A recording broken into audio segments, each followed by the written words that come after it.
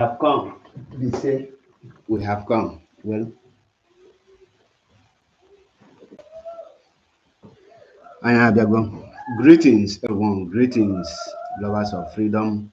Greetings, Biafrans and lovers of freedom all over the world. I salute every one of you wherever you are. And I say, may Chukwu Okike Abịama onye pụrụ ime ihe niile protect, guide, and protect every one of us wherever we are, in as far as we are genuine. Today, I have come to preach the gospel truth. I am not here to attack any person or to do saga or gossip. No, I am here to set the record straight and let you know the truth. You know, most of us in this struggle are fighting fight that we don't know the genesis, or we don't even know what we are fighting. Most especially those that call themselves IPOB hardcores. But person like me, like they say, every man has a legacy to leave. I am M.A.P EZIOKWU BU NDU 1. I have chosen to lay my own legacy in a way that it will suit me and my spirit. In a way that even when I am no more, those who talk evil and bad against me will let us speak of the truth and say M.A.P is one of those that is fearless. That M.A.P is one of those that is fearless and tell people the truth, but people fail to believe him because of envy, jealous, and what I don't know. In this struggle, before I proceed, I will love to greet the one and only leader of indigenous people of Biafra, in the person of Mazi Nnamdi Kanu, whom I call Ikuku Ana-Afụ Anya, the breeze that you can see.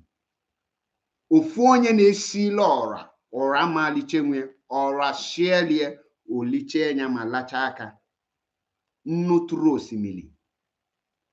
Ofu mbaje na-eme offload. Ofu onye a na-asụ na abịara. Isi afro wee kwaba okpu. Ohamadike, dike ndikerere. I salute you wherever you are. I salute you for putting the spirit of this boldness in me. I salute you for making me to stand for the truth regardless of who is involved. I salute you for making me to know my worth, understand and fight. Even when I am alone, I will be able to stand on my feet and say it the way it is. I thank you for making me to know that majority is not always right, that it takes one person to correct the multitude. And I salute you to let me know, making me to understand that one person can win a battle that multitude cannot win when you stand on the truth and your hands are clean. When you have the heart of purity in you and stand firm on the right path, you don't stain your hands because others are doing it. And I salute you for this. And I say, may Chukwu Okike Abịama onye pụrụ ime ihe niile give you more wisdom, strength, and the energy, long life and prosperity. And we must get this Biafra in our own time. We will not leave it. We will not leave it for our children. Rather, we will get it and lay the foundation for our children. We pick it from there and take it to the next level. We will lay the foundation which the American great-grandfathers laid for them, that today the American citizens are enjoying the fruit of their forefathers by making decisions for other countries, reaping the other countries for the betterment of America and making America great.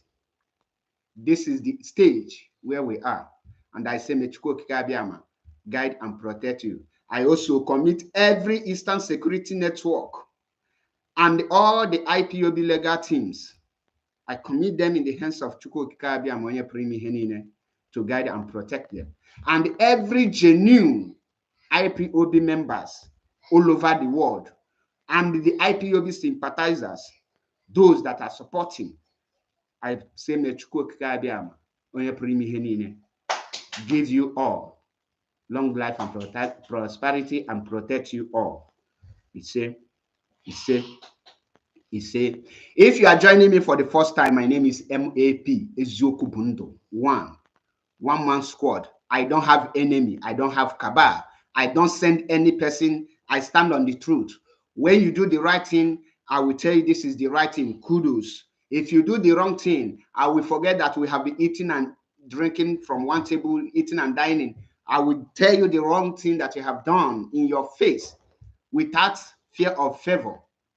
That is why when you check the IPOB, nobody in this movement will tell you that M.A.P is my gang. No, I don't form cabals, and I don't do with cabals. I am M.A.P, Mazi Achebe Paul. I don't send another man. Now, let us go straight to the reason why we are here. If you check the topic, you will see that the hour has come. And the time is now with M.A.P EZIOKWU BU NDU. One. Now, a lot of you will be saying, which hour has come and which time? Is it the hour for us to take care and go to war and do this? No. The hour for you to know the truth. The hour for you to know the cause and the root cause of the problem in this IPOB since the kidnap of Mazi Nnamdi Kanu up to date, and for you to be able to differentiate the difference between failed leadership and a functioning leadership, for you to know that every leadership are servant of the masses, not the masses become the slave of the leaders. In my previous broadcast, I told you that this IPOB movement should serve as a mirror. What do I mean by mirror? Where people will come to see something, to see the reflection.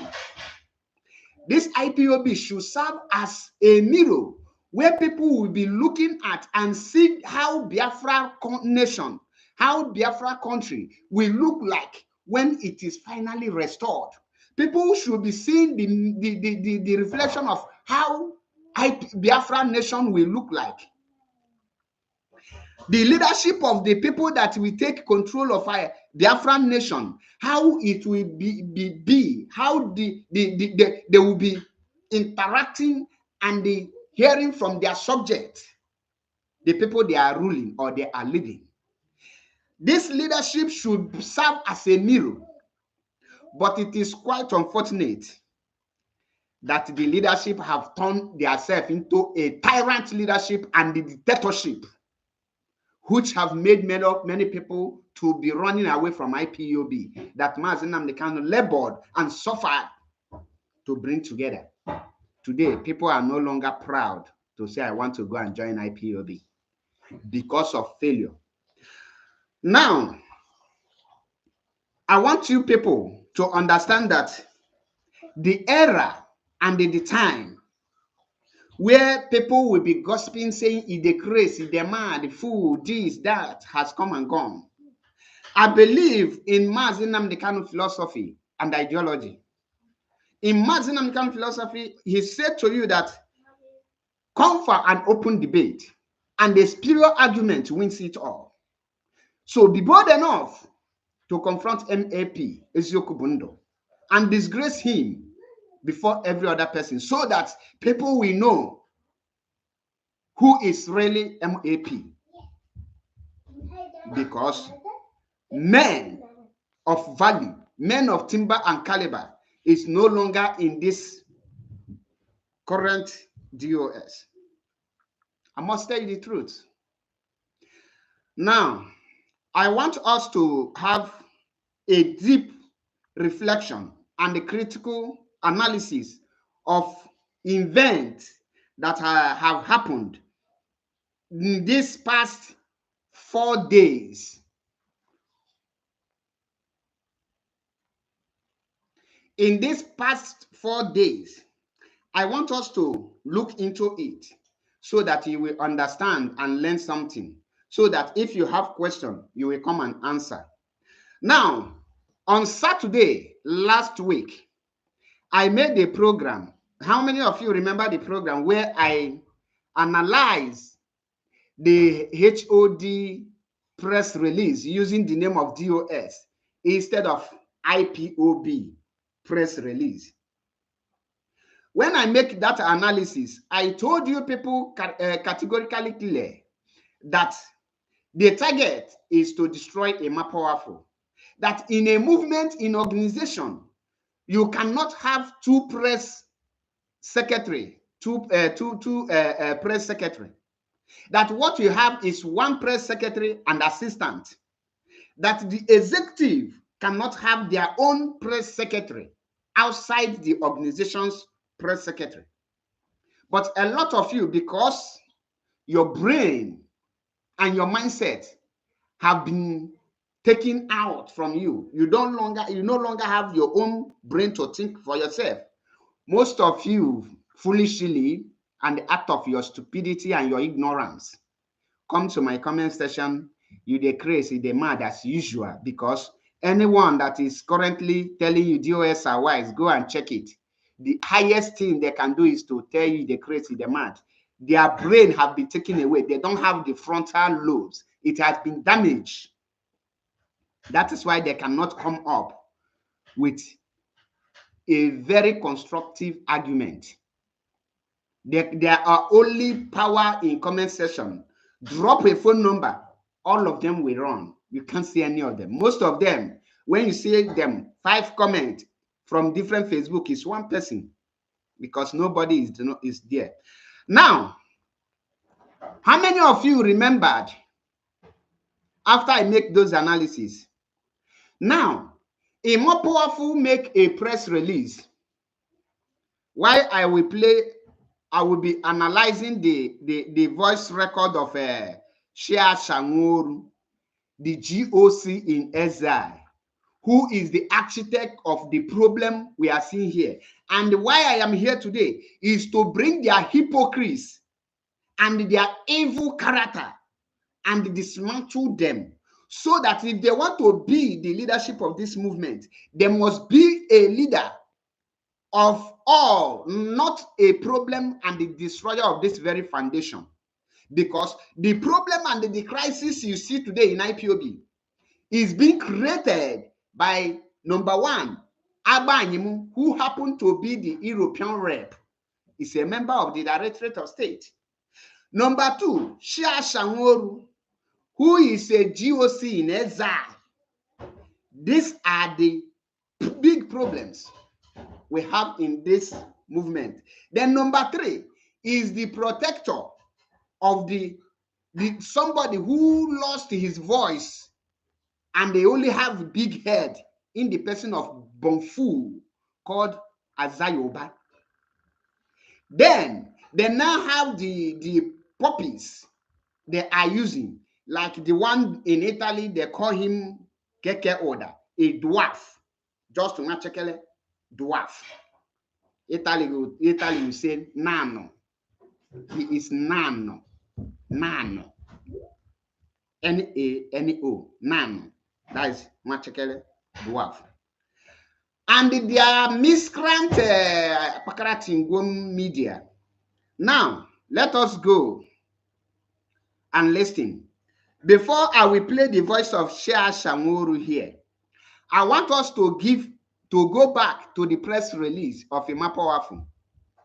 When M.A.P Powerful made a press release, I want to ask you now, which people say that the press release is not from M.A.P Powerful, and which people started countering it and say it is Mas Benjamin McBrook? Which people attack that very press release and to crown this kind evil character up? Chika Edoziem, who supposed to be the head of the Directorate of State, also allow himself to be among the people that is destroying IPOB, at the same time pretending that they are with Mazi Nnamdi Kanu. Meanwhile, these are the people that are constituting nuisance and causing problem in IPOB. And this is what we are here to dismantled today. Let me check if the voice is what I have here. Fellow Biafrans and IPOB worldwide. Okay, listen. This is the voice note coming from Chinasa Nworu.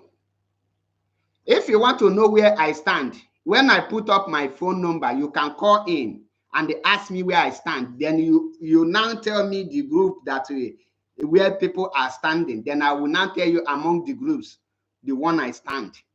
Because for now, I don't know what do you mean by stand, where you stand.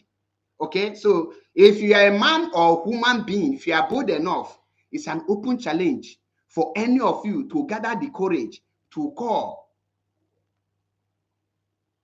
Okay, what? Now, let us go to the press release or the voice record of Shea Shanworu.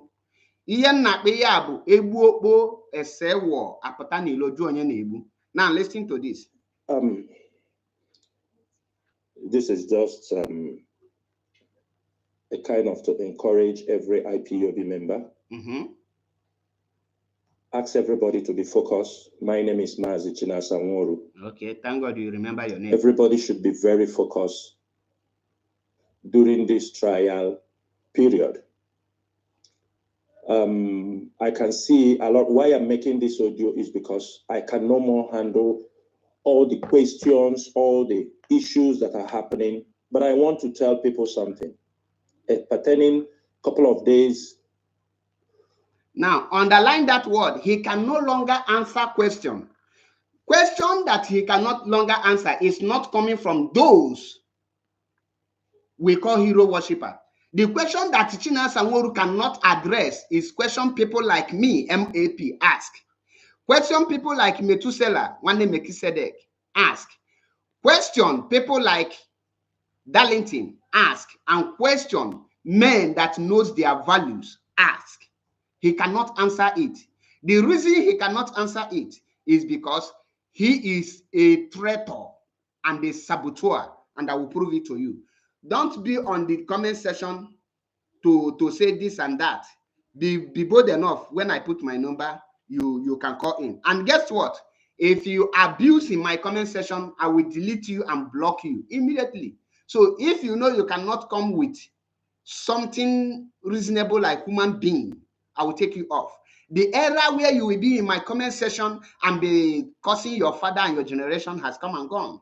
I want to sanitize my platform and for a reasonable people to be in there. We are not here for joke. A lot of people have died in this struggle. And if you are still taking this struggle for granted, definitely you will meet your Waterloo any moment from now. We have come to change the game, and the new dimension is about to take place. Let's go. The issues that are surrounding IPOB press release or IPOB not press release. Okay. I want to make it very, very clear. There is a deliberate attack on the image of IPOB and on the image of the IPOB press release. Now, do you hear what Shea Shanworu said? He said there is a desperate attack, a deliberate attack, I mean to say. He said there is a deliberate attack on IPOB and the IPOB press release. Now, the big question I want to ask him, who are the people that attack IPOB press release by M.A.P Powerful? Who are those who attacked IPOB press release? M.A.P Powerful made a press release. Mazi Benjamin Madub shared it. And the Chika Austin, Ibira boy, attacked that press release. Patrick Ikensi attacked that press release. Keke Oda, the dwarf in Italy, attacked that press release. Emeka Gift attacked that release. The one that they use 10 euro and to knock here in Italy, the Ashawe in Italy called the Mote Biafra, attacked the press release. The Awilo, Hausa Biafra, attacked the press release. The one you can buy with a carton of Indomie, Fearless Evangelist, I don't blame him. He's a hungry man, so he's in the zoo. I will not make him a topic. He attacked the press release. The Akuna in UK called Oge, who joined IPOB in 2022 or 2023. This one is not even a COVID-19 self. This one is after COVID-19, joined yesterday. These are the people attack it. And these are the media warriors of DOS under the command of China Sanworu, under the command of Chike Doziem, under the command of Abanyim. These are the people who deliberately attack that press release. Now, China Sanworu is telling Biafrans that some people are attacking IPOB and the press release. Meanwhile, the same China Sanworu are the commander-in-chief of people that attack this press release. Now, who is he now telling that people attack the press release? Now, I want to ask them, why are they attacking Mazi Benjamin Madbug? Is it not because Mazi Benjamin Madbug shared the press release and the people attacking him? Mazi Benjamin Madbug now say that if you are not sharing that IPOB press release, you are an enemy of Mazi Nnamdi Kanu. Is that not the reason all these people that is attacking Mazi Benjamin Madbug are attacking him and blackmailing him? So, if you tell me that Mazi Benjamin Madbug are being attacked, can you now tell me what was the reason why is he being attacked? Is it not because he shared an IPOB press release? So I want China Sanworu, when you are making a voice record, be bold enough to mention the name of the people that attack this press release. These are the places I want us to focus on. Today, I will not be bringing information from what is on the ground. Today is just a normal analysis of the events that have already played out, because the hour has come. My mission today is to sanitize your brain, remove the dust in your brain, so that we will no longer praise those that are destroying us. Because what China Sanworu is doing here is what honestly speaking, this is the height of evil any person can commit. You are the one attacking the press release. Listen to him. IPOB press release, at least for over 10 years, many of us knows how IPOB press release are being disseminated to the public. Yes. Because it's a medium we used in communicating official messages. I don't need to talk about what IPOB press release means. All of you know what it means. All of us know. But it's very, very disheartening. Not all of us. Men that had sense know. But the hero worshippers that are inside DOS don't know. That's why they are attacking it. And it is very, very shocking that after 10 years, that we have mastered this craft, that somebody can start raising dust over who shares IPOB press release and who does not share IPOB press release. Over if you don't share IPOB press release or you don't share, you are now an enemy of Mazi Nnamdi Kanu. If you are an IPOB for over 10 years, for 12 years, 13 years, for the fact that you did not share IPOB press release now, suddenly you have become the enemy of Mazi Nnamdi Kanu and become... Pause it there. Now, the issue here now, why I say that the hour and the time has come, what is causing problem is not about sharing the press release. What is causing problem is that China Sanworu and Chike Doziem and Abanyim group say that the press release is fake. Underline that word, not sharing. Why did he omitted if the press release was authentic or not authentic? Not sharing. What prompted that word sharing is because China Sanworu puppies say that the press release is fake. And the reason why they came with the strategy that the press release is fake is because they want to tarnish the image of M.A.P Powerful. Remember, they created a DOS press secretary, which they want to use to replace M.A.P Powerful. And because I made the exposition last week, I exposed them because I am 100 steps ahead of them. Once I see that they are going contrary, I will expose them. But if they are planning something that is in the right direction, you will not see me come here to talk.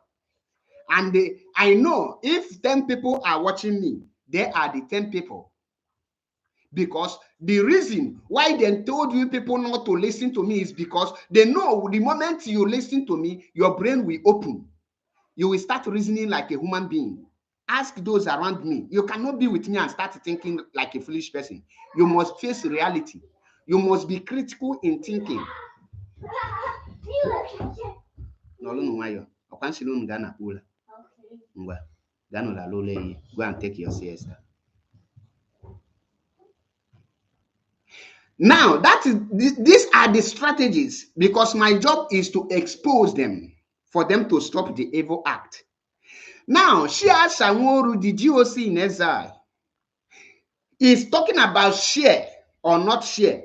But the bone of contention here is not who share or who didn't share. The bone of contention here is that Chike Doziem and his group say that the press release is fake, that it was not coming from IPOB media, that it was coming from Mans Benjamin Madbu.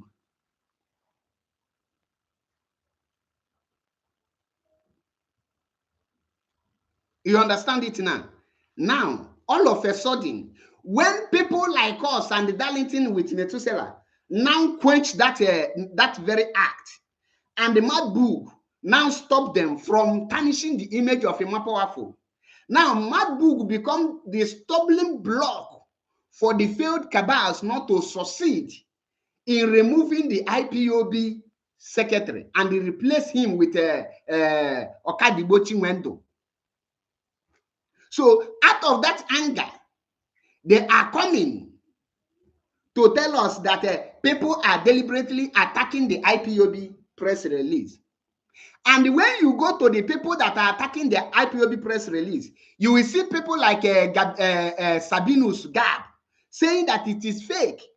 And he is a DOS hero worshipper defender. You will see people like I mentioned now, the Awilo in Germany, Awusa Biafra, Patrick Ikensi, Akuna in Italy, and the other one that is smelling in Germany with Oge, Akuna UK, and the hunger idiot known as fearless evangelist, the one that stood his ground to make sure that Wazirike failed. These are the people that failed Wazirike in Masop. Today, they want to stand on their ground to fail Mazi Nnamdi Kanu again. History is about to repeat itself, which M.A.P EZIOKWU BU NDU Pakanaba Nudummiri has come to stop it. You must put your thinking faculty. The era you can come and gossip and say he's a sabo has come and gone. Remember, if you're in this comment section, by force, you must comport yourself. Because if you use any abusive in my platform, I will block you. I will definitely block you. Go and check the last post I made. How many people you see abusing themselves? One block, I'll just block if you wish to be blocked, just abuse your father. Now listen to Shia Sanwo-Olu, the GOC in exile. Who made him this GOC? I don't know. From the enemy of Biafra. This is the kind of messages that comes from people that have nothing to offer this struggle than to destroy the struggle. Okay. People of irrational thinkers. For a couple of days, instead of everybody to focus on championing our struggle, Mazi Nnamdi Kanu's court case is coming soon. Instead of people to focus on that, the only fault they found out, they are not the one who is sharing they don't even share. How many followers do they have? Do you know that only me, Maza Chebepol, even if I don't have any follower, I have more follower than put China Sanwo-Olu, Azayoba, Chike Doziem, and Abaim together. Only my platform have followers past all these people. In this Biafra struggle, I see a Mecca Gift posting a 7 million something view. I see I can have 10 point. My platform, if any person can put money, I will put my own. More than 30 million view in 28 days. Go and check Biafra Unity. The followers is over 500,000 followers. And my reach is millions upon millions. When I see them post it, I say, look at you all of you are learning. So now, why did the question here is, who are the people sharing the program and who are the people? Let me suspend this guard. You are now suspended for 15 minutes. If you come out and start your foolishness in talking, I will now block you. That is a warning. We are not here. I told you, if you want to be in this platform, be here and they ask for a number to call in. Be bold enough to call in.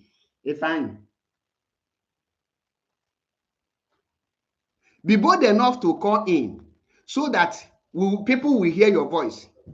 If you cannot call in, you can't be on my comment section and be ranting. Okay?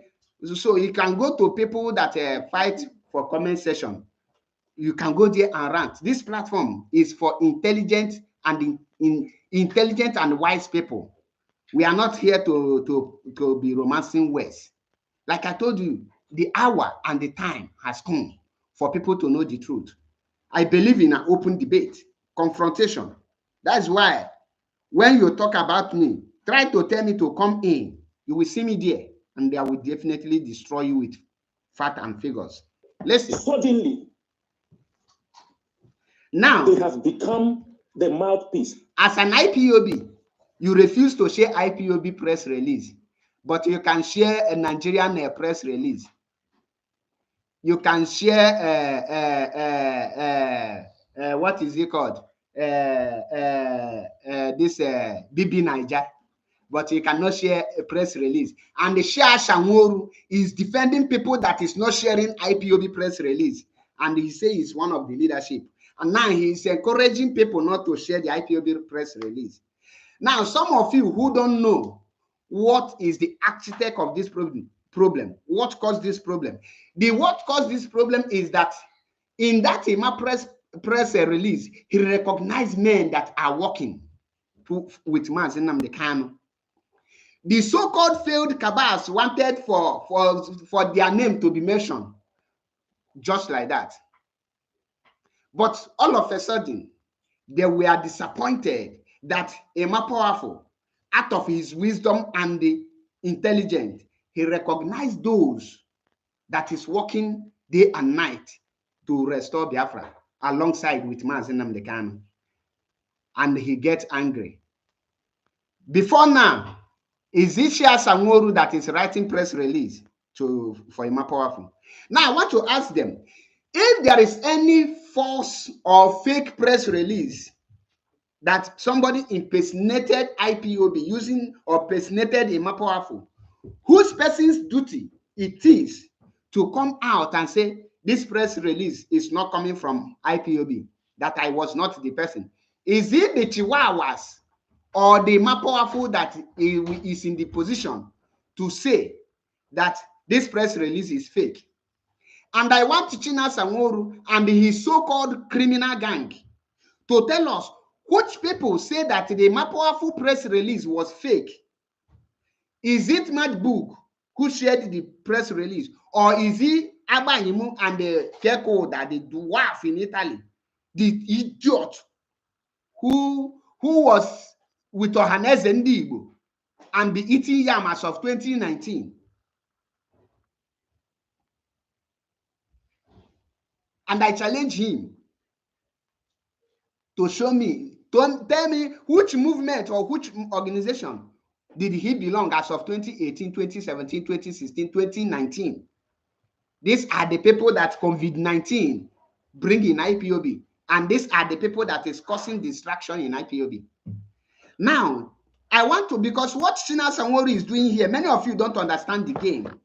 The game of China Shanworu is to make people look so that people will not think, oh, there is people that is attacking IPOB. There is people that is attacking DOS. There is people that is attacking IPOB press release. Not knowing that the people that are attacking the press release are China Shanworu, Abanyemo, and their puppets, their puppies, Abibi, whatever it is called. Although, Jack, you are hereby also suspended. You think I will suspend you for 15 minutes? If you come back and start misbehaving again, I will then block you. Because some of you think that we are still in era of being in comment section and be showcasing, yeah, this, yeah, that. When I put my number, feel free to call in so that you will ask me question and I will answer. And I will ask you question, you will answer. That's how it is being done.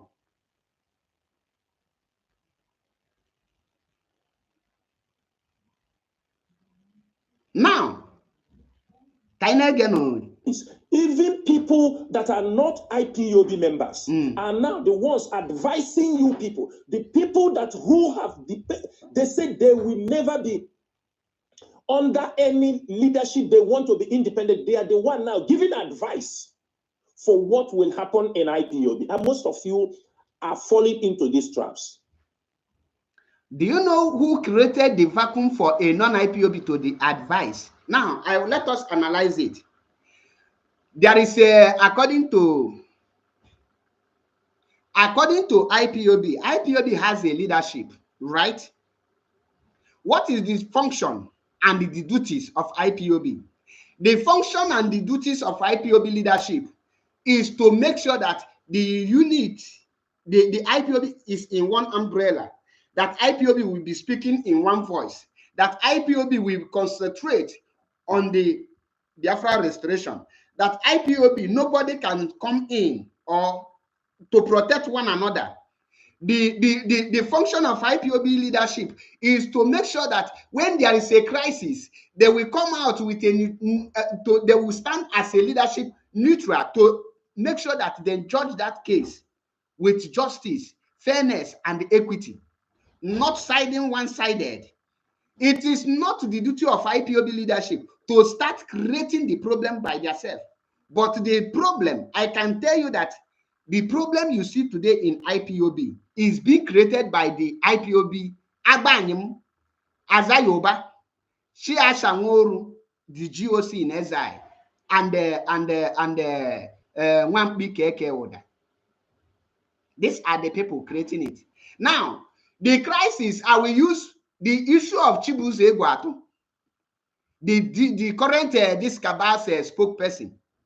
The issue, I want to ask China Sanworu, what was the judgment of DOS when the issue of Chibuzo Egwuatu arise? Why do they sweep it under carpet? As I am speaking to you, Chibuzo Egwuatu made a video, I think yesterday. Yes, yesterday. Go to that video. Click the people that like that video. You will see the current Italian national coordinator, Keke Oda, liking Chibuzo Egwuatu's video, showing love.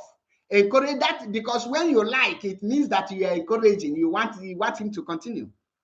When we told you people that these people are working with Chibuzo Egwuatu, a lot of you are saying it's a lie, it's a lie. I want you now, this one is not on Twitter. Go to Chibuzo Egwuatu, his Facebook, Ikenguruagu, and check the video he posted yesterday. You will see Keke Oda liking the video. What does that tell you? And the chair Sanworu, but he is just Mwewu, because I up to now I cannot imagine how this idiot, although in Asia, our people are not there. So definitely when you see one, he will definitely jump. Now, these people failed as a leadership. They failed woefully, and they now create the problem. They create the problem, and they coming to tell us that there is another group that is attacking it. Now, why I will not exonerate Chike Doziem in this issue? You know, I am that one man that don't know how to pretend. I have seen a lot of people, they will come and say, Chike Doziem is not part of it. That is a lie. Anyone that is telling you that Chike Doziem is not part and parcel of this evil that is going on in IPOB, the person is not telling him or herself the truth. The chief, the silent destroyer of IPOB and the deceiver in IPOB is Chike Doziem. And I will prove it to you here and now. And I want you to go and check the press release by Chike Doziem. You will see it. Now let us listen. I want to remind everybody that they have stabbed the heart of this struggle. The emotional blackmail, the blackmail they have been using, manipulations, will no more work. Thank God. In these things we are doing. Now, who are the people that is emotional blackmailing? These are the same people. The same people who come out to tell you that, oh, it is the press release is fake. It's not coming from M.A.P Powerful. Don't disregard it. Oh, I have deleted my own. DOS did not approve it. Go and delete it. Who are the people who made that very post? Is it not the so-called their media canker ones? Now, China Sanworu is now telling us that Patrick Ikem is now enemy because the people he is accusing is Patrick Ikem, Emeka Gift, and all this his notorious bingos. Frankie Parker, if you comment again, I will block you. Like I said, you must be patient. If you have a contrary opinion, be patient. When I put my number, be bold to call in so that the Biafrans will hear the voice. And I can bet you, no person, none of the DOS criminal puppies can have the boldness to call in my program to defend anything. You know why? You cannot defend this current cabals without sounding stupid. I said, M.A.P. said that you cannot defend Chike Doziem, China Sanworu, and Abanyim without sounding stupid. And this program will prove it to you. Do you hear me very clear? You cannot defend Abanyim, Chike Doziem, Chia Sanworu, and Kekoda without sounding stupid. If you doubt me, if I put my number, come forward to defend them and see how foolish you will sound. You will see how foolish you will sound, not by making mouth. Wait, I will say that if I put my number, the problem most of you have is that you don't even understand what we are saying on your own. I want to call you, call now, you know go. Now, let us move. Because lives are involved. You know that life is involved and you are causing division. Nobody is in dispute. They have bring all kind of blackmail that Mazi Nnamdi Kanu, the DOS is insubordinate, the DOS is not insubordinate to Mazi Nnamdi Kanu, and I am challenging any one of them to come out openly, tell Biafrans, tell the world how the DOS are insubordinate to Mazi Nnamdi Kanu. I want it to come from them. Now, let me, he said, you know, I love fact and figures. He said that DOS has not insubordinated Mazi Nnamdi Kanu, that DOS have that we are lying. I want China Sanworu to tell us this memo is coming from M.A.P Eziokwwu and Associate, one of Mazi Nnamdi Kanu lawyer. On the 15th of December 2022, this memo was written. If Chike Doziem and the China Sanworu is not disobeying Mazi Nnamdi Kanu, now I want to read. Number 1, DOS are forbidden to respond to Simon Ekpa, no matter what. That is number 1 instruction from Mazi Nnamdi Kanu. Number 2 instruction from Mazi Nnamdi Kanu, DOS should never gamble into the finance of the family. The question I want to ask Chike Doziem, did the DOS obey these 2 orders? The answer is no. That is insubordination. Number 3, all sacked national coordinator appointed by Mazi Nnamdi Kanu himself must be reinstated with immediate effect. China Sanworu, was this order obeyed? The answer is no. You know, many of you forget like fools you are. And you open your mouth to tell us we should come forward to tell you what you have not obeyed. This is a pure insubordination, and I am reading it. If you doubt me, I will send me message on WhatsApp. I will forward it. or come and tell us that M.A.P Ejiofor is now an enemy. Thank God this one is not coming from Aloy Ejimako. It's M.A.P Ejiofor. Now, number 4, no national coordinator is to be removed without clearance from him. And you hear it. Did this order, was it obeyed? The answer is no. I have read number 5 now. Number 6. I mean, that is number 4. Number 5. Head of DOS should immediately announce the new appointment of Germany coordinator. Chinasa Nworu, did you people announce the Germany national coordinator or not? The answer is no. That is another insubordination. You know, you think you can talk. People don't keep record. Our records are intact. Now, number 6, the head of DOS to inform all coordinators not sending in their monthly dues to Germany is fighting against Mazi Nnamdi Kanu. Did you hear that? The Chike Doziem should tell every national coordinator who is not sending their monthly dues to Germany that is fighting against Mazi Nnamdi Kanu. Did you people obey that or say that? Rather, you people told a lot of people not to be paying money in IPOB account. True or false? And I want any person to come out here to challenge me that what I am saying is a lie and bring the real fact without beating around the bush. Number 7, Italy coordinator should not be tampered with. Who is Italy coordinator? Mazi Romanus Madobichukwu Oguru. Where is he today? Chike Doziem lied against him in conjunction with Abahim and said that he fabricated or forged the signature of Chike Doziem. And I ask you, did Oguru forge the signature of Chike Doziem? Can any of you come here to defend it with fact and figure? The answer is no. So, and the coordinator Mazi said nobody should tamper with Chike Doziem and the Shea Shanwewu. All of you change it. You don't know that people are keeping record. You know, when onye nyonsi na-echefu na onyonsi, mana onye kponsi anaghị echefu na okponsi.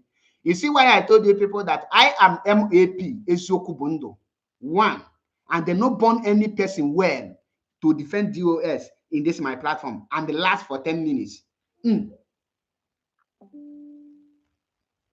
Yeah, because I tell them charge a laptop anyway. Now let us go. Number 8. No account should be opened in South Africa, US, France, or anywhere, including Italy.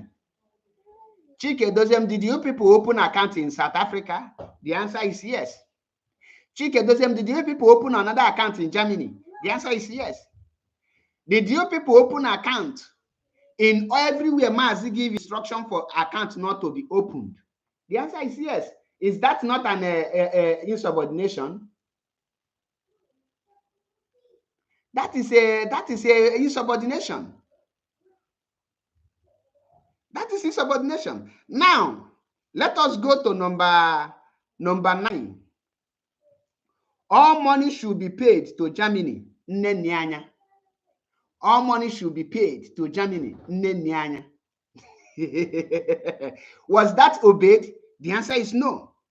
Now, number 10. DOS must avoid dabbling into finance of the family to avoid omyomyo reputations. Did you people avoid it? The answer is no. Now, number 11. Madoka to report immediately to him through counsel the reasons for the insecurity in Imo State. Did you people do that? The answer is no. Instead, you people are attacking the Madoka. And we are here. Chinasa Nworu, why I am reading this is because you said that Mazi Nnamdi Kanu, you people have not insubordinated to him. You people have not disobeyed him, that any person can come forward. I have come forward, and I want you to challenge this thing that I am reading out. It's an open challenge. and you will see how they will be standing stupid. Now, number 12, all press statements must be to unite the family and the press for his release from detention. Now, Shina Sanwo-Olu, is it not the same press release you are attacking? And number 13, copy of this memo is to be sent to Chika Edoziem Ifeanyi Ejiofor Esquire and keep one for Mazi Nnamdi Kanu. Now, those orders, was anyone obeyed? Is that not an insubordination? So who is now fooling who and who is lying? Who are the people causing problem in IPOB? You know, once I address this issue today, I will move forward, because I am not here to be, we are not here to be, every time we will now be telling you the Chike and this group of a bunch of criminals. We have done, if you like, listen. My job is to tell you the truth. If you like, you listen. If you like, don't listen. But my job as an IPOB media personnel is to come here and tell you only nothing but the truth. Anything apart from truth, you cannot see me discuss it. I cannot come here to lie to you. You know why? IPOB is whiter than white and whiter than snow. That is the truth. When last did you hear that we are whiter than white and whiter than snow? I have already give you 12 points. And the last point is this. Barrister Ifeanyi Ejiofor, why I call his name is that this one is the one that no IPOB member will tell you that is working against DOS. This one now, every IPOB member agree that he is working with DOS. Now, Barrister Ifeanyi Ejiofor told you people that Mazi Nnamdi Kanu instructed you people to bring Madam Bridget Okaf to join IPOB DOS. Did you people do it or not?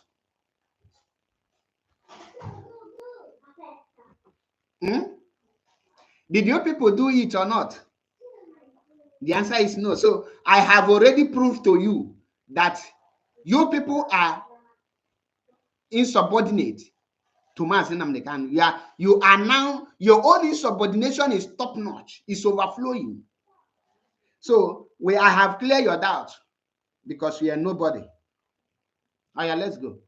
And if they don't make it public, how the DOS has been insubordinate to Mazi Nnamdi Kanu, they are coward and blackmailers. Now, I believe I have made it public. I, M.A.P Eziokwwu Bu Ndu 1. I have made it public. We fear nobody. The reason why we fear nobody is because we are born to restore Biafra. We are born to do this. Fine.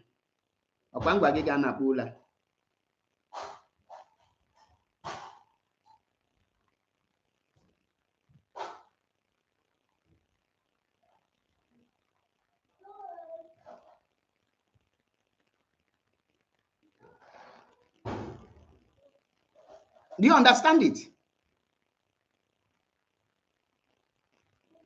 Now you understand. I have made it public.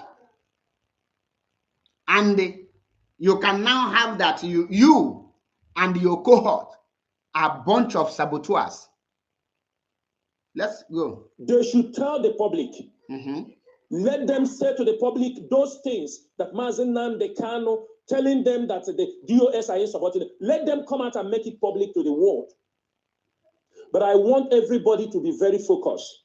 On what? Because the heart of IPOB, which is the IPOB press release, it is under attack. The heart of IPOB, which is IPOB press release, is under attack. That is correct. I give it to him. It's under attack. But what I want him to tell us is, attack by who? Who are the people attacking the heart of IPOB, which is the heart of, which is the press release?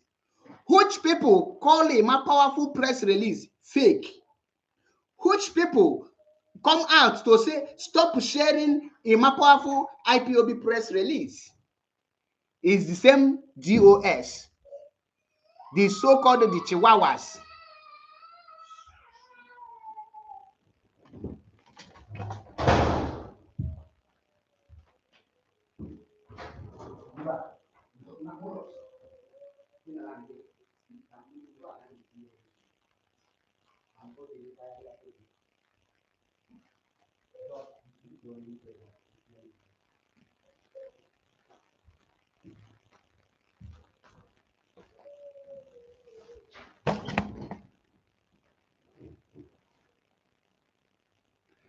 Do you understand what I'm saying?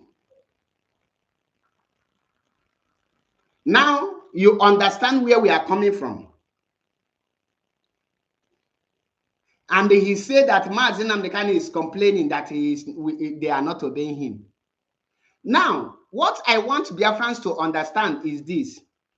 Why M.A.P Eziokwu made that very very announcement by that is coming from Mazi Nnamdi Kanu public is because every order, every instructions Mazi Nnamdi Kanu give to DOS, all of them, none of it was obeyed. And I challenged them to tell us one single instruction that Mazi gave and it was carried out. Only one. I am not saying two. Only one. So you see the reason. I hate it. The leadership that is supposed to be focused and move the struggle forward, the leadership that's supposed to caution this miscreant, they are the one to send them to go and constitute nuisance. They will be the one to cause problem, and they will come telling you, oh, they are attacking the US, they are attacking the movement. How? How? Now look at IPOB. You that is watching me now, do this IPOB look like a movement that has a leadership? Do this IPOB look like a movement that has a reasonable person that is leading it? Go to Ibira boy, Chika Austin. Every is an attack among the IPOB member. Go to Emeka Gift, attacking IPOB member. Go to every platform of IPOB. This is an attack, including the so-called idiotic dwarf in Italy.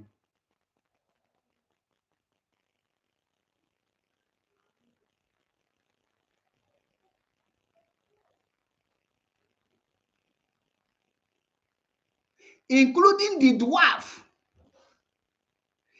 the KK order.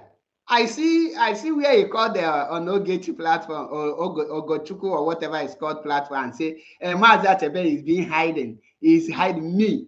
M.A.P, they hide me. Even after this progress now, they go field, go play ball. Call your small boys you put here in Italy now. They are my zone. They come to me, they shake me. If they burn any of them well, may they come to me and tell me, why are you talking about a stupid keke? Careful that name will ye diche, dimpa bini, no dokuni. Mu M.A.P hide ya. Neja na kushi ball leak every day. Gabinus, one useless comment, I will block you.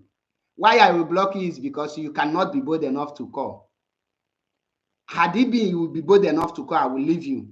But in as far as this AI account, you can't be in my comment. Okay, it's a AI, it's not human being. These are AI account or this thing artificial intelligent generated Facebook account.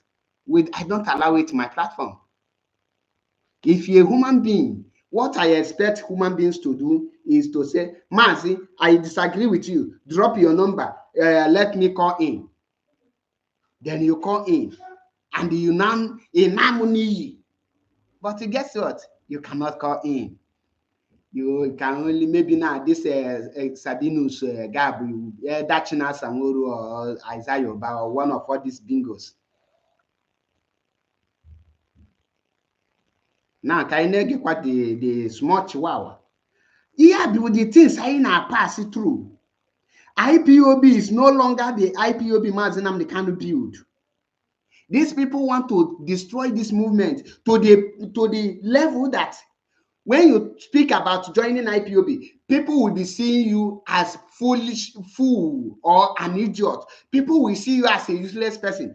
People will not have the zeal to join the movement. These are the one of the primary agenda of this current of Tina Sanworu, Agbanyimu, and the Kekoda.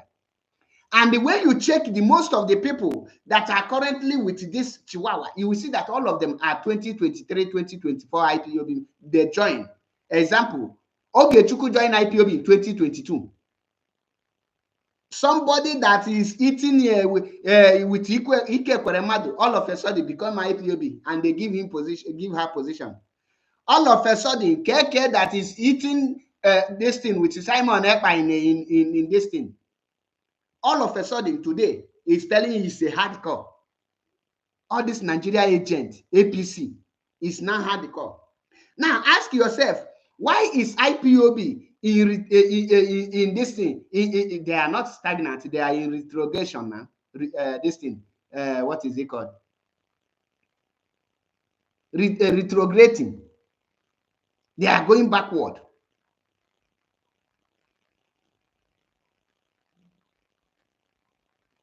Ask yourself, why is people no longer interested to join IPOB? Why? Ask them, why is IPOB members going out instead of joining? Do you know that many people joined IPOB in 2015 when Mazi Nnamdi Kanu was arrested because of Uchemefo? Under Uchemefo, thousands and millions of people joined IPOB. Then when Mazi Nnamdi Kanu came out, many people trooped in again. Immediately 2021, they kidnapped Mazi Nnamdi Kanu when they have appointed all these failures. Within 3 years, IPOB TPR piata. Any idiot telling you now that this DOS don't have finance is a lie.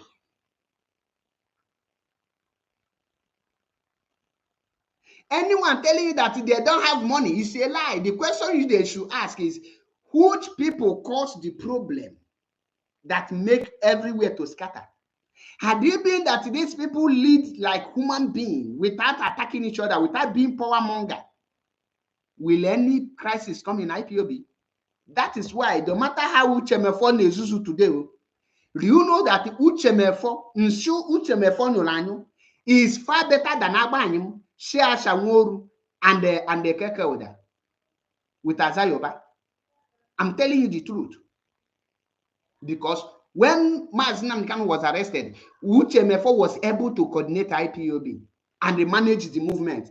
Even when the then Omyomyo and they managed them fight here, Uchemefo pin IPOB and they hold many people. That is why when Mazi Nnamdi Kanu come out, he said to us that anywhere you see Uchemefo, buy him the kind of drink that he drink. Which Mazi said it, or have you people forgotten?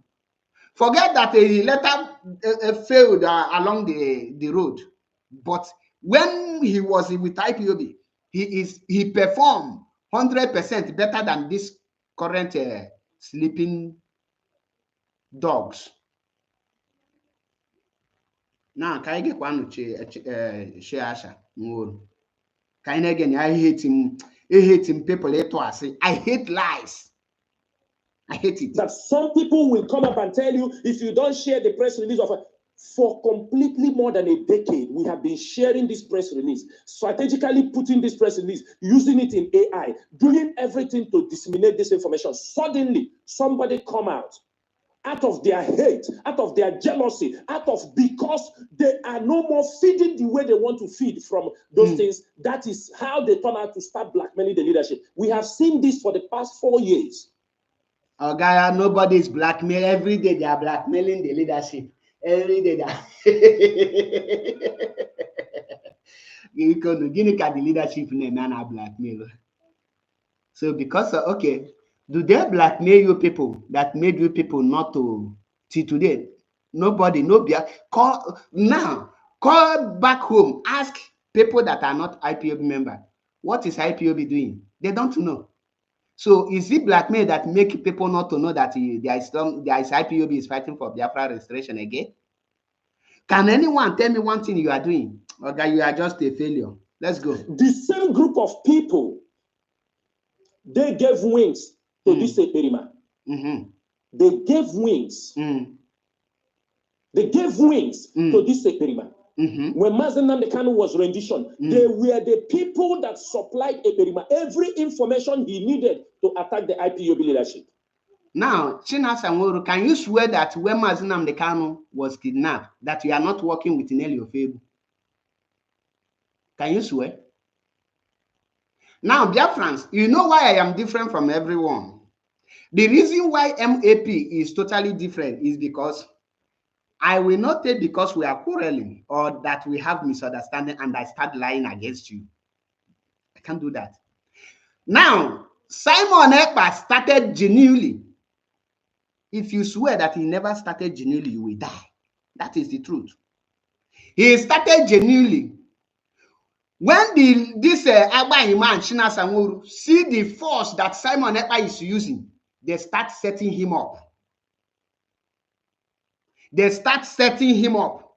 Let this leadership come out to swear that they are not the one that is set Simon Ekpa up and they blackmail him to fall.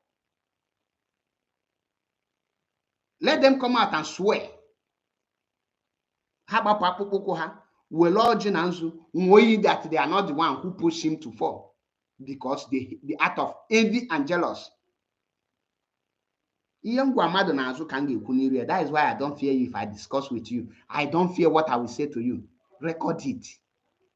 I will come on social media to say it too.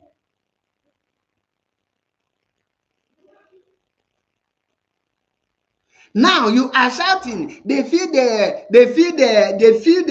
Simon Ekpa with information. Was it who passed the information that Mazi Nnamdi Kanu gives slot for Simon Ekpa? Is it not our erudite barrister Ifeanyi Ejiofor? So Mazi did not say it. Did Ifeanyi Ejiofor lie against Mazi Nnamdi Kanu by saying that if the word is not coming from Mazi Nnamdi Kanu? Did Ejiofor lie? Now, the Simon Ekpa with Mazi Nnamdi Kanu work in the first year. Mazi Nnamdi Kanu expected you people to carry this movement and unite everybody. But what did you do? Every genuine people, you people push them out. What Simon Ekpa become today is because of the failure and the envy and jealousy in DOS. These are what give birth to Simon Ekpa. Because if there is a reasonable leadership, if there is a wise leadership in IPOB, till tomorrow, Simon Ekpa will still be genuine inside the IPOB. You people push him to start doing what he's doing today.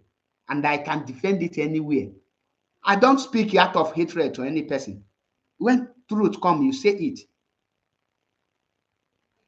When Simon Ekpa started misbehaving, I told him that you have started misbehaving. That is to tell you that I am with you does not mean that once you misbehave, I will not tell you. That is my record. Go and check people that I have supported. The moment they fail, I tell them. That is why this current leadership, they don't want to use ear to hear M.A.P because they will tell you, oh, that guy is too genuine and he will not condone your lies. He will not accept it. Swear that you people have not established your own movement with the name DOS.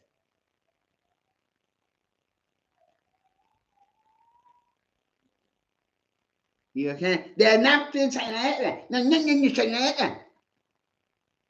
So you think we are here to be? Listen, the time for IPOB members to know the truth has come. They know themselves. For completely 3 months, they were battling Ekperima. They were on the side of Ekperima.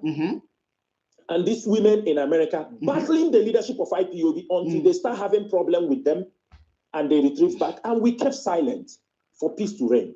Oh, guy, you don't keep any silent. You see how you lie. This man will lie and forget. That is my problem. People on YouTube, I apologize. I don't read comments, please. So, because the comment is too tiny here. So I apologize. Bear with me. When I will put my phone number, if you have questions, you can come in. So that's why I don't respond to you guys on YouTube. Please pardon me for that.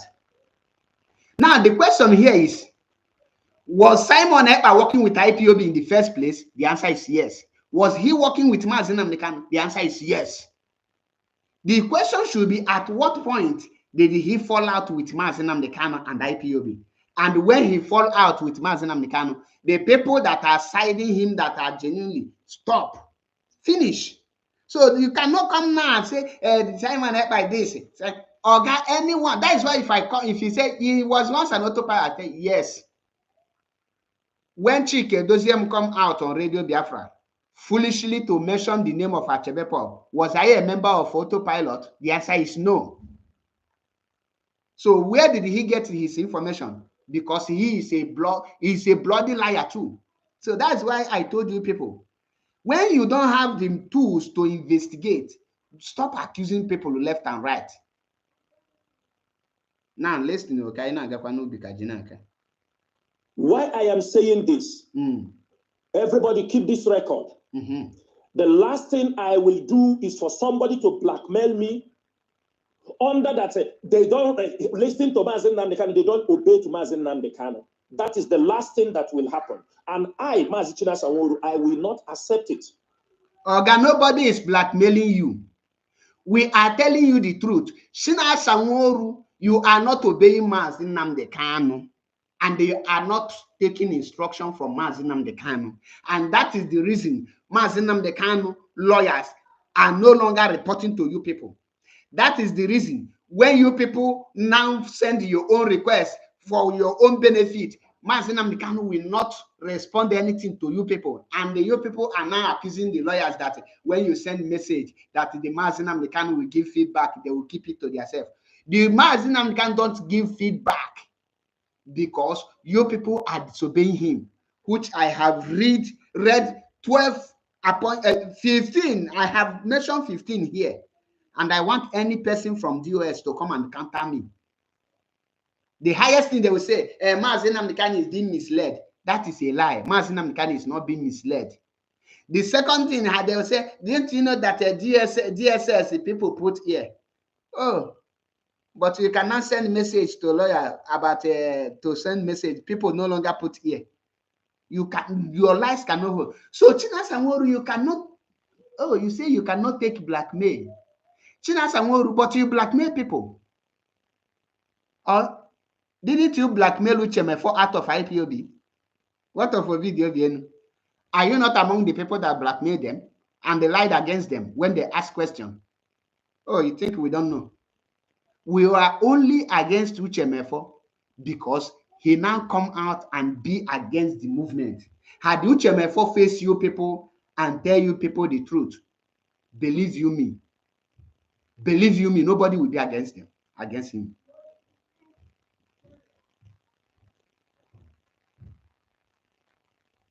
So you are the chief architect of blackmailer.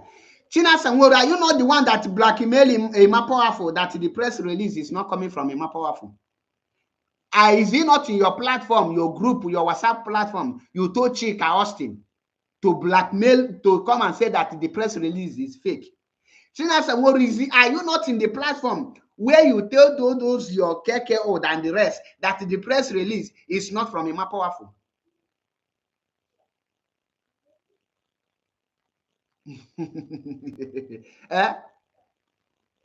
Are you not the one? So you think we don't know what you said there? Now, can I get one thing before I get at the main point? The blackmail should be kept aside. People have Mazi Somchi Obinwa ekenekwa m gị ndewo nwa Chineke died in this struggle. Anytime we want to move forward, they will bring irrelevant issues to drag this struggle down. Any moment we want to make a leap to see how we will position this struggle. We are how many years in this struggle? How many? So now, when I told you people that the struggle is not moving forward, many of you are arguing it. Now, Chinasa Nworu is confirming that the struggle is stagnant. Anytime they want to move forward.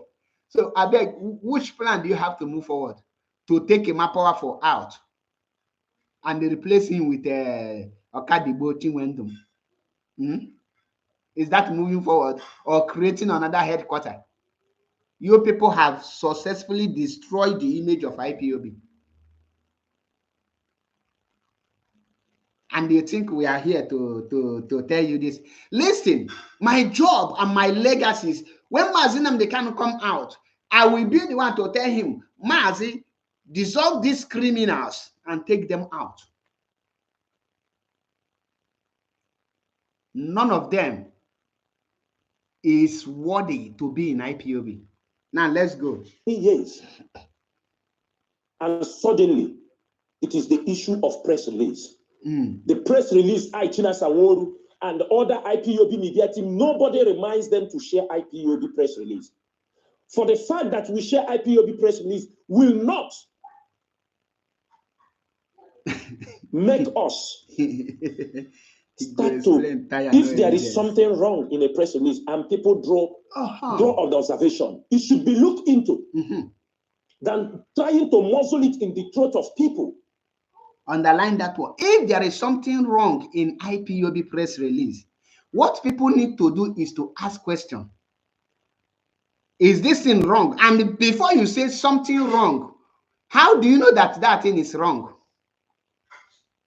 Now, there is difference calling press release fake and asking question if there is something you don't understand. Now, the question here I want to ask China Samori, did you people ask question or you tell people to go and they say it is a fake? Because the bone of contention here is that you people say the press release is fake, that is not coming from Mazi Nnamdi Kanu. Did you people ask M.A.P Powerful? Chinasa, do you want to tell me you don't hold the number of M.A.P Powerful? Did M.A.P Powerful come out to say this press release is not coming from him? We have told you this is only a strategy to destroy the image of M.A.P Powerful. And the Mazi Nnamdi Kanu, seeing the evil you people are planning, he now through M.A.P Ejiofor make it clear and reaffirm that M.A.P Powerful is the only spokesperson of IPOB and the publicity secretary. Any other person coming out to nyano pata is nyano nonsense. So kind of get one bingo. We are talking about Biafran people here. People have information.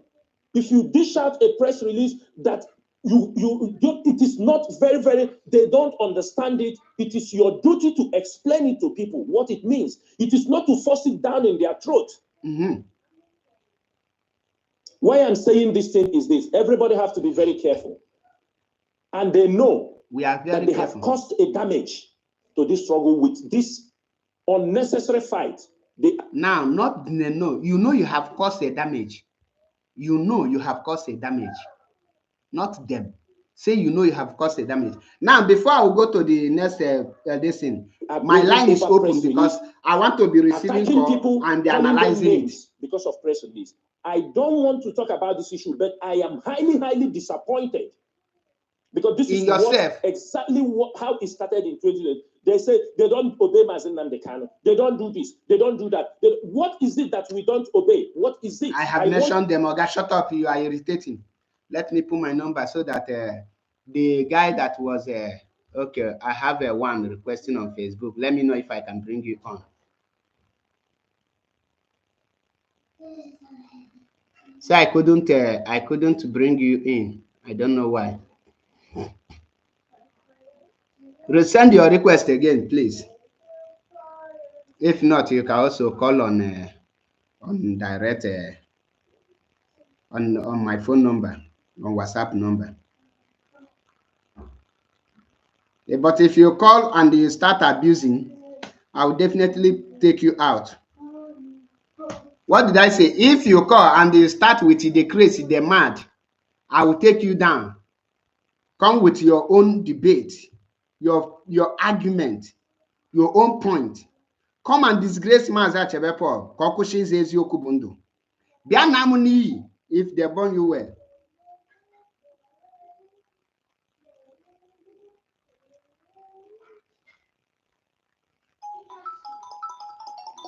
We have the first caller. You are welcome to the program.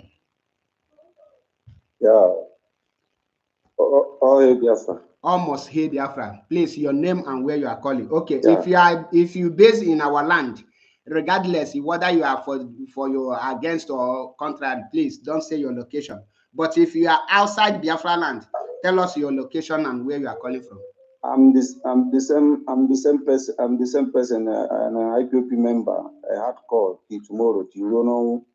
Even I like it. I put because no people more at school and mama or mass weapon in Italy. Or more one who miss you land. They are putting a phone. Or more would the same mic and porogi. But him that are convent na take over. Or more as a give them come to him. Or more as a give them come to him because that's a mutual room because all that one for no more than and I'm a zezo and Kembo. One I'm Biafrans all over the world now. Yes, Maze, when you were on your join him, Kita Biko Mutu on Weggy.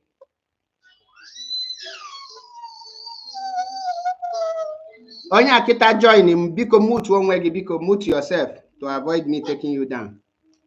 You know, my noise.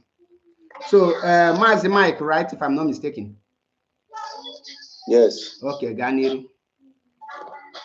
Okay.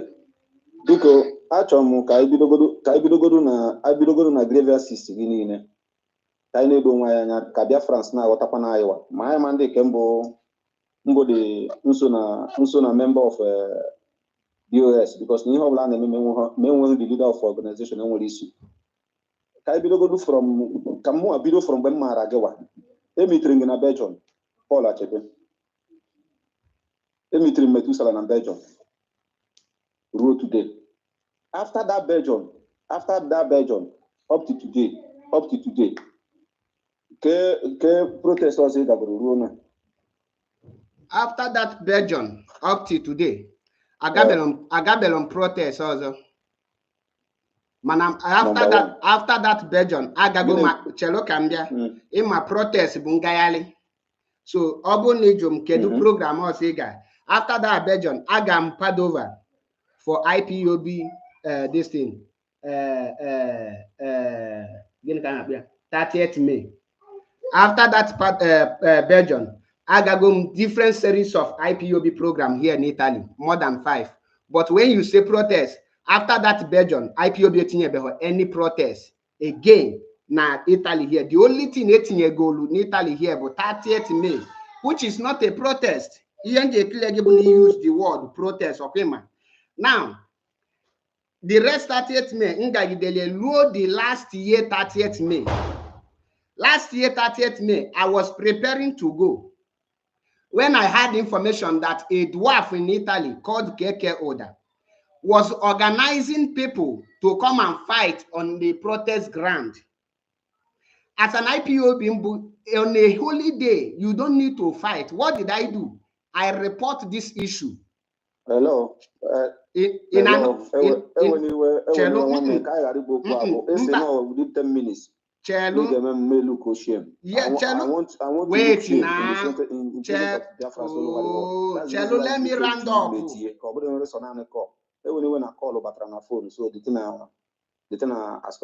Okay,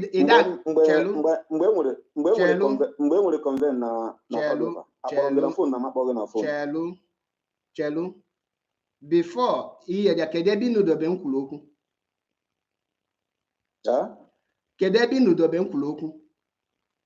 Ese negara na IPOP about protest except 30th May na Italy. Good. Chelo, here there 30th May protest. I won't protest, but all demonstration. Blood demonstration. 30th listen. 30th May is a day you honor your heroes and heroines. It's not a protest. Exactly. So it's not a protest. Which 8 area they can know West Island. Negemonti. You say the care protest in Gago. Chelu, you jumbo care protest in Gago. Okay.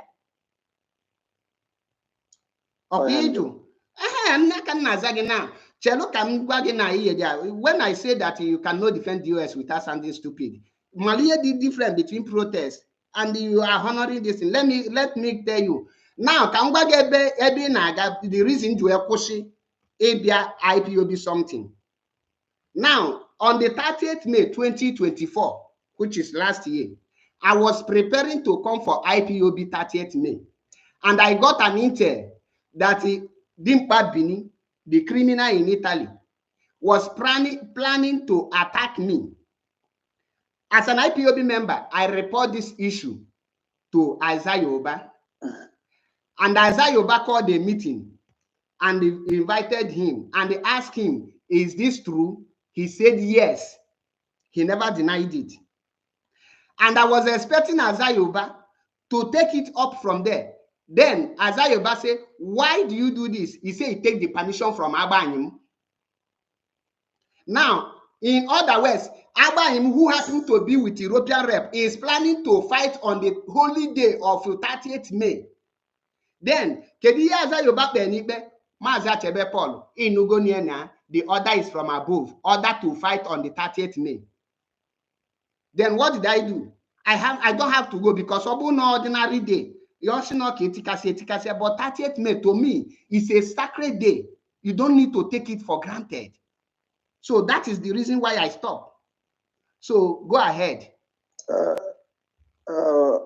According to the way Intel. What we are talking about organization. Move to the next question. I need to move to the next question.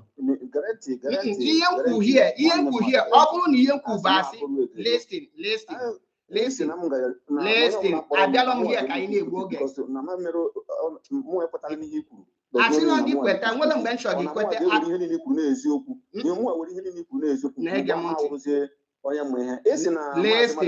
listen. Before all this war,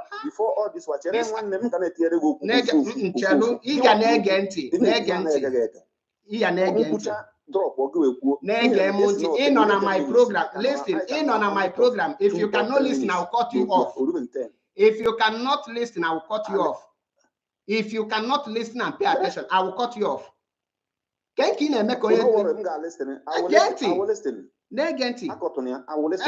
you cannot listen, I cut you off. I am not here. Don't cut it. Then you have to listen and be matured. Here in a well conversation. A man on my platform now twice. As I obey the Indo hang.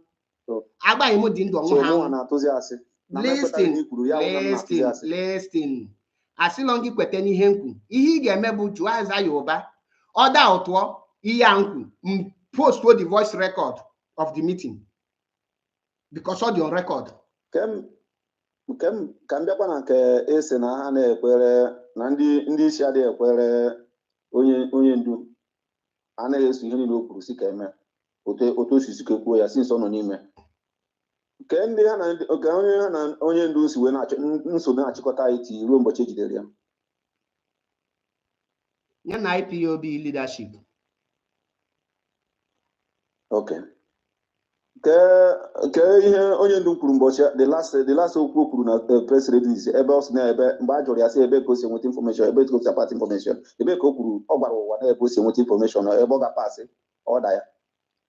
First of all, he dey contradicting onwele ejula onye ndu ebe o ji enweta information. So correct godo onwe gị. Ọ bụghị information ka ebe ọ jụrụ ka ebe ihe a jụrụ ya na last court o kwuru about DOS gịnị ka o kwuru nna ewe n'iwe. Ị nọ there. Ị nọ there. Mamu ọ nọ there ihe mekwara video open. Okay, eme video ajụ onye ndu ebe ọ ji pass information. Onye ajụrụ onye ndu bụ how do you negative listen attentively. Now listen. Okay, ka hapụgodo nke emume azị mmadụ abụsi na agụrụ na ime ebe ọ that means na ọsọ na ihe niile nọ n'ụlọ bụ ndị agụrụ also I single person asking listen get monty not because of no n'ụlọ for that in weliki get monty one guarantee Paul ihe ka ime ke mata na get monty listen ọ bụ na ịchọrọ ka inwe conversation adịlọm ka ị na-ada ya ime ebe na mmadụ na-ada ya you are not one place.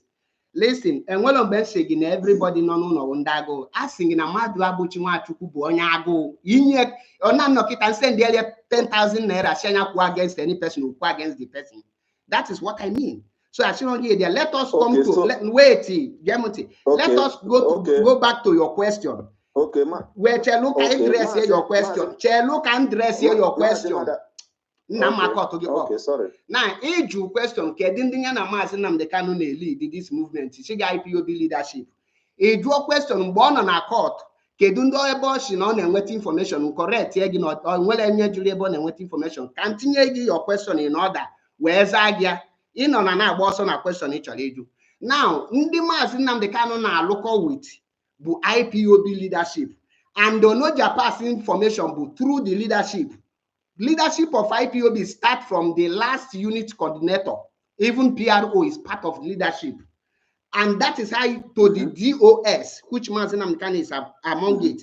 And the national coordinators are it. So when Mazinam Khan was in court, he said that he run IPOB as a leader and the DOS is carrying the day-to-day activities. Now, DOS is a structure, not one person. Which DOS, Tarinemi, is he a member of DOS or not? Oh, yeah? Tarinemi. It was. No, it is, not was. Well, waiting. Now, can you again? Mazinam the canon your instruction, okay? For any person to be removed, there must be a clearance from him, true or false? Through which channel? Chelu. Mazinam the canon your order that for any person to be removed, there must be a clearance from him, true or false? Through which channel could you with that? Through which channel? Through his lawyer. Through his lawyer. Channel. Okay. Now, Kaira possess through which channel? In IPOB code of conduct, which person will right to remove any member of IPOB? Leave one out in IPOB code of conduct. When I told you that you cannot defend DOS without sounding stupid. Now then as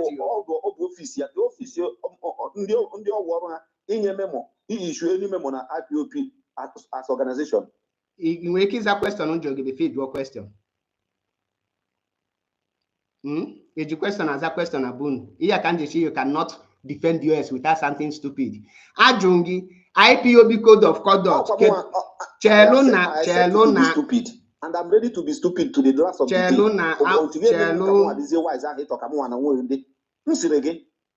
Channel IPOB issue memo. As a member of this organization, memo. In again. In again now. Good. Before I ask that question, question on Jogi will quote that thing. It's my order Mazen and the Galon Passere. My obey. Now, dear friends, if we the reason to bagina had again, you are not all just where the mentality be a cook. Ian Jogi can repeat here myself. It was that thing. IPOB code of conduct. Kedu onyo bag no you and right to remove person. Then your answer now, Bulu Kedebeje memo. Does that question and the answer match? I do the question.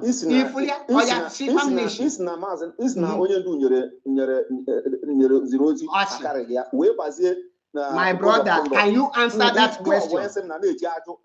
Now, very simple thing. In we get your program, okay, no. Utani na chekwa na look stupid. To no anya nke wa na look stupid. To no anya ndi na ekekwe ga aga makwa na look stupid or more so gewa. As a member of IPOB, a member of IPOB.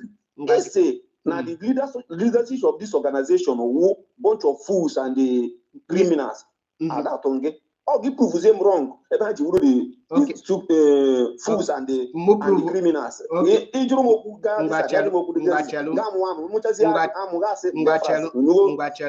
That means he will not become Chelo can we conversation. Chelo stupid. But 2 years ago, 1 year ago, a year ago, when you stupid, man, stupid, man, the grievance Nwa Chineke ge mu nti ihe nji agba ihe na awudo nwe ihe If no question onye dị onye perfect ju no question na achọrọ ka ihe na azanya. dị perfect but nwa na eme ke mata as do ngwa nkwa nwa nji we mu ibi ya ade ma Mike mo go di ho so Mike ntoro gị na age Mike Chineke toro na age Mike Chikodozie m toro na age ịnọ n'Italy ịnọ n'Italy mụ nọ n'Italy mụ bi n'Italy ịma ihe their problem bụ na ha dị ege mata ntị biko mgbe ị dị ready ige ntị kpọgharịa na-ege m ntị ka nza question gị nzacha gị njụọ gị eheti m dị na lament. We are not here for emotional blackmailing. Ịkpọ isi m how do they look stupid na-ege ntị ịchọ ịkpọ na this program ka m gwa gị one thing ịchọ wait ịkpọ na back unless na ịdị ready dị na-ege ntị eheti m ịdị na shout. I hate to be shouting. Ọ bụrụ na ịma na ịkpọ na phone ịmaghị ewu conversation ikwu okwu ige ntị ọ bụghị ikwu okwu na just no lament ihe dị ma gezi onye ọzọ ntị I will cut you off ekwumi ikwu okwu a listen as a matured person. Now iju question a na-achọ ka aza aga ịkọlụ ka onye ala ka onye bulu brain ya na-aga n'iru. Gịnị gbasara age na this movement? Abịa na age ihe dị a Maazị Nnamdi Kanu ọ na onwe ndị tọrọ atọ nọ na this movement. There are many. Age abụlọ sense. Now, ọ bụ na ịchọ ka anyị nwee conversation, ị na-ekwu okwu ị na-ege ntị. When I ask you to stop or njụọ gị ese, ịza ịmalụ na ajụ gị ese mana ị na-ekwu na lament ka onye tiri ihe because ị na-eme here lamenting. Anyị abịalọ here ka anyị lament. Now, chelu eke ya nyekwa gị your question. Achọrọ m ka ị pick your question ka m mee ya address. Jụọ your question.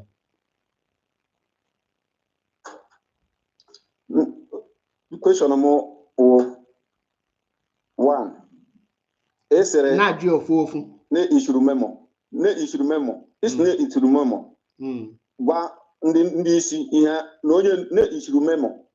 Gwa ndị isi ihe ha kwesịrị ime ndị ha ga-ewepụ na ndị a ga-etinye na ndị a ga-resọ. Njụọ through which channel and which channel ka IPOB issue memo.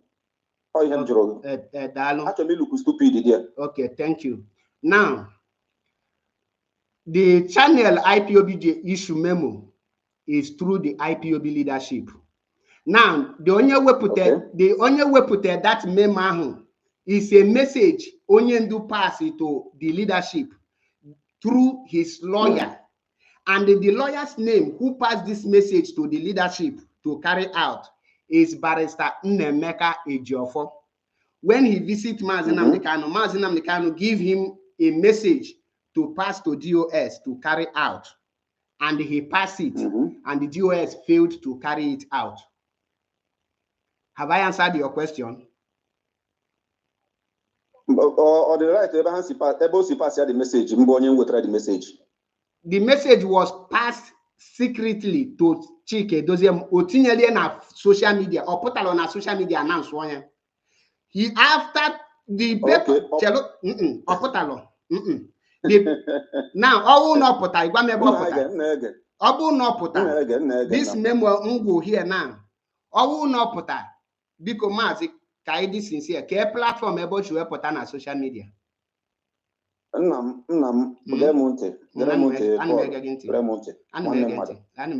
ga asị ihe meziri ọfụma na-akpọ ya nwa mma ọkwa na ịchọ ka m kwere gị ọ ka m ọ dịrị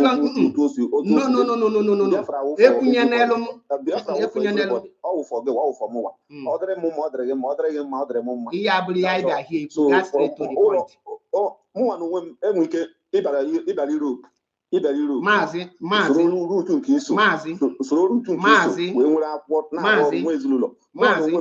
if the problem mụ na ha na-enwe ha na-ege ntị na onye mụ na ya na-akpa nkata na ana m akpụ ya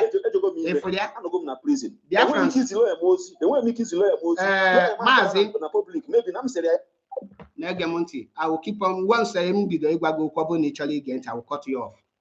Na-ege ntị ihe njụ oge bụ ọ bụrụ na ọ pụta na public kedu ebe o si wee pụta na public? That is my question. Gịnị gbasara route eji bi Europe na route eji wee yali bi Europe? Then agwa m ọ bụrụ na ọ machọ ka mụ na ya na-akpa nkata ya na-ege ntị na-ege m ntị nke ọtụọ gị next time mụ ama m block gị honestly nke ọtụọ gị again I will block you. Nke ọtụọ gị again I will block you. Listen gee m ntị eheti mmadụ bido ikwu okwu or lost or hearing ya ine ekwoku ine ege ntị. Conversation inwe kita isim that na the channel oji pass ya. Nwe jụọ gị kedu channel oji wee pass ya, because channel oji pass ya bụ the right channel, which is enyeri oziga ozi ahụ to Chike Edozie m, ọ bụrụ ya announce ya. So isim the channel oji pass ya the wrong. Nwe jụọ gị biko kedu ebe oji pass ya, and ọ bụ na leak ya to social media, kedu onye leak ya? That is my question and I expect you to answer it. Answer it, agba n'ọsọ to it. Onye likiri the memo. Onye likiri the memo is na ha dere awuhu di njuro ole ni na ede the memo. This is no leadership. Or leadership wepụtara the memo. Can you listen to human being? Or leadership wepụtara. Na-ege m ntị. Maazị, achọrọ m ka ị aza this question ka i wee nwee ike restore your brain. Maazị chọọ pass message to the leadership kita, kedu onye oge chituru ha nwa wee pass the message? Ha nwere channel ha ji pass message. Kedu afa the channel? Kedu afa the channel?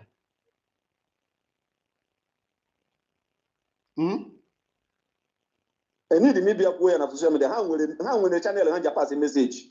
So that message now, Maazị chọọ pass message to the leadership. Ke channel o eji pass ya? Ya ka m na-agwa na ha nwere channel ha ji reach to the leadership. No memo ka m jụrụ. Message ọbụla ndara na ọwụ server. M jụọ gị ka ebe POP si issue memo. Na na-ege m ntị. Ka onye nwetakwa ndị memo na-ege m ntị. Maazị ka njụkwa gị gị. Ọ na Maazị nọ n'ime kịta. Ka the mouthpiece tienya to DOS. Ọ na Maazị nọ n'ime kịta. Maazị Nnamdi Kanu, ka the mouthpiece here to DOS. Ka the mouthpiece ya? To DOS. Na nghọta nkwa mụ na the stupidity mụ na onwe m nwere, na nghọta nke mụ na onwe m. Enwere rules and regulations ha legiri, Maazị legiri before even today. Ha njiwe na-achị ọchị ma ogo no o mere travel whatever. Ha ga-eso through the channel ha njiwe na-lead together within them. Ndị ahụ nọzi n'iro na-lead Maazị onwezi ihe ọzọ ha mezi apply above ihe na Maazị ha njibu achị before. Ha wakọdiziri ma otu nke richie ya. Ngwa gee ntị ka m educate gị. Gezie ntị daalụrie na ịma na ihe dị a ihe onye na-amalụ tọrọ ya atọ. Now Maazị nọ na DSS. Maazị nọ na DSS, sorry. Maazị nọ n'ime DSS dungeon. The people, DOS chọrọ ịpass Maazị Nnamdi Kanu message through his lawyer. Ọ na ha ziga mmadụ that place oje ozie Maazị Nnamdi Kanu ozi. Maazị chọrọ izigalụ DOS ozi. Onye oge ezi ozi bụ his lawyers. Then those lawyers are pass ya DOS the message. I will give you an example. Maazị Nnamdi Kanu zi barrister Nnaemeka Ejiofor ozinyazie DOS, which he delivered to DOS. So the mouthpiece of Maazị Nnamdi Kanu currently now to DOS and to IPOB is the legal team, or bully the secret. The legal team or listing MN noise because he noise because Ajun gets a sim name map ya muana bazegi because in it and not hear the secret. Only hear the secret again. No, one Gemunti, I'm educating. Gemunti,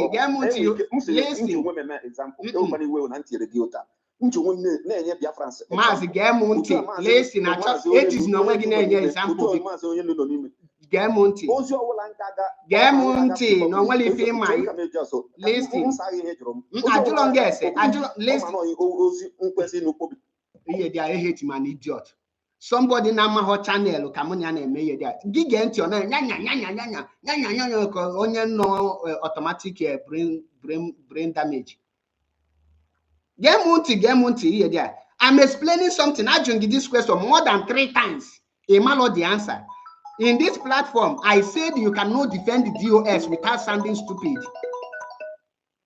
In Canada, last one in the facing number the wicked. Actually, me the wicked. I joined this question. more than 3 times, you don't have an answer to it. Allow me to explain to you. People are listening to us, both on YouTube and the Facebook. Mechigodo first, shut up. Let me use the word. Can you keep quiet? Okay. No only fema. Okay. A human being na lawyer is a messenger to this thing, to his to their client. Na there what tell me mba keshim na DOS members na Jersey afumaz na can secret or na hana akpọ ya phone secret. Naturally, mad people ebe niile. Remember, in this platform, you cannot defend Agbanyi man DOS currently without sounding stupid. And this brother to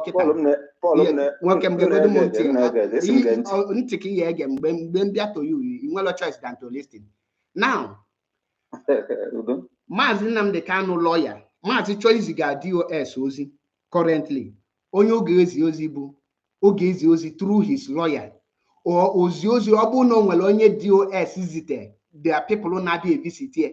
Ozi and double every person DOS visite. Ga Mazi ya trust izi ozi. Oya wolilo onye Mazi ma, and the person ga mad that Mazi man that this person is trustworthy.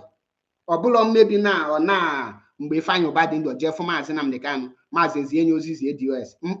The only channel Mazi Ozi, which is legalized channel understood by DOS and Mazi Nnamdi Kanu, is the legal team, the lawyers. Now, the memo is not a memo, it's a message. Mazi Nnamdi Kanu pass. Yes, you can call it memo, you call it, but it's a message. Now, Mazi Nnamdi Kanu pass the instruction through the lawyer Mbiafi Ambunne Emeka Ejiofor for sure. N'ozi ga-eziga alụm ndị ntinye n'ọchịchị, which is ndị DOS. Gwa ha mee ihe dị ọna ọgwụshishiala ya. Na Emeka Ejiofor, in order to be sure ka ọ yala imechi niile mmadụ apụtachi na ozilo ozi achị anyazie, o detu ihe niile ahụ Maazị gwara ya, deche anya sign anya with his official letter writing message. Now that message or pass to the Directorate of State or deliver here quietly on the 15th of December 2022.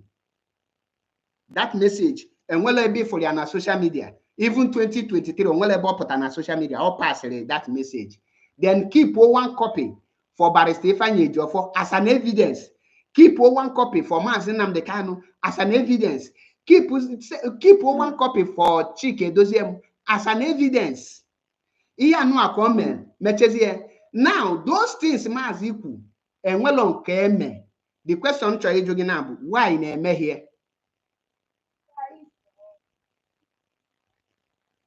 No, ya was the message na no ya with the message ma say why you me here kwa mba obu na obulia chelu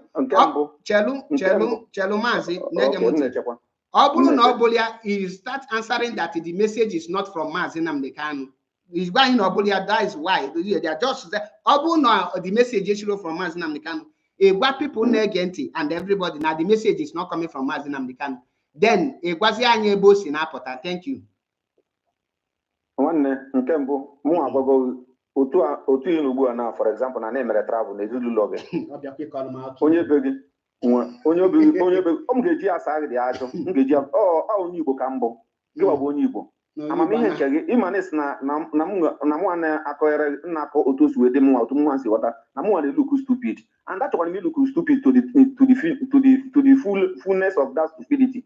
So nke mbụ ọ bụrụgodu na any message na-abịa message achọkọdara public na public o nwere channel agageji we pass ya according to Methuselah onye si na ya wa bụ na ndị nke bụ nwa Chineke I ma deposit na ndị nwa Chineke ụmụ okwu Methuselah nkwuru o ji eme program one sort time even na no move na sere boy Methuselah say no bụrụ na this leadership o pimpom that means na na-eche so na ihe Maazị Nnamdi ka onye nduziri ya na n'ime no ya reality ha ga-eme. That means they are not worthy to be a leadership. So in achịkọrọ na a leadership you see all the way from coordinator to PRO according to Giwa the last person who Maazị Chike Doziem na enweghị any program enwere for Biafra restoration even in access of this man onye ndu anyị nọ na this ọnọdụ ana, then to apply ihe a ga-etikwe nke onye ndu kwuru nke mbụ. Nke bụ abụrụ na nwanne onwe onye na-ama ihe ndị mma, ngwa na anyị na-ama ihe ziri ezi. Mgbe ọbụla a na-eme ihe wepụ grievances. The grievances ndị n'ime ime kiwa n'onwe gị gịwa ma na mekwa onye ọzọ gịwa n'onwe gị ọ dị more than 300. Ọ ga-eme gị onwe ihe onye ọzọ m kwuru ma na ọsọ ihe ahụ mbutere that their grievances metriti ya onwe ihe ọzọ ga-adịzighị mma n'anya. All the only problem girl nwere na as a woman being. Otu m na-agwa gị ya ghọtia ịchọkwa na-aghọta ya ghọtiara m nduku stupid. That is why I want it. Ka ọ dị mgbe ka ọ dị karị ya program na-agị otu isi wee na-agị ya agbacha ọsọ anyị agụọ manya. But ihe m na-eme ka mata wụ na ị nọ na Western world, Italy, ụmụ otu ọ ga-esi agwa onye gị na-abụ nkwu wee rụkọ ọrụ na mata ihe ọbụla onye ahụ mere gị wọsebe ọbụla otu o suwe dị. Onweghị mgbe ị ga-apụta na public onye gị na-abụ nkwu wee rụkọ ọrụ bi na ụlọ na-arụkọzi again onye agọzie the most useless man on earth. Mana adịghị eme nowhere is being done in anywhere, even in meeting ụmụnna anyị na-eme, meeting community a na-eme a na-eme eme. Ọ bụla otu nwere gwa gị. Daalụ nwa Chineke. Daalụ rinne, nwere ike ịza my question. Ọ gbaziri ọsọ.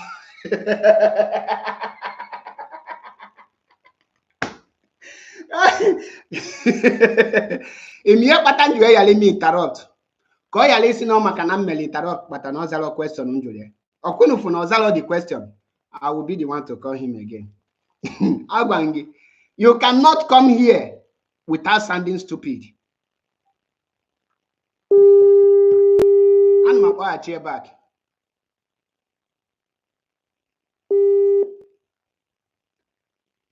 Mazi, Hello? Mazi, is that a question? Is that a question on me caught? Why is it? Echuga wona oche na mba ọsọ adam agba ọsọ isi na ọwụ ụsọ naanị m ka ị gara ịkpọ mụ akwụkwọ ihe mbụ omview na-ege m ntị chelu ọsọ gị ka m na-agba asị gị ịma na ọkịma ị na-ekwu okwu eme gị tarọt mgbakwa ọsọ na IPOB ka m nwụọ. Na-ege m ntị ọ bụla IPOB ịgbara ọsọ na debate. Na-ege m ntị ka m repeat my question. That memo ahụ ede through Nnemeka Ejiofọ, why na-emeghị obey? That is my question. Ọ na-emeke Ejiofọ na-enye anyị memo. M jụrụ gị ọ ya channel IPOB ji enwe memo. Be sincere to your life, man. My we pass message to the leadership. Nwanne ọ bụ yesterday ka pasịrị asọ de first day. M jụrụ gị ọ ya wa na-enye anyị memo. Ọ ya wụ channel anyị ji enwe memo. Yes or no? Yes. Ishi na ọbụ ya na nke chelu okay ngwa ka Biafrans mụta n'aka gị lectures ke channel anyị ga-enweta the memo. Abụlọ nke nsi rapụ nke nsi nchelu ọbụlọ nke nsi I now put it to you. Listen chelu ima question ima problem inwe bụ na ida me question understand.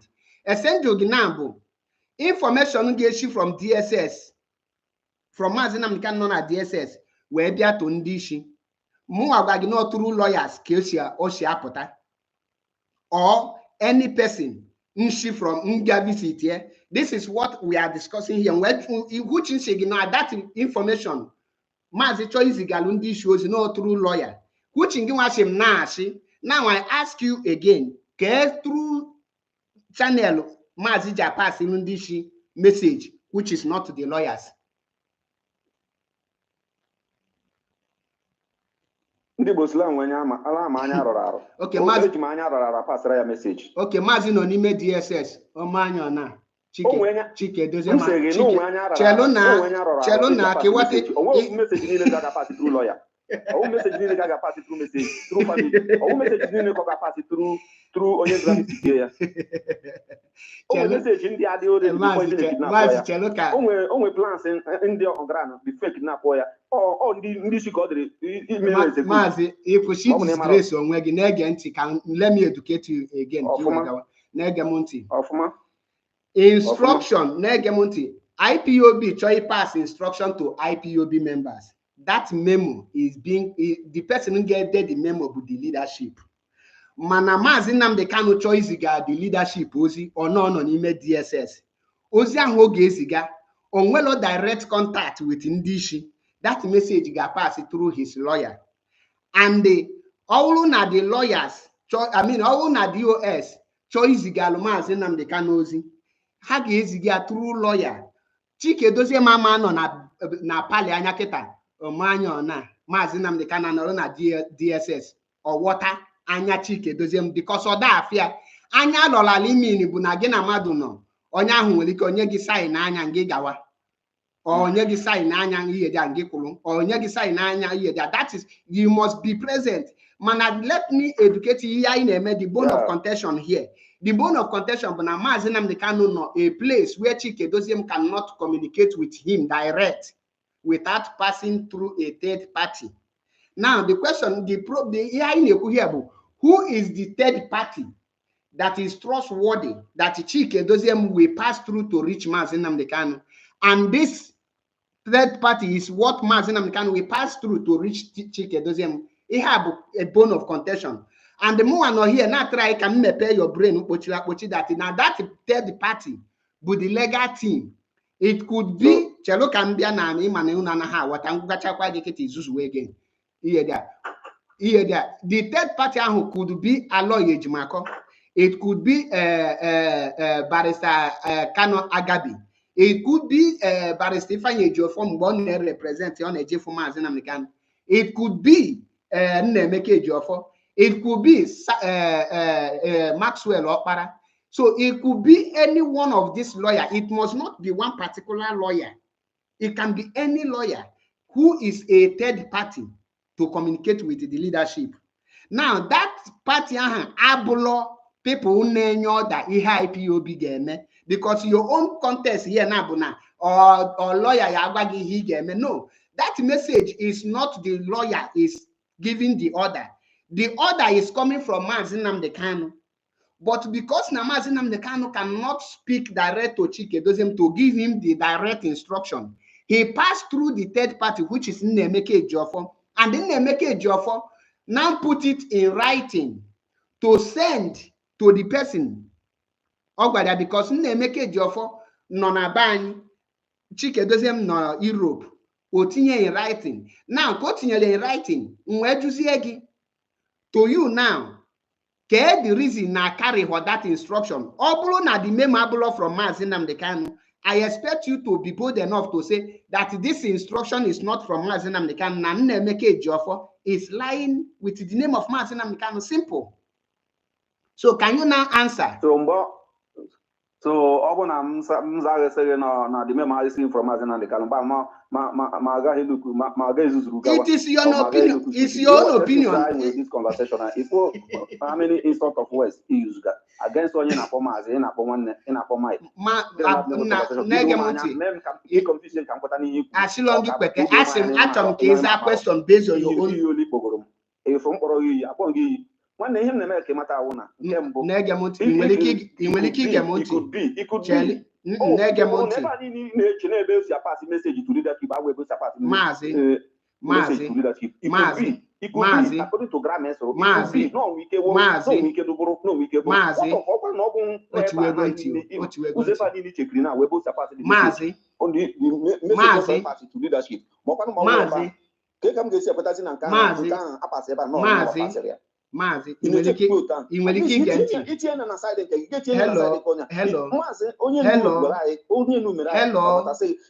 If for the reason now, if for the reason human being, now, dear friends, the ready here, they're about to go volume. Now, if for the reason kedu a matured person ga na-ekwu without igenti enwere matured person ga na-ekwu without it na-egenti. Now upon ihe niile kọwa here na ajụrụ ya simple question ọrapịa kọwa ka onye na-ala akọ n'uche. Simple question ihe ọ na-akọkịta ka ego ji relate to question. One thing of these people is that they can never answer question, and I made it clear you cannot defend US without sounding stupid. You are just a bonfu. Bonfu is an understatement. Wow. Bonfu is an understatement. Simple question. The memo or she from Mazinam can go no she for Mazinam can somebody now here third party na my program now why I even leave him long is to tell you people that you cannot defend this Agbanyemu Azayoba Chinasa Nwuru without sounding stupid. Honestly speaking, I swear to God. Let me call another person back. You can let me call you back before I will drop my this thing. Pick or if you pick before this thing, before I will move to the next person. I hate him. You cannot defend these people. If defending these people is like defending Nigerian APC. You cannot defend Abanyo, Chinasa Nwuru, and the Keke that without sounding stupid. Honestly speaking. Hello, welcome to the program. Hello. Hello, welcome to the program. That's him. How the more you? There were. A block on Nadora WhatsApp. Na second with a panum cap. I block on Nakai block. And my block go my WhatsApp block Benny. So I'm no Majela to men no we introduce now. Kowano we na. Watch, but here put you in the come for. Kowago don we make you. I'm Kela so no over na defend the DOS. Befe gawaniru. Befe gawaniru genti. So achom kejo na achom kejo mia. Asage talk since right. Ndewo na genti. Ina anya fu na okwe watch mu na that person. Okwe ge mu na na bonti. The person who pop kita, do you listen to our conversations?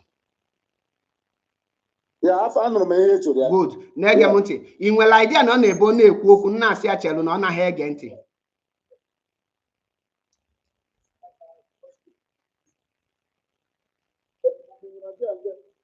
Inwele ịma na na-ebo na-ekwu okwu nna asị achelu nya na ọ dị ege ntị. You notice it? Ọkwa dị ege ntị.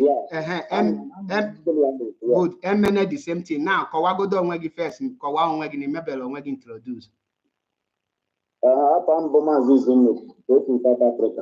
Okay. Thank you. Maazị Esomchukwu biko m ga-akpọghachi gị back biko chelu. Biko m ga-akpọghachi gị after the other. Enwe m time today. Enwe m almost the whole day. Highest thing yara ị ga-agba bọọlụ m chọrọ ị ga-agba. Na Maazị ngị nwakpọ na program. In a full topic in the treaty, and the topic in the treaty, I pull a voice teaching us and Nwuru. A bossy that now people are attacking the heart of IPOB, which is IPOB press release in Argentina. Okay. Because in when they keep all my people live on social media and say that now that fake that a press release will fake. Bolumap at least mention 5 people. Only man on media. Mpota saying no fake. 5 people on the media still on. Mpota say that now that press release is fake and the people should not share it. That is not coming from leadership. Chelo, a second joke. Gasilongi hine. Ask Jongi simple question. Not your opinion. Asking, can you mention at least 5 people non media mama? Mpotasina that very press release is fake. I need their name from you. Press release in Kobo or press release from this recent press release in our problem from M.A.P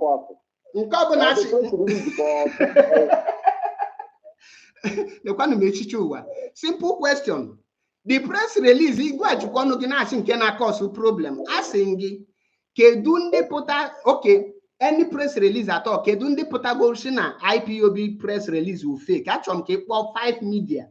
Ne amama Mpotagolu China, the press release was impersonated. Nobole ma powerful. Listen.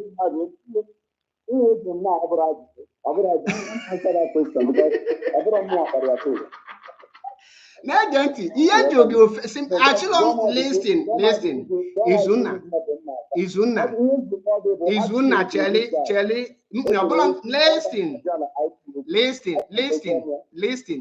Listen. Ima on a program, Simon question ungajoge. Oblongo ayanyam question on gajogi. In may treat topic here. And the topic in the treat is about IPOB press release. And they use Mazichina Sanworu voice record where he said that now people name attack the heart of IPOB. Na hana attack ya igeria konige here. Eh?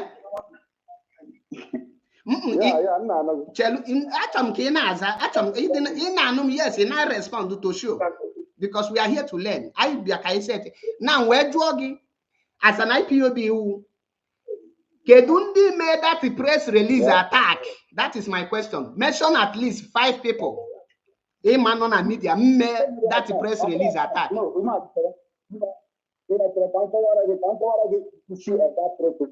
Asilonge ko walo listen. Nege monti mazi.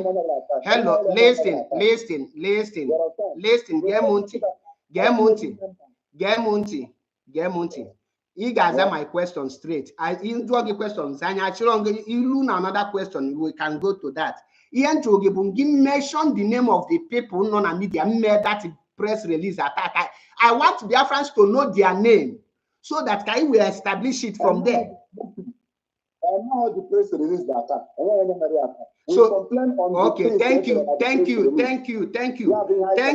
Now, according to Mazi Uzunna, also that na Mazi China Sanworu na atuasi, na ona atuasi by no China Sanworu potasi na press release attack. Why na emeli attack? That is the answer in case he is I can merely interpret. Because automatically we are now calling China Sanworu a liar. That is what you just said.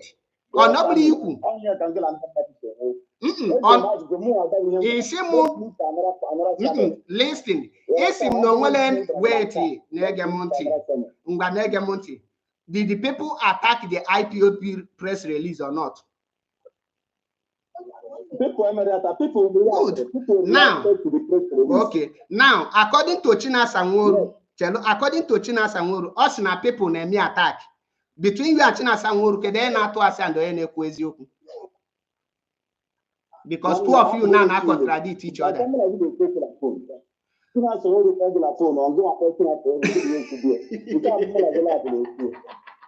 Now, iji makia wekpo ho maka oro topic na treat iji makia wekpo. Ke topic chelu Ibano over speed. Biafrans are lovers of freedom. Biafrans are lovers of freedom. Biafra and lovers of freedom. Remember, my first statement here is that you cannot defend China Sanworu without sounding stupid.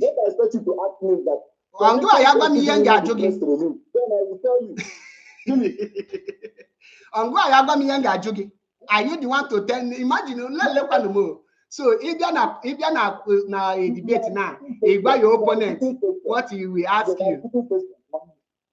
A stupid question is given to stupid people. So in no matter than you draw a question on already care. Now can I get to the next one again? Because according to you, the first one you could go to China Sanworu Bonyashi. That one has been taken note. Now the second question, listen. The second question now, Negemonti. Listen. Chelo Gemonti. The second question is China Sanworu na the struggle, the stagnant. Now, Mbobo na actually move forward. People will bring one issue or the other. Because the people bring the issue up this few days, and the issue have bring up and cause a problem.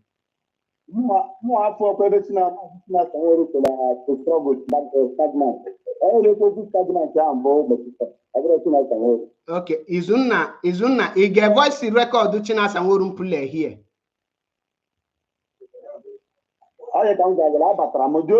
Chelo, as a kanjoge, yes or listen, yes or no. He gave voice record to China Sanworu play here, yes or no? No. Now, if we end to say that now, most of you na-ekwu okwu ka ndị ala. You get your voice record which you play here. Then kebi no when na defend this ihe na no le we play.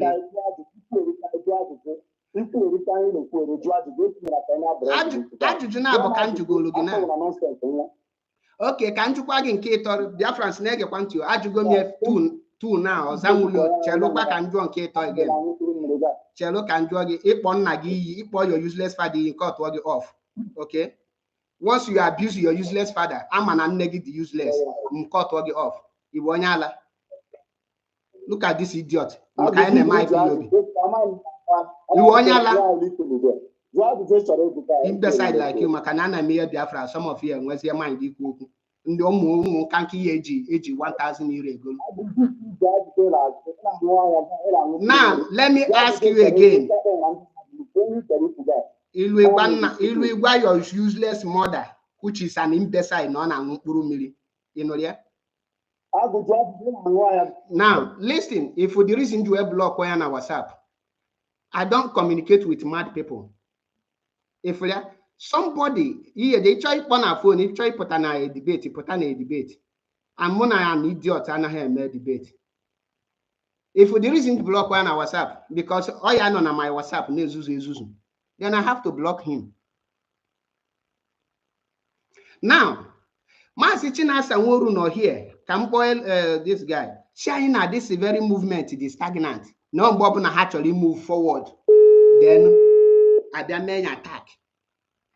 Man, ewu akita born. And well, any of them. Onya nasim add, I am along way not that add. There is some chukwa ma boy check it back. Pick here your call before I get to the next video. Esomchi. Okay. Ask one money my pick is it can get to the next person. Ndewo. Yes. Yes. Hello. Hello, welcome to the program. Proper introduction. Yeah, good afternoon. Ndewo. Yeah, my name is Esomchi. I'm calling from Cyprus. Your voice may break. My voice is not again. Oda put off ma. Oh. So come down to my phone. Okay, because all they use earpiece. Yeah. One thing on here, you cannot call on this program. You answer 3 questions from Paul. And when any person, yes, I'm already to go better, but he get up with earpiece. And make we turn. Okay. And when any person get defended DOS, when I say DOS, Abanyum, as Ayoba, China Sangoru, and the chicken does him. Okay, yes, it's better. Just name a minute. Okay. And when any person at this program to defend Abanyum, China Sangoru, as Ayoba, Kekeoda, Ngaza 2 questions without sounding stupid. None of them have question. Without sounding stupid. I bet them to call in. Onya akpokunu na afia madu na akpokpara akpokunu ka ha jizuzu. Anolo me ekwu okwu ye de an ma gwa gị the reality. Mazi ga niru. Okay. Mazi atebe ude dire. De kwalo gị nwa Chineke. Yeah. So Mazi biko nna ayo gị biko. Ị ga na-ekulu down. 3 questions. I'm an addiction or that frustrating, especially when you hear the angle the people are coming from and all that. But one thing you must understand is that everybody will never agree with you. And everybody can never go with any opinion you bring up. We will have oppositions. And the way they are the more matured or what we say, how we have to prove to be more intelligent than these people. Is the way we handle them. Like now, the first guy that called you, especially him, I commend him so much. That guy was a very nice guy. I like that type of people because the guy is very stable, or the very polite.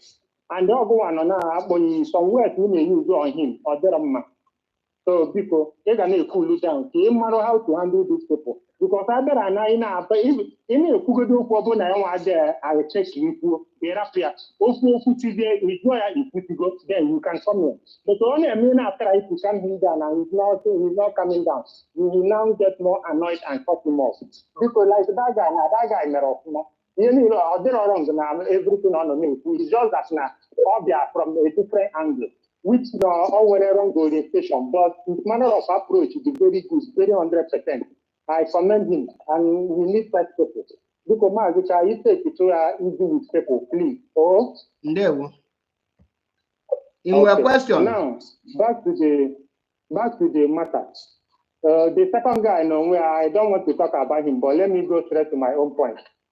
So, the issue not there is that now, you know, we have been saying all these things for a long time. And again, I'm very happy to know someone like you. I'd be very happy to know someone like you and to be in contact with someone like you. Because indeed, Ezioku Bu Ndu. But now, in a anger issue. It's with the anger issue. So, because it's an cool to down now anger issue. It's with the anger issue. I hate him, man, for chasing you, Mazi Negenti. I hate him. Madu fuchezi oku onezuzu. The first guy, obu ni watch ya. Muajaka mkwachi back because afum na all year there. Man ye hate you madu ne nwelo sense. He watch ya the first guy or mahiye bu third party. Onwere ebu na e mahiye ije ka imota than ne mahiye ineje na argument on top of ne mahiye. The first guy that is it. On well knowledge and don't want anything on my because he watch my question. And my dear, Mazi Choi pass the message from an email DSS to DOS. Kedu channel there. Now another obo natural issue memo to IPOB, which is two different things. That is not a there. We put my time. Come watch earlier, explain. And go back to him again. Ozus were quite the same thing, which means I just some work at that time. Kowalon kita something. No, it doesn't make sense. Oh, na akowaloma something. Oh no, the person I fuck out. So the second person, potakwa dikwan susu. Abialom here. Idianacho. Kambiana kopota all this year they are dirty. Abiam here ngwa made ezioku. Ye needable. Pota. Obu na draw the question, he got straight to the answer. Then he draw question on Gazagia. Obulon draw the A. Is a walum kid where she from desert where Italy or Iquam kid where plane where Gaza and war. Why he essentially the simple. It's very annoying and they need those kind of people. Izuchuku no where onye kaketa is just a bon fool. So all equal on my program. Na say mo kinya mo question can draw the all these people go Abuja onye ndu anyị. If you go past program, onye ndu anyị na-host to program, somebody call on a phone. Now we are not sorry, na number Radio Biafra. And now where you are speaking to Radio Biafra. But in order, no, as you know, people listening will understand the conversation I'm referring to. So this is to show you for the fact that you are a public figure. Okay, no, you are a public figure. And I respect you so much. The same way so many people respect you so much. Number one policy, a public figure and web patience. You must have that patience to tolerate so many things. That impatience. In the form of a class teacher. I teach your students things now. All of them will never understand. Even if we take a lesson from morning to evening, that student will never understand. So the only thing is that you move forward. You handle them with love, with patience. That guy, I really commend him because the guy in my passion, he made his thought of man, and which he didn't follow back. All of our people with you. So I like that type of people. But the other one, the second one, the second one is the one I'll get with I were the next voice I get play here. Yeah, because can play. Okay, should I go ahead? Go ahead, because make your point. Okay, yes. The submission now is very simple. Like one program meeting yesterday, we finish on program on on Friday night. One man from Canada. That man that called on that meeting program from Canada. That man hi my brother Achebe. That man who put you exactly what I have been saying. Man, I'm so send the radio voice. No, I'm when I'm time, all on is so good mad. You can send the radio voice for a long time. Since last week, I'm sure I can manage the voice note to drop for. It's the same with me and the using Darlington, but I couldn't do so in one time. And I've been very happy I'm for go online. And even my that program that I couldn't miss on time. All this the next day can watch it. But that man from Canada to see everything there, Chinia came.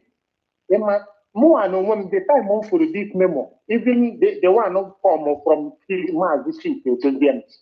More just to say this instead of actually, these people are proving us right. These people know what they are doing.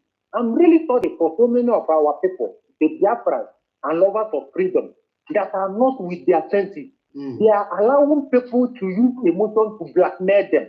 I feel in emotional blackmail will only the time maybe I be them mad at it, or maybe I be a marona mad with some sweet words or emotional blackmail for us.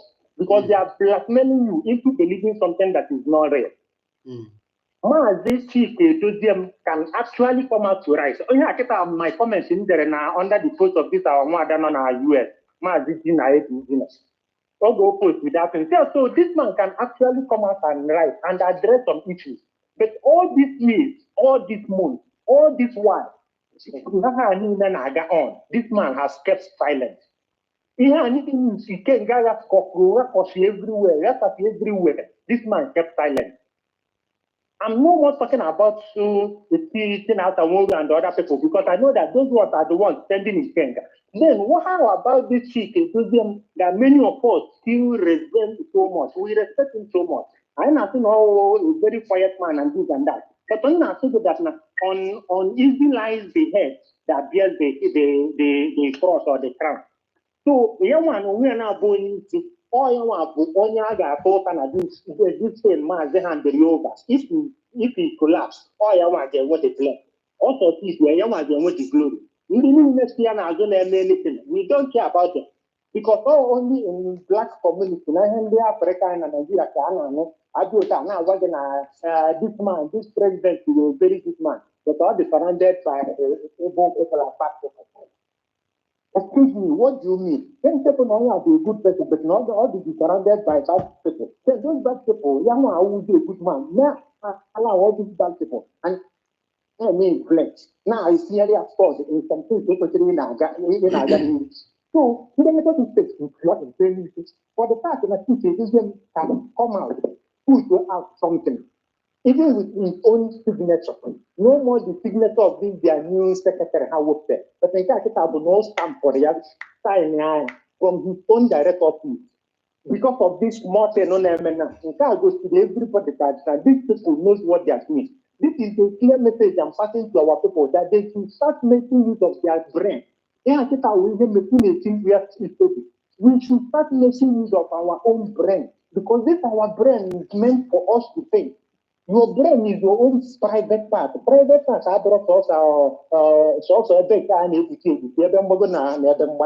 private part means anything that you own. This private brain, private part inside you. You are the one to make it up, allowing other people to start making use of it for you. If you understand that now these people here, man, they are the only what they write from man, don't go up here for a long time. But so many people never understood. They don't understand you. How you feel that men are like all these people, they thought that men are but you will not. You were not the person to handle them. You need to work on your social level so that you know down where disgrace, then they will sound down stupid. Even where the point to make them sound stupid, but not only one of the person to bring them out. Which somebody got a program, all guys, I wish it's true. But so if you can, if there's any way you can come down and handle them, like I explained to you, like I is okay if you can be the equal no okay for need to legenti. Why need continue on equal can say gigenti? Yeah, I'm different from them. Now, if asking gigenti now, a kusho that means in a kuku nege quanti net you hear my voice, you give a listening ear. Now, the first person ne kuku Mazi Genti Oneku Genti Oneku and the Oneku Babuli and Julia because question actually are the different. Obiana Lamenti Mwelu time Nasia Mazi Genti. So how would you want me to be patient? Onye nana hege ginti. How which type of can you say na ke the patient okay patient bu nsi anya Genti o nezuzu then happier o nezuzu nya Genti na. Now, the program is a this guy waja on M.A.P program and the waja program take it too long and I am more patient with people. So now we may take against the Obagi. Okay, if we land the sausage in Pusigo, like it's no need if we get you understand this type of thing, but I'm everybody. The last time, so, but I'm just trying to pass a message, okay, so that you can understand what I mean. So, say, our people, what that now these people are not with Mazi Nnamdi Kanu. These people are working against Mazi Nnamdi Kanu. These people should help themselves and start listening to Mazi Paul Achepe. Mazi Paul Achepe now, even Mazi Paul Achepe now, who never will all through that. Mazi Keguma, you don't miss what. As an own like in Metuna who sometimes only to Ethiopia, only got the folk who through or back up with another massage truth. Oh, we got like a living program last night. Oh, something. Or immediately another thing. Oh, we got a check. I was in an under half land. It was but I'm jogging under half. You have to be like I think, but Mars and Keguma in after the hammer bomb. And which I love that. So you need to grow and you tell you on a get people offended so much. People don't want to hear all these things. And after that, may be very arrogant, they be very busy, but they don't understand. I want to recommend you to our people. Our people should start on listening to you because you will roll through. Because this truth, if they don't see it today, they will see it tomorrow, definitely. These people are not with Mars. Everything no make it out should be a clear evidence to everybody. Even I wonder the type of people that are still following them. Tina Samuri is a content creator. I keep saying it. Tina Samuri has nothing to offer. The only thing is just opportunity to have the voice and have the platform. And unfortunately, he's now misusing them. Yes, someone that authoritative voice, someone that commanding tune and all that, which you people say against. But okay, or the guy do it and the boy there make sense. He won't make sense, but right now you can clearly see the type of things he's doing. He's the one sponsoring Ikenga. Ikenga the name even come and write a disclaimer against this guy. They can never do it because of what they are committed. Samuru is using Ikenga to fight Mazi directly. Oh yeah, because I am for the other program that everything Ikenga is only he's speaking the mind of this Mazi. Samuru, Kekoda, Amanya, and this other guy, Adayoba, even Machike, all of them, I include all of them direct. But it's so unfortunate that even as I'm saying this now, people will be offended. How can I take Yonya? Because even Mazichiko, I like him. He's all very gentle, but you can be good and be gentle. Gentle destroyer. Destroying things for you. You keep quiet. Okay, I am not written all the labor moon affect directly. If he go to affect directly a little bit, you now came out to talk. Okay, which means go against the person you feel that you are under. Which woman is Nnamdi Kanu, which people are the savior of our time. Mama is Nnamdi Kanu the savior Moama, or whether any other savior Moama. Mazen Nnamdi Kanu is the savior I know, or whether any wise man know my savior. He's the savior I know. So yeah, I mean, this boy go against our again. Somebody in South Africa. If that idiot, I get you the me another room. All down on that room till Ojiraki I go up. I swear to God. I swear. But this guy consider all this on Mazi. Chelugo that me test something no online kamalo in this voice now on apota clear. Yes. On in ania on apota. Thank you. And I really appreciate your words. I will continue, but the load is really On apota. too much on me. No, that's all the credit down, all the end. I don't know, sir. Okay, actually, me gano online we play voice record because yeah, the command will keep actually me phone receive a call will the same phone we play maybe voice record. Can we get Bobata? Yeah, so I from not the possible. So, man, round up and need the position.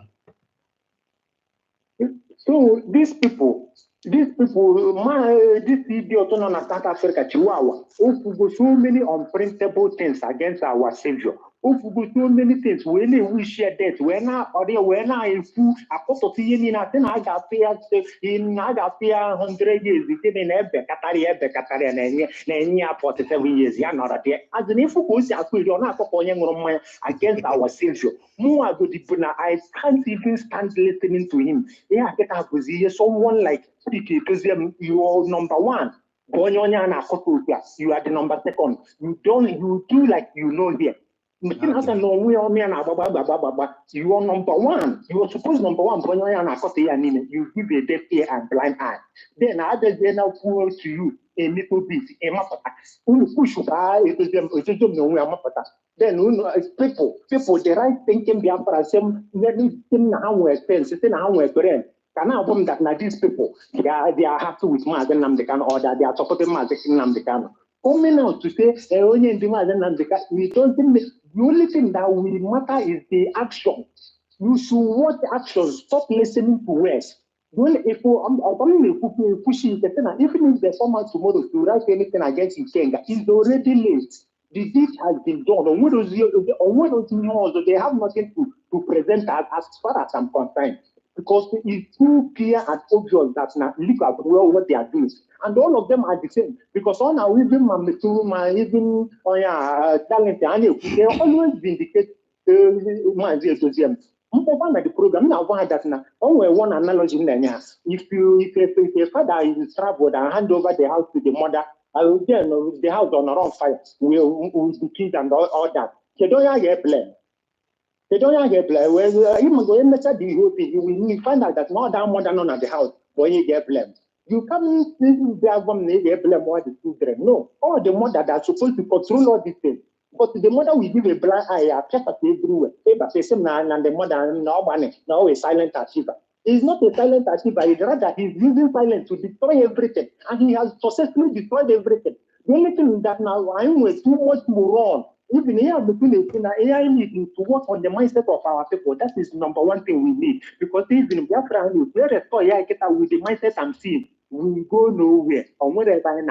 So we need to work on the mindset of our people so that they can start having the brain of their own to decode things, to see things. We don't need anybody to explain all these things to you. With the recent happenings now, all these media that have control, they have a platform where they injure them, where them to go and attack. Oh, but tell him to put over for your brother, if you put over for your brother, but this guy no how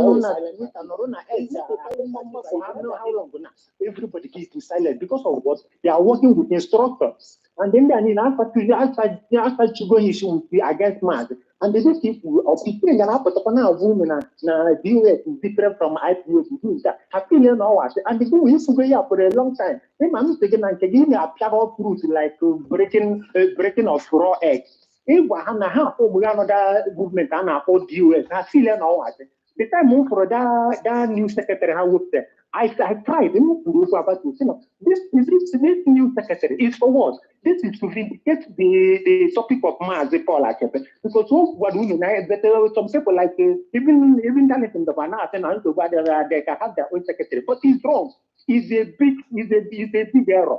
That something is happening. All these people they know what they are doing, but it results that the gullible ones are still following them, thinking that they are still in line. But don't worry, you don't have an aperture I got mine. But I know many people will come and beg you and apologize.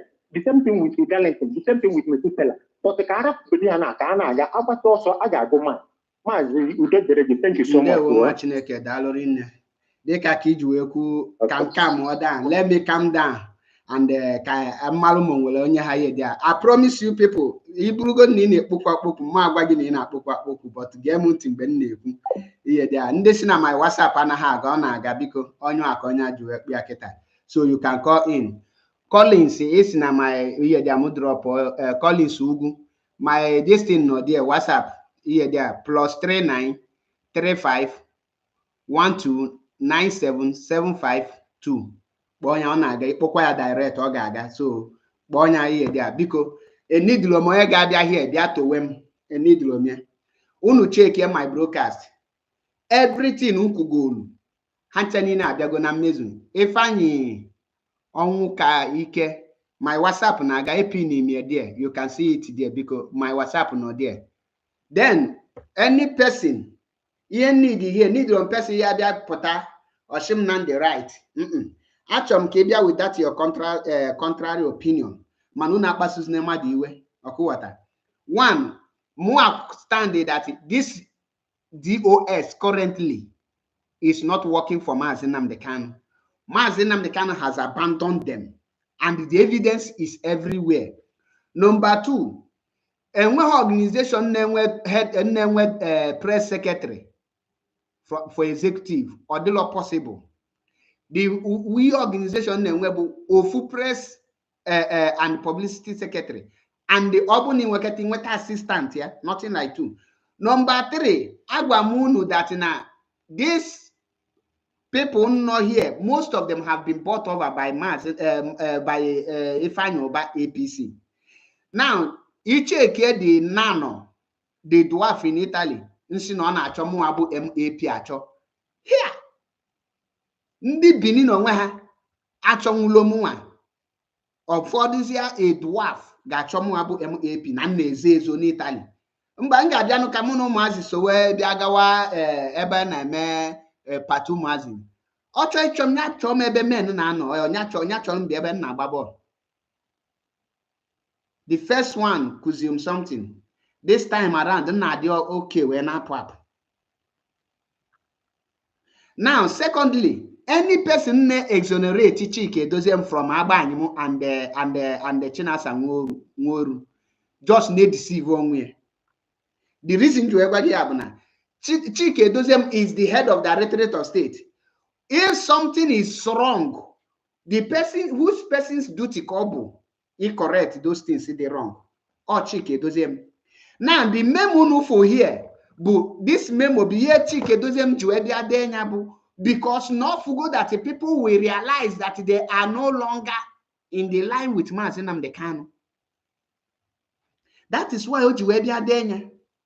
Now, secondly, the memo there, Akowalosi, the people who do the attack because each the question on Jolo is Unna, Ojibabos Achimia.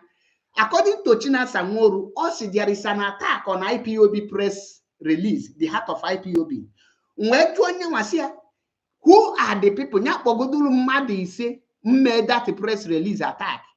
Which is the reason why decline to answer the question, but because Nandi made that press release attack, Patrick Ikensi, Emeka Gift, Omote Biafra, Oge Chukwu, Keke Oda, Azayoba, and K Mafia, with other Chihuahuas.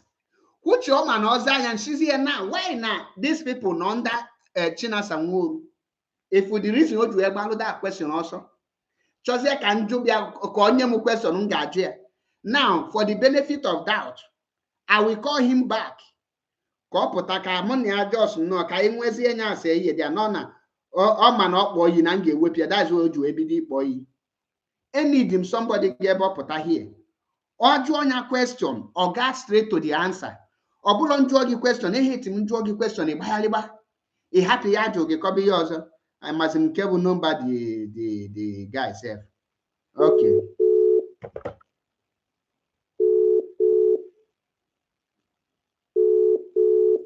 You need the him no foolishly. Come on, I get at him keep me educate. My own no joy or quasi peak again. Happy here, the animal pogapo.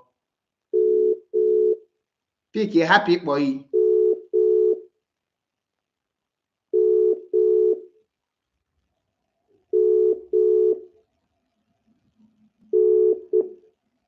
Hello? Hello. Okizun Ugochukwu biya. Achebe. Wante, I will use a popular phone, cut off program with the because Mula do planet to me, the good one is what I are. Okay, for ya. Mula do. Here do I see Kampa Chebun or Yasin? Meeting IPOB. Stop talking about IPOB. Don't go to meeting anymore. Understand? So, in Weliki calm down. In Weliki calm down.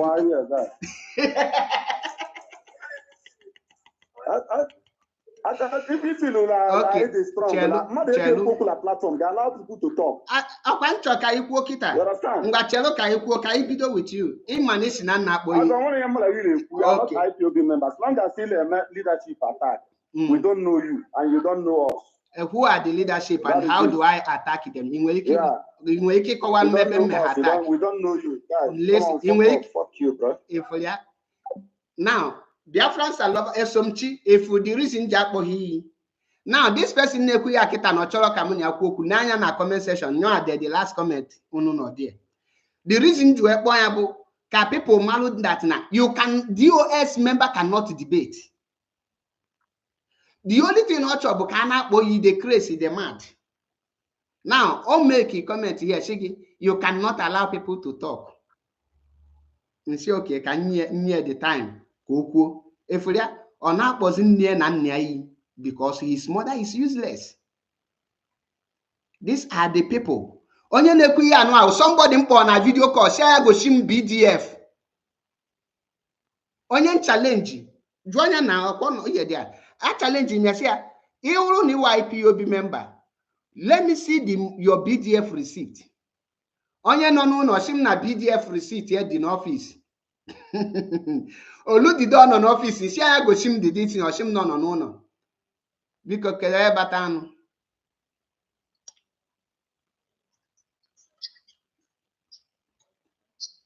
kedo e batanu biko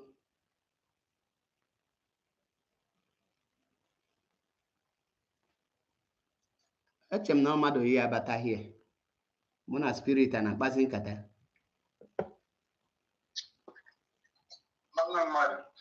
ndewo biko ka anyị mara onye iwu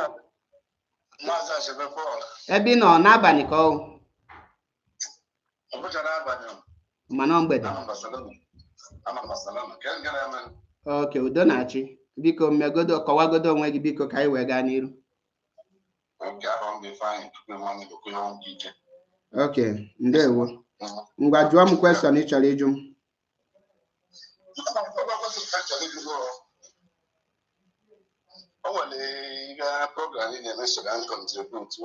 okay, well, 3 minutes. DOS. Yeah. I'm going to disagree with you. Exactly. I don't disagree with you now. In 12, there must be Judas. There wouldn't be the 12, eventually the 12 Judas. M.A.P EZIOKWU. Apart from Chike, I didn't try to go on. I'm going to IPOB since 2013. They are this name because family name IPOB. During the time of I'm in the DOS. I'm a member of the Directorate of State. I think the same secretary then. I'm a former.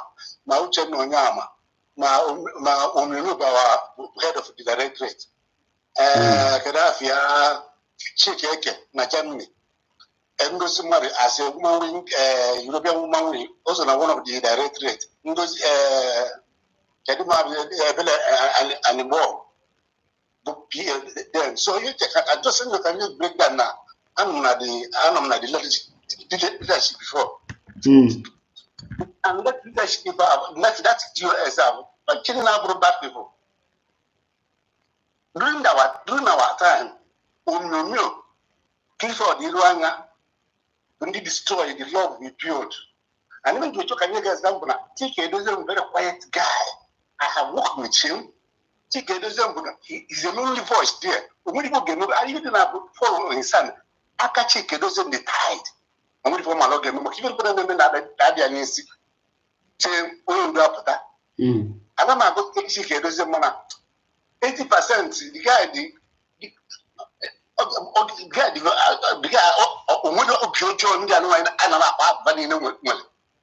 what even okay, now so just like I know way I don't know form and many other people. So ndị anụ agafe nọ na Ireland ma nke obere anụ ma na Switzerland I'm the face to face. When I meet to go to Switzerland, what did it? And when you look at this woman, that does at least struggle. But the more I give home, so internalize and functioning for me, only one with opinion to defend. You have your opinion and I will respect it. One thing about you say the thing in a way, it is that to follow your program. So, but this is your opinion, it is up to you. But for my own opinion, Chike doesn't have to try to drop out. You know, my understanding, no, when we want to get this all the time, but he didn't follow his head. And then one of the type of battle this guy in the face because I have been here.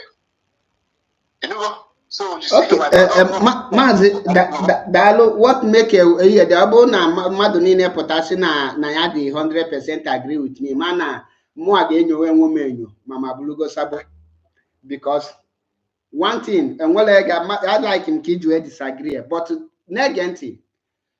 And well, you can't exonerate Chike, doziem. And these are my own point. Good. In 2021, 2022 or 2021, if I'm not mistaken, Chike doziem put on a radio Biafra, Boa Famaze Achebe Paul, not join the autopilot, he had been expelled.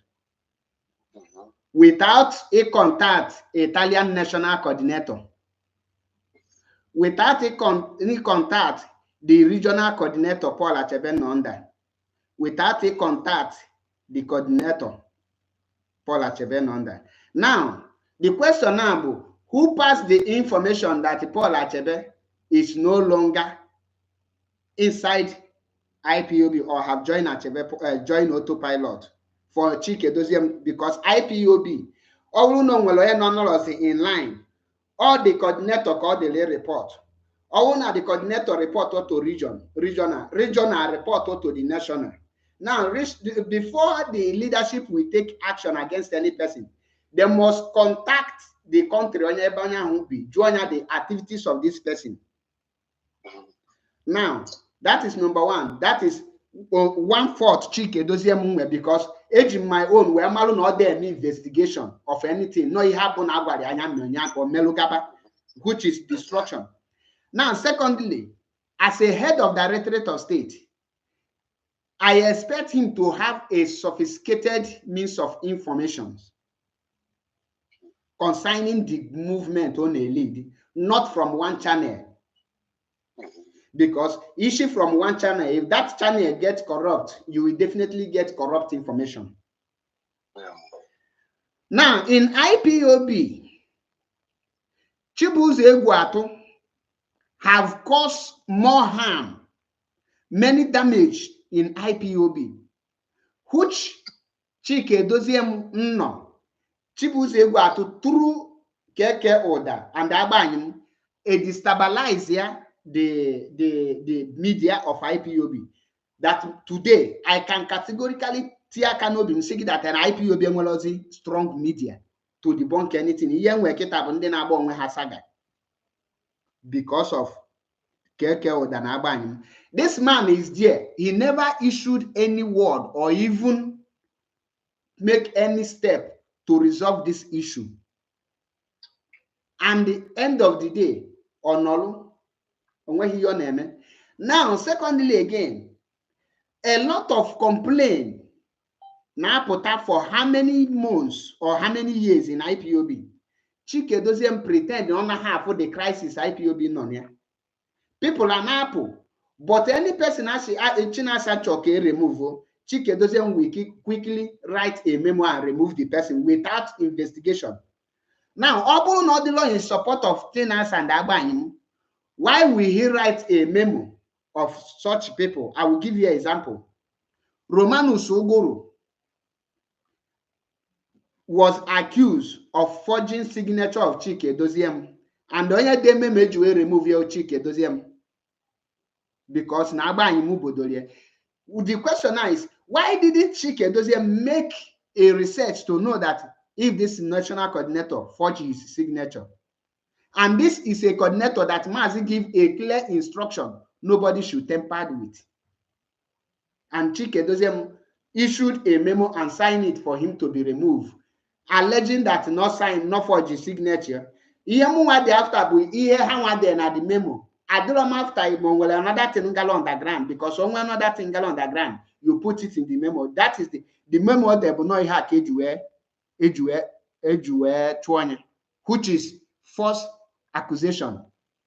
So Odenya. Now this crisis, if Chike Doziem cannot come out and stand bold on the power only as second in command, it means that not the incapacitated, not the incompetent. And an incompetent man cannot lead a movement. Oyablo family, family umuna or family. Ayasigi, he is the oldest son. Definitely he must be the father. He must be the head. No. All na Chike Doziem cannot handle China Samura and Abanyu. I, M.A.P, without fear or favor, say that he should step down and get out. Or will any person get exonerated? You don't pamper incompetency. The moment the people in a lead is more powerful than you and they are pushing you to commit crime, it means that you should stop, drop. Somebody said now the video is a season. I don't know if it is true. No, I'm hearing you. So get the value of Chike Doziem in on at the place, then people are now destroying and the movement to not bring it to the mud until on Kano there. What is the reason? So we are resigning or take a step to put up the fight and let people know the truth. Why? Okay, I'm responding. Maziganiru respond. Even the 100% correct. See my own argument. Just like last statement you made, if you cannot do this, honorably resign. I'm telling you about Chike Doziem is a very good guy. But when that strength, when that courage to undermine this, I have been in there. If I tell you Nigeria, if I cannot tell Takitan what that goodness, stop that. What that do? I'm Chike Doziem of my. So what that agree with you? What that strength? What that strength? That bonus, it command this now within the body.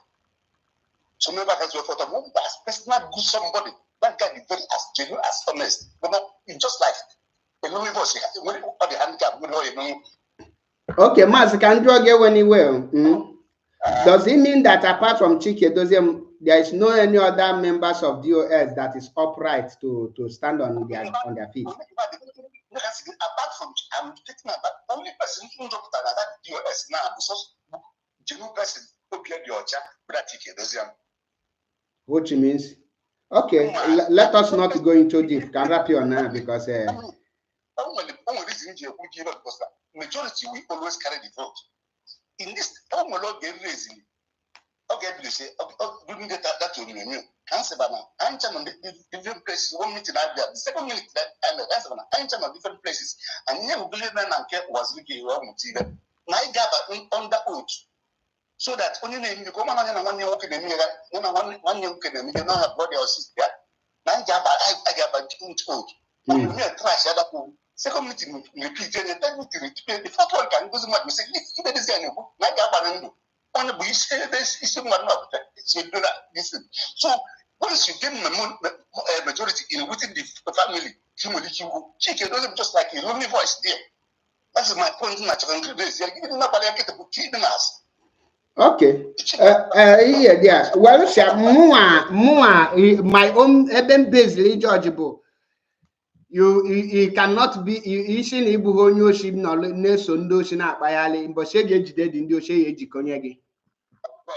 So nyanwe dị right, then join ya ha na-punish ndị nọ na the same side ahụ ọ nọ, then nyanwe abụrụzia the name eji punish those people. It means that ebe a ka ihe dị ọ nọ n'ọdụ ka mmadụ si na ọbụla onye oshi, ma mgbe ndị oshi chọrọ ime execute of anything, nyanwe eje mee execute because ọbụla onye oshi.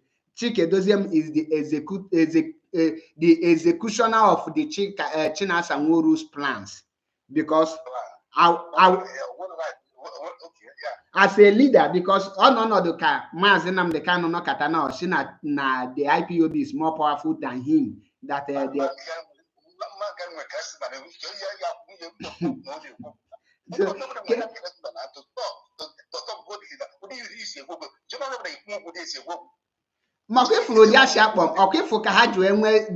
kind hatred IPOB member.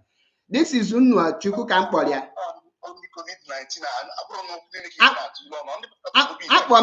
Goshimu your BDF. Receipt BDF. He couldn't provide it. Then Otomo challenge Shimu go share monthly dues. Go share monthly dues. Each year of a yabun in not an IPOB. Monthly dues of last 2 years is not the receipt is not the same as this current monthly dues and receipt. Switzerland, Lausanne. Lie against Barcelona people. Yana Clifford Irana. Don't Barcelona about now bomb on Barcelona. Barcelona first place no office them na Europe. With kids when I saw why when they come back to Switzerland, so then I was there. So okay, put the logo when I was even in a politics. I'm about wrestling when you come go to some man at common to do. Most of them want to be £100. No guy use paper like you direct to radio to Africa. And I'm a monthly do everywhere injured. And that will transform great trade against kids. So I'm 500,000 for 700,000 barrel. To make sure some people working. Some politics soon and my making a million. So I know these people. So okay.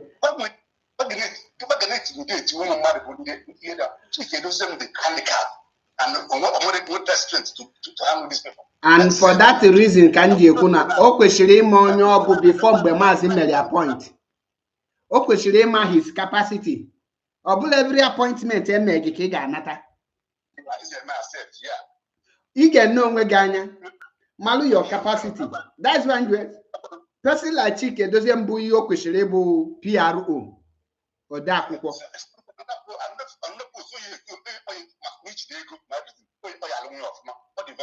Even if they go say for mad making me intimidate or will a guy be obinonya.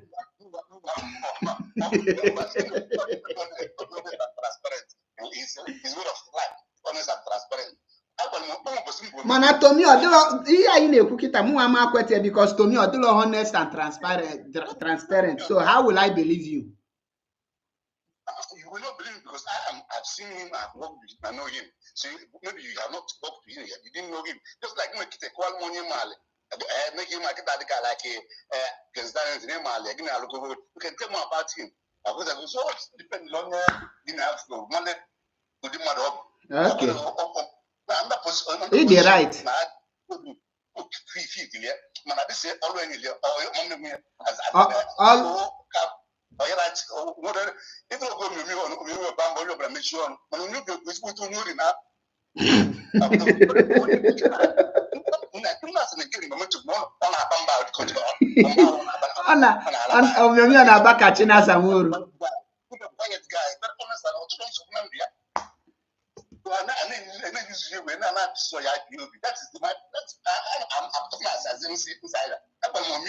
Okay, Mazi, na ka play this video. Onye ga no voice aketabo Biafran land from late Biafran land national coordinator. That is a late Ikechukwu Ugwoha. Yeah, but I'm doing that voice note somewhere. Okay. Now, Okay, Mambo complain maka the same leadership. For these people negebe here, let me play it to them. Exactly. Let me play it to them. Okay, Our leadership will prove the problem. 80% in on the US is messing up. So everybody knows. I'm not gonna defend Liverpool, just being hypocrites and psychopaths. Okay. Can I get the voice record? Thank you very much. Can I get? I've heard what you said, and I really appreciate your words. I will continue, but the load is really too much on me. Most of the leadership at the up, they are not helping matter at all. They are not helping things. So the load I choose now. I dey try make I find who I go give them. So I don't overstay. But your words has encouraged me. Even most of the state coordinators are not really helping things. And the worst part of it is those that are in the helm of affair at the up. When they can do so many things without even consulting me, without even asking me. And most of the times they made mistake that to repair the mistake they had. Take for instance, look at Delta State. I'm the one not trying to take Delta State back. Look at what they did in Bayelsa. Same thing. Look at what they did in Anambra. They destroy Anambra completely. I was trying to bring Anambra back again. They did whatever they did without even letting me know. Based on gossip. And after they might have done it, that place will collapse. But I have heard you. I will try my best. Thank you very much. Now, Mazi, a national coordinator in Biafra land, na cover that na those people mpolo her leadership, na there mess something without a consult here. Now, as a Chike Doziem as being a leader, can this complaint be to him? In a chegwam that not the so na hand there the so tight that na oga watch a destroy IPOB pata. Okay, can I put that side? Here this man who kita. Because according to Chinasa Nworu in 2023, on a Potoshan, they are destroyed Bayelsa, they have destroyed Delta, this and that. Meanwhile, according to Ikechukwu Hana, it's the same Chinasa Nworu leadership. The cause all those things without consulting him. Gini ki nwere ikwu na. My brother, I don't want to give you I know what I repeat myself. Chike Doziem, which I know, all the balls stuck on his table, but the guy cannot do anything with the people surrounding there. That is my honest opinion. Okay. Dalurian. I think I cannot remember. Big problem. From my leadership and the flop. Not just by the grace of God, so that is Chicken cannot do anything. Okay, Dalorin Kairapia here. Because your opinion the very they are all the very pure. And I respect that. Thank you much, Dalorian. God bless you. Dalo. Now, it is now very clear that Chike Doziem the incapacitated. Now Chike Doziem the incompetent. And the incompetent person, if I my number on a comment section now, pin your number.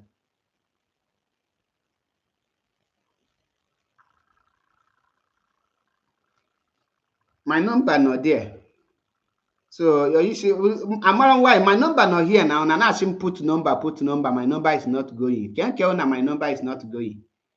I would love if you can call to make your own opinion instead of in on a comment section. They disgrace your family. The number not there. Call in. I will comment section distract us. Okay, I say it. You cannot defend this current leadership without sounding stupid. And then when any person who will question on this program, some water question without it in. Now, all on a chick doesn't get chance. Epota, de memo. Why no one be her chance de memo against Chibuze Egwatu? And then when Chibuze Egwatu could this place, I posted the video on my platform, I think yesterday. Let me play it. Let us listen to this video.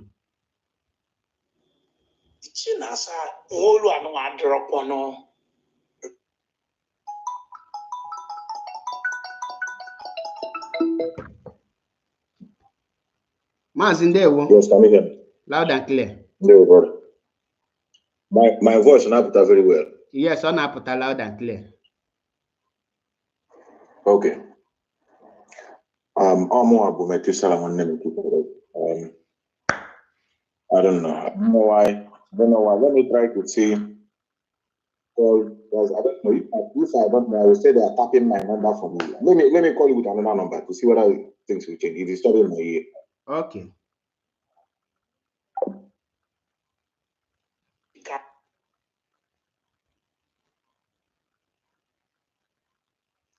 Now, actually, I play a voice of Chibuze Egwatu, but Kaichelo Kamimazi Metupacha. The point I need to cover here, Buna. The current people now parade themselves as the leadership are failures. But people are trying to come and defend them, which is inappropriate.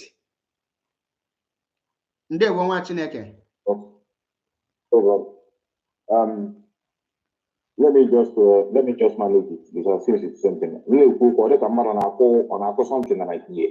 But I'll manage it. Let me just speak. We have gone a long way in this story.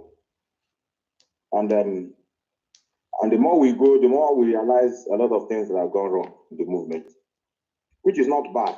Nobody is perfect in life. You cannot bite finger that fed you. You cannot stand up to turn around and stab those who fought for you. And then you want to see them as your problem. I always said it. Evil men and women are in hands of affairs of this movement. People that doesn't have the interests of their people at heart. People that just enter there for sake of fame to be, relevant, and at the same time, for I don't just know, because if you don't have the interest of your people at heart, you can do very gross things without looking back to understand the effect. Those of you that are listening, there's nothing different between some of you that are ganging up now, trying to see if they can be able to promote something that cannot defend. Between the people you are calling autopilot, you know those days I say the autopilot mentality. It is the same, no difference. Just that labeling people name and speak on it to justify your idiocy.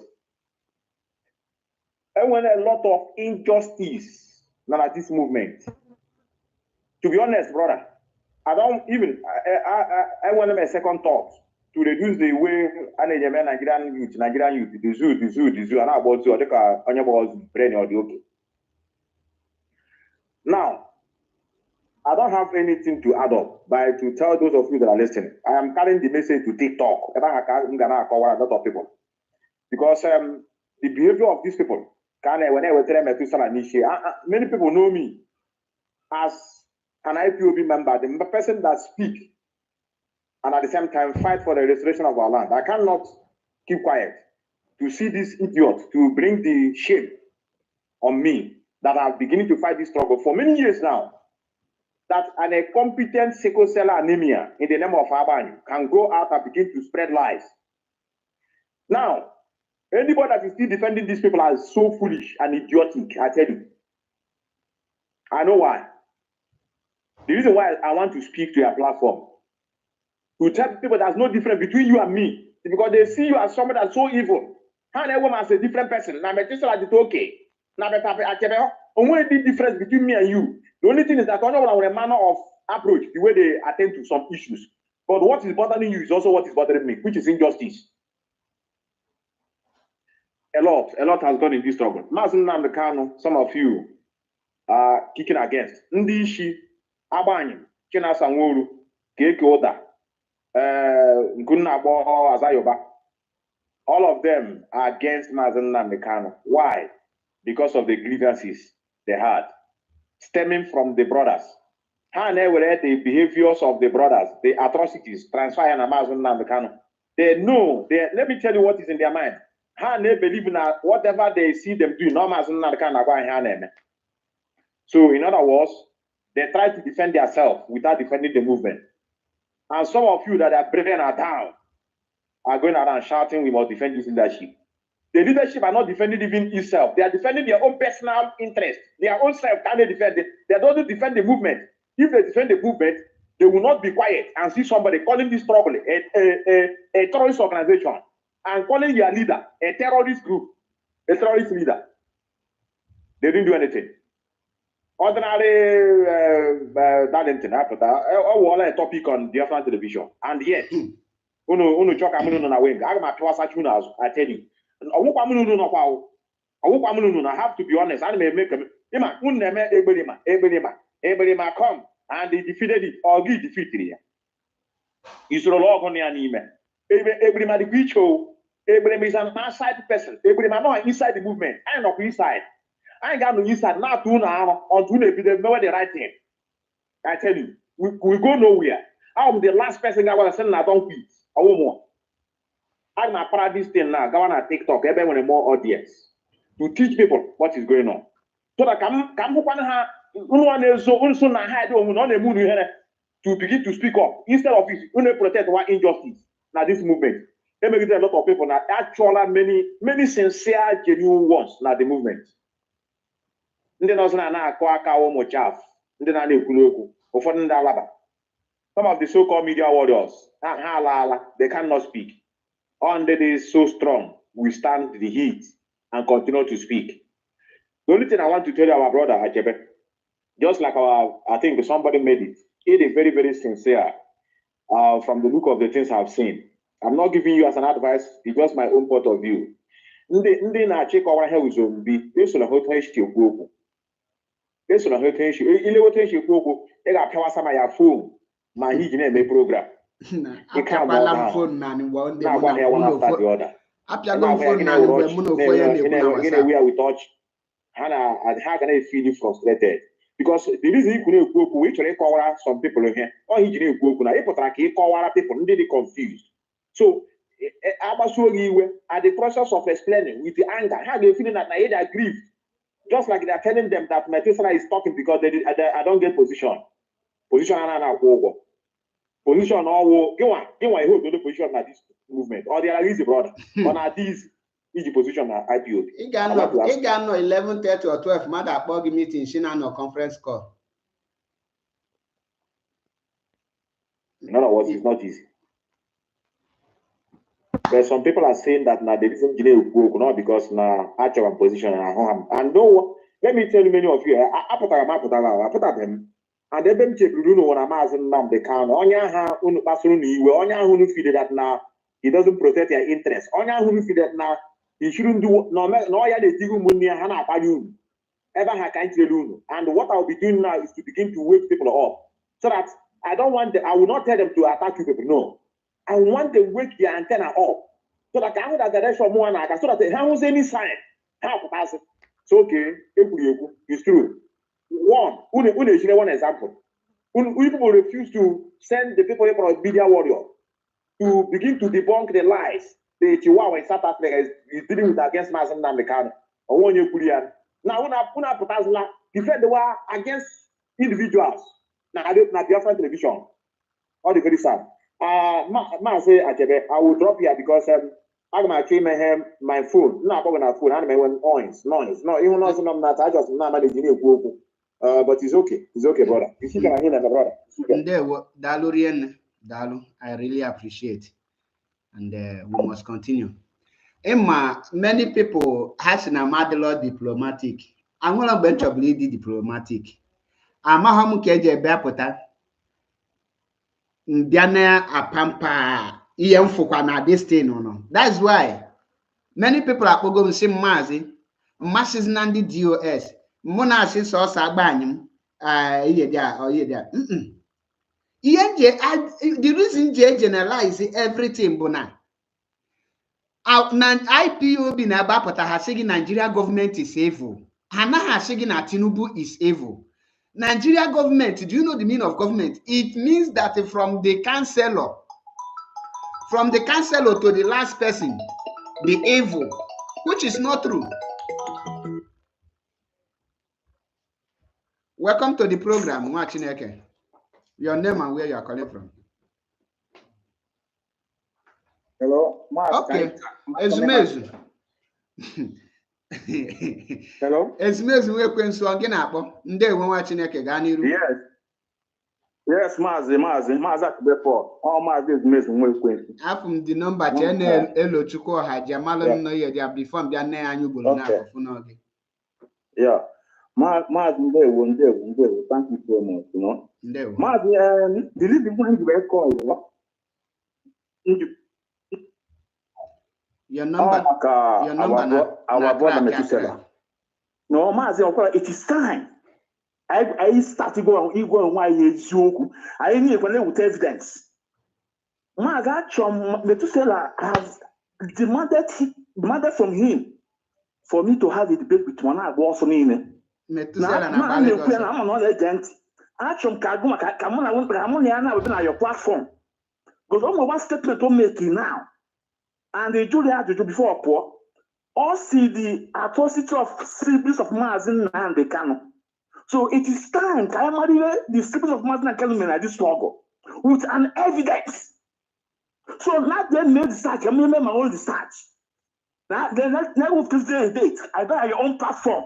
It is time we start telling ourselves the truth. Oh, okay, Lugo. So Methuselah Obina.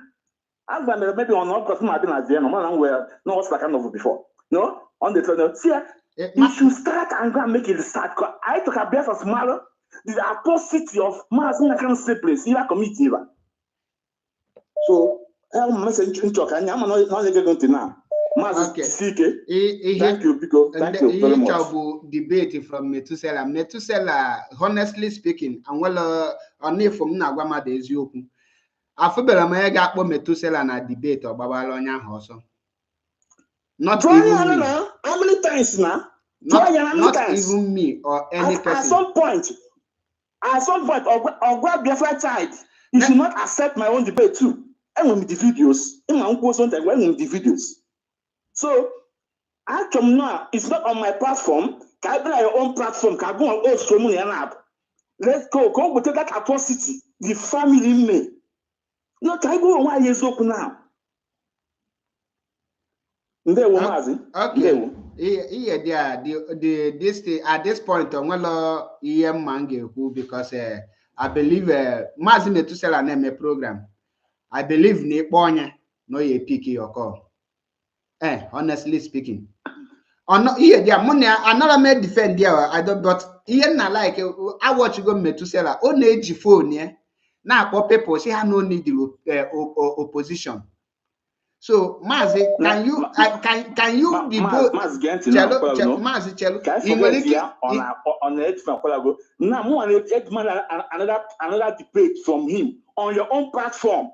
So can I people let's tell the world even Mazi kind of CBC course so that's the atrocity. Can people matter? So now with the facts here, can with my own facts. Okay, after this program, I will call him. And I will get back to you. Even this is what I'm demanding. Can I got Biafrans? Can I got the whole world? That Muslim kind of family, that cause so that atrocity. Can people matter? I do not be with evidence. Come on, be with my evidence. Okay, after this my program, I will call him. Then if all the possible when we keep connect, I hear there come the possible because I love opposition. Thank you. Yeah, and I know how much also debate also. Yeah. Thank you, Mazi. Yeah. Okay, Mazi metuno ngena bosef. Ndewo Mazi. They want to grow their page with me. Can't now. I want to be polite because this is not my platform. This guy came to my platform. People are calling, and he refused to call. He said that no need extra debate. All the kind pillars, football with Bayern Munich. On actually grow your page, yeah, turn on a page, yeah, because you know we are American on TikTok, all one or two people. Now what here? Even on my platform, email program, it is your duty to call and then ask me just like you email programmer now. Mother, platform can make debate. Man, I make debate or what level? I open my line for you to call me. You talk, you didn't go to your platform. Can you get me poster say my just like coming to your platform or to debate on what? Man, I debate now, forget about we are talking about the leadership. Canon account is a bloody liar. If you like, I will prove to you. He came to me. He told me that Sophia Kano have taken over the movement. Is it true? The answer is no. The message. All Kano. I told him can go on that side. So forget about this issue they bring now. For the fact that we are condemning atrocities we are seeing in IPOB does not give you the right to think that the behavior of Mazen and the Kano brother are perfect. Yeah, I won't have family organization, brother. Blame the director of state and others. So, oh, they are duty to say, yeah, I won't have family business. And then you go down. So, I told kind of each Kamala program. A bomb Malay debate. Each of them got a year. Malaga, I have a lot of things to do. Yeah, I won't have my occupation. Some of you in the field now, I'm at this struggle. I work. I earn my salary. I depend my living on what I do. So when time, I'm on that. I make one Malay debate here. In your own program, I'm feeling on a phone. But if you don't, I'm like a year. I may debate. One actually tower webbing or sound. Brother, I have to leave it here. Ndewo. In other words, Mazes Maze in Ugondia, there is no need in date. Here, which Nyawa say, oh no, name program. Feel free, prepare yourself, be there. Because here, that is Nyawa. And name one name. Madu name program na Madu call in Mona email. Okay, yeah, that is how because Ejimumbe Muna gini ka na-akpịa gịnị ka na-akpịa Maazị Ọdịnkemma nwa Chineke ọ sị m tinye date abịa na data program nnaasị ekwuo one onye ofu onye kwuru so even the possibility of inwe a day for date odilo that is what Metusela said. So all need chance ni no na program call in iron it out because more how long somebody may follow mad without him for he heard in job onya na in yalikwe. That's why this current leadership the reason in attack loha we look na correct habu.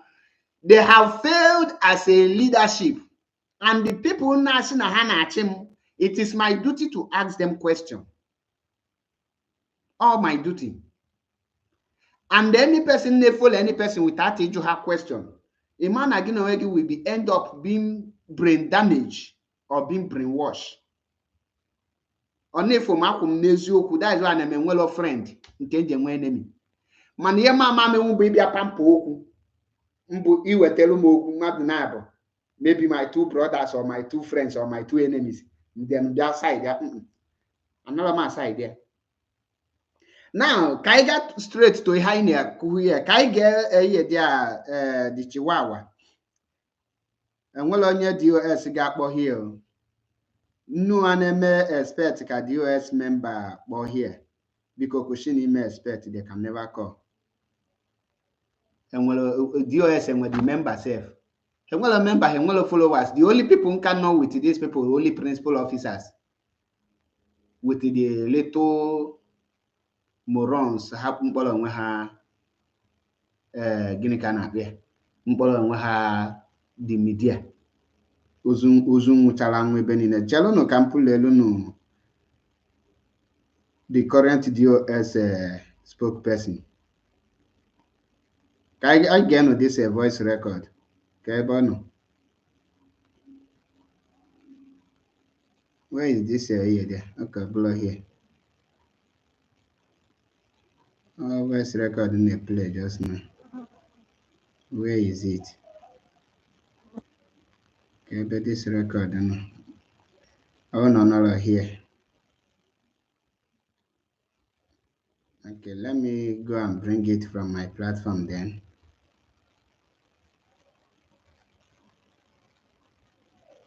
Echi niile na mpost onye kịta ị ga-afụ the DOS morons ejudi ịbịa na comment. Now ka anyị ga-enu the spokesperson of Chinasa responsible of onye ọbụla bụ isi Kano online.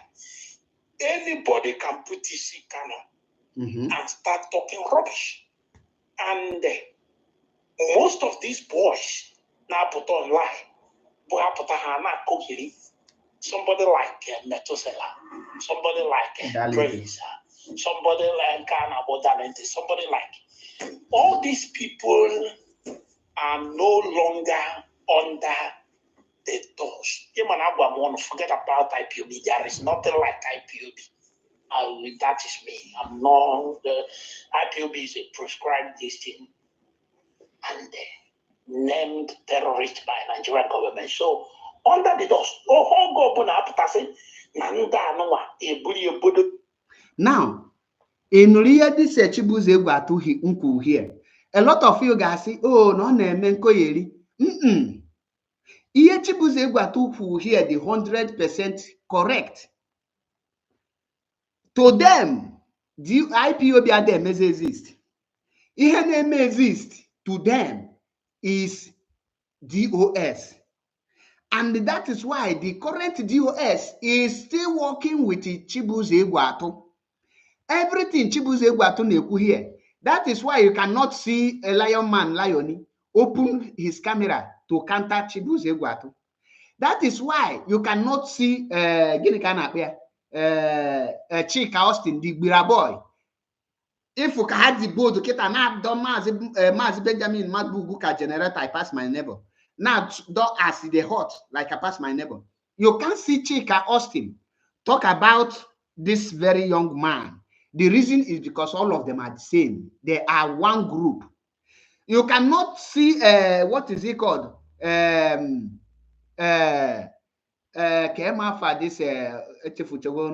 in Kapia family or this APC family. And where Bira boy, which is Chika Austin. Okay. Emeka gift. After maybe na do Darlington ka generator, I pass my neighbor. In idea. Why M.A.P ijiro this opportunity where do Chibuze Gwatu, who is calling IPOB terrorists? It over here. Now, the one that is in Italy here, Nana Haba monthly dues. Ihana Biabu Patrick Ikensi. Why can't Patrick Ikensi do these people? Now, this guy, you want to make here. Now, fast forward it to the press release, the Chike Doziem DOS unreleased last week or last 2 weeks. Ebe has said that now. I use the IP DOS press release. The Directorate of State is warning His Royal Majesty James somebody of Benue State instead of using IPOB. Now, to confirm what Chibuze Gwatu is saying here, that the DOS is their own movement. Enough ha create DOS secretary. Not only that, Hanoluka their own head office. Why IPOB head office is still in Germany? Do you know what they are telling them now? That is the reason why they open head office in Germany. They will tell them that if we send the letter in the head office in Germany, the letter will not get back to them. The letter is not reaching there. Now, they have already converted the head of office to personal properties. All those things are lies. Nyanya is still in charge of that head office. And what I challenge any of them to come and tell me here is this. IPOB head office in Germany. Mazi Nnamdi Kanu, which of the head office can Mazi Nnamdi Kanu stand with? Because Mazi Nnamdi Kanu can never assign two head office in IPOB. Now, why haven't Chike Doziem, who come to debunk because no mega involved recently, write a memo that anyone seen associating with Chibuzo Egwuatu will be expelled from IPOB. Kamaluka, the idiot known in Italy here called the Keke Oda, the dwarf. Jenna platform Chibuzo Egwuatu this morning, Kita video post yesterday. Just click here the names of the people like in the video. You will see Keke Oda name there. Among the people like a love what the video. Because these are the same group. Then they got the same people. Listening I have the code here. Now, which message are they passing? Now, this guy here now condemn IPOB. Now condemn Mazinam the Kanu. Now defend the China Sanworu. That the same way China Sanworu pota condemn more powerful. Ma pota na social media. See that in a more powerful. Now people are attacking IPOB press release without telling the name of the people that attack IPOB press release. That the people that attack IPOB press release is Patrick Ikensi, Emeka Gift, Chika Austin, or Akuna Omote, with the Oge and the Keke Oda, with the Bonfu called Azayoba. These are the people who attack the IPOB press release. Then why did the China Sanworu refuse to tell the IPOB that his own group and his own cabal are the people attacking the press release? And that is the question I ask Izunna that make him to run. Chizoba Felix, this program. Now, everything they play here, everything I got that Mazinam the Kanu have dismissed every member of DOS. He's no longer working with them.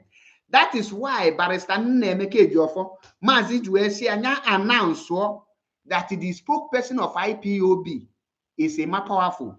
The reason you announce that thing is to let you know that Nije get anything press release from DOS. You are on your own. We are not representing IPOB.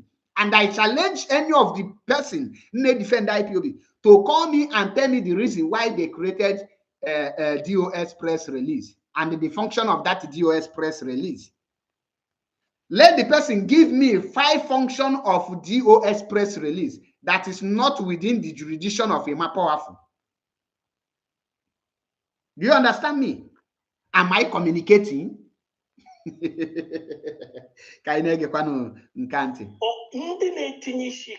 Ndị na-etinye isi Kanu is IPOB members. So after na-ekwu na 1,000 people. Now, Oshegi, ndị na-etinye isi Kanu, how do you know that these are the people under China Sanworu? Now, in other words, the real IPOB are not the people under China Sanworu. That name when they under China Sanworu. The question every intelligent and the wise person in IPOB should ask him or herself is, who are the group that is under China Sanworu who are not under Mazinam the Kanu? Now, you that is watching me, are you not getting the point? Who are the group that is under China Sanworu that is not under Mazinam the Kanu? Because according to Chibuzo Egwuatu here, that an IPOB is a terrorist organization and the Mazinam the Kanu is a terrorist leader.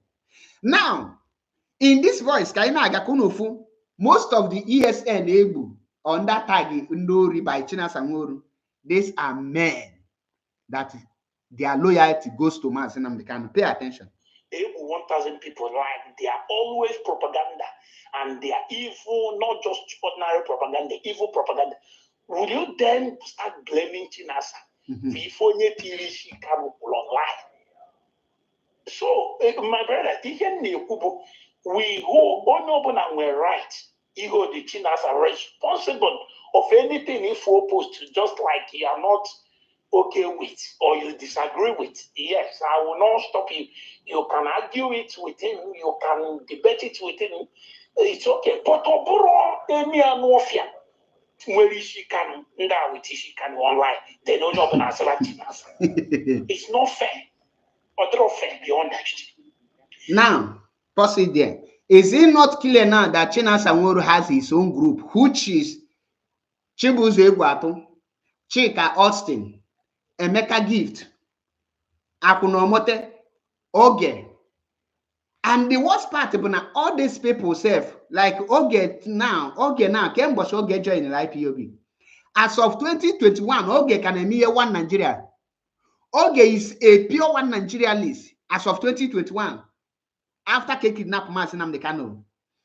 This Oge was brought in by this Keke under the command of China Sanwo-Olu. These people, they have already have the intel that something is about to happen. And they started forming this their cabal. And that is why I keep on challenging them. I keep on challenging them. The person I hate most too, now this movement, the reason I had to hate him, because I tell you their evil plan ahead. Saturday last week, he came a program against this attack in Gabia to M.A.P. powerful. I expose it. Now, the question here is, who are the people netting Sikano? Are they not IPOB members? My problem with the current IPOB member is that we have more illiterate without brain than people that are with brain. That is the problem I know. The reason why Biafra have not been restored is that 70 or 60 to 70% of the people non-IPOB are more brain damaged than the people intelligent and wise, and the people their frontal lobe is functioning. Because if you have the majority that have their brain intact, they will be able to ask the so-called people nearly they have questions. But do you know the reason why they cannot ask questions? Because the main purpose of many of them joining IPOB is for personal gain. I know one of them, as of 2016, IPOB, monthly dues, or anything. Until 2021, kidnap Mazinam Nekanu everywhere. Now, no, before kidnap Mazinam Nekanu. At that point, Inanya, for that now. Before kidnap Mazinam Nekanu, Nigeria was shaking. Nigeria, Mazinam Nekanu caught to go Nigeria. One leg, they stand with one leg with injury. Everywhere dies. People as of 2020, 2021, first quarter of the year 2021.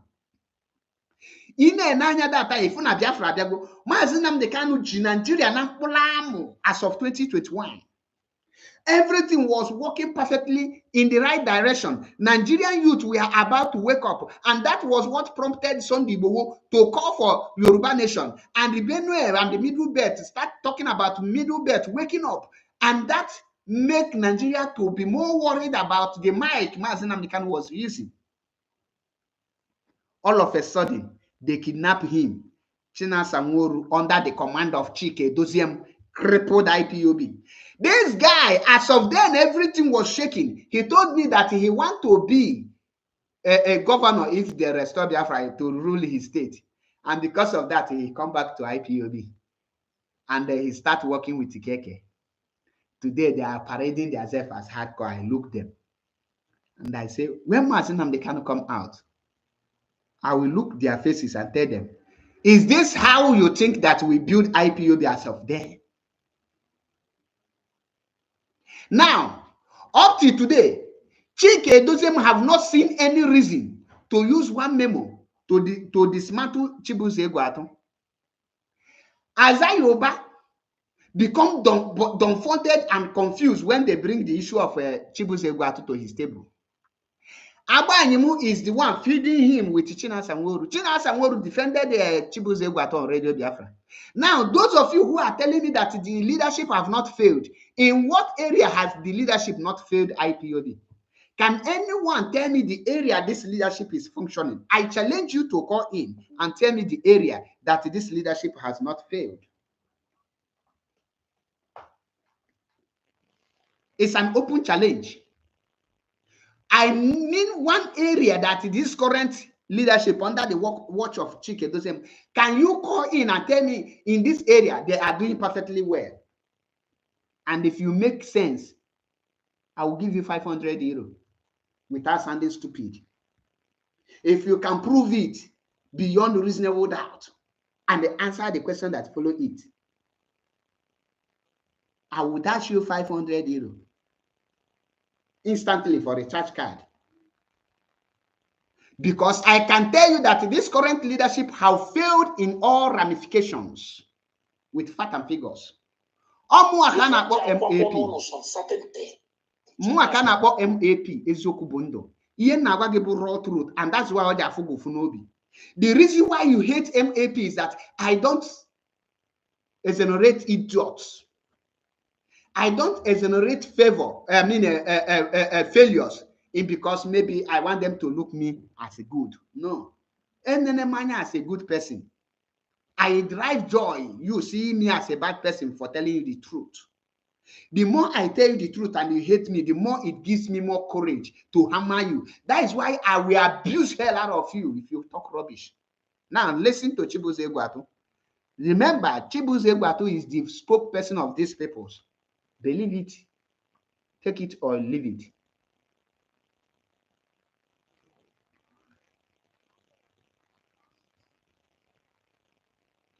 My number is there. Anyone telling you I should put my number is there. My number is there.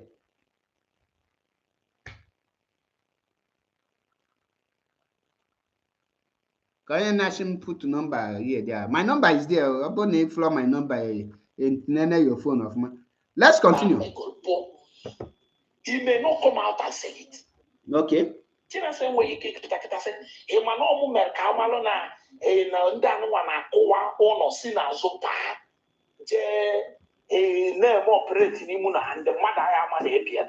not come out to say that. Pause it. Do you hear that very secret? Na Chinasa ama pota gwokita nonyo America ka amalu na nda na ebe habia hakuwa uno Chinazuba no ludie name operate. No ma pota gwa dia. The question to you unu na bu, who are this guy referring if not Eastern Security Network? The same our gallant men, Chinasa, will come out and tell you that support ESN. We are protecting ESN. We have join these are the men, this guy in case many of you don't know. Now, have you heard all these chihuahuas, all this their zombie coming out to debunk it? Even Chinasa Nworu cannot debunk what he's saying here. Now, when you hear that the worst part, our gallant men, Chinasa Nworu will come and tell us that they are not our men. These are criminals. Then most of us we ignorantly be posting the video as if they are normal criminals without knowing that he is the one who leaked the secret and how the gallant men operate that make Nigerian army to slaughter them. How many of ESN Ungolun? Can he come out? Every ESN member whose loyalty goes to Mazi Nnamdi Kanu will be unalive, according to these people. That is why the caterpillar that was a Ifanyoba security after he fall out, they recruited him and he is working with these people currently. And after Ifanyoba, now Ngozi Orabu Anoman, which is an autopilot group. These are the people on our work. Then he talk oh, we are moving forward. Hallelujah. Move.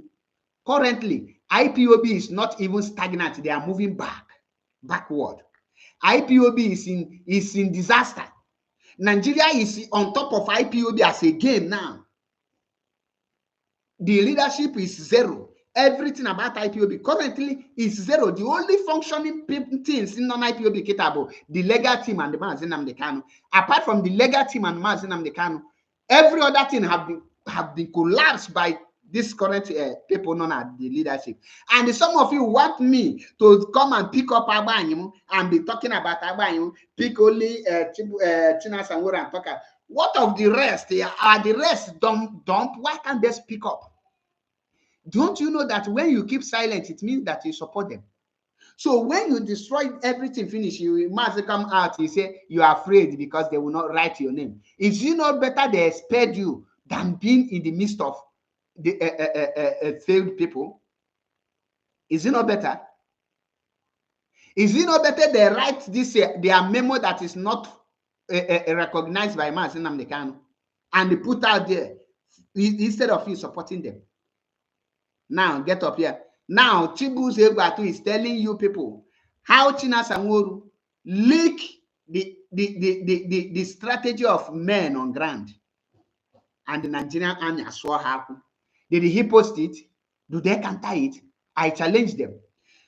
I dare them to make a program, 1 week program. That is, take this guy for 1 week. None of them can do it. He will not come out to say that, but I'm not in a position to know. Enolia, he is in the position to know. Where are those bingos who join my comment section? Can any of you call in?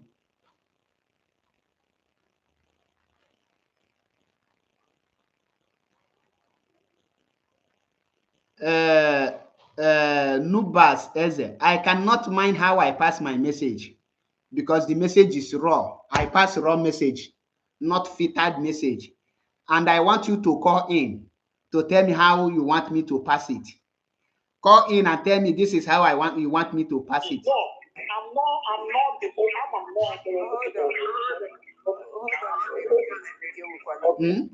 Or should I now tell you that Chibuzo Egwuatu is lying, that Chinasa Nworu, the GOC in SI, did not leak the secret of ESN? Is that what you are talking? If you Chinasa Nworu, let him debunk it. Or are you hearing it from my mouth? The spokesperson of Chinasa Nworu and the members of the US have spoken. He said that most of the things Chinasa Nworu is doing, that he will not know that he is the one doing it. Example, when Chika Austin, the Igbira boy, Patrick Ikensi, the slave to every IPOB coordinator that is against Mazi Nnamdi Kanu, with this dwarf, non Italy, Keke Oda, an idiotic bonfu nalu security, an idiot obu vigilante kon alone Italy. Keke Oda vigilante, gana agwa people non alu police. Or makame post. I challenge him to show the uniform police on alu. Imanda no nebe abani haneche company che. This is what Keke is doing in Italy now. Vigilante now, like the one capo this idiot no na Germany ba. Gini ka na-akpọ this idiot o. Nke a na-alụkwa vigilante na Germany na. Ihe abụrụ ọ bụ na Italy dị ka Nigeria. Keke bi ọ na-alụ bụ makwa ọlụ anụnwa Udogachi na-alụ. Udogachi. Ihe ọ bụ Udogachi boys na. Udogachi boys so ihe ọ na-alụ. Ojiego. Ọ bụ na ọ bụla dị onye ọcha dosere ya n'ụlọ na-azụ ya nri. Okay, rent omego na house rent, and I dare him. The idiot is no nwe poetry. Or my nwe poetry. Idiot or mama here of you go and snap picture with your wife family's compound. Shim no poetry. Do I look dumb like him? I challenge him. Nya put agwa occupation eh. Nya what any document ka ifu afia. Most of them are using fake names. In alu vigilante na akuge 1002, 13. Ne wotelu map. Non under meta mechanic on.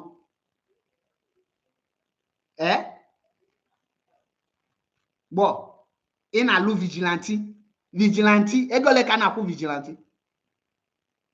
To become that area there. Another name for this work on alu bansa. Bansa. Onye na lubansa club to club na eche n'abalị ka mụ na ya bịa nọrọ na-ewetelu m oye dị a na-ewetelu map ọnụ ehu map ka Keke na-ewetelu maka na anọ na IPOB onye m ga-ebe mkpọpụta zuo ya oji dị ndụ nri an idiot deport from China jụọ ya why nọ nọrọ China ga jụọ ya Keke was deported from China. Can he deny it? Shall I dare him to deny that I deport here from China? Can I cry any committee from China? When men are talking, file I purposely leave you. Keep put on put up.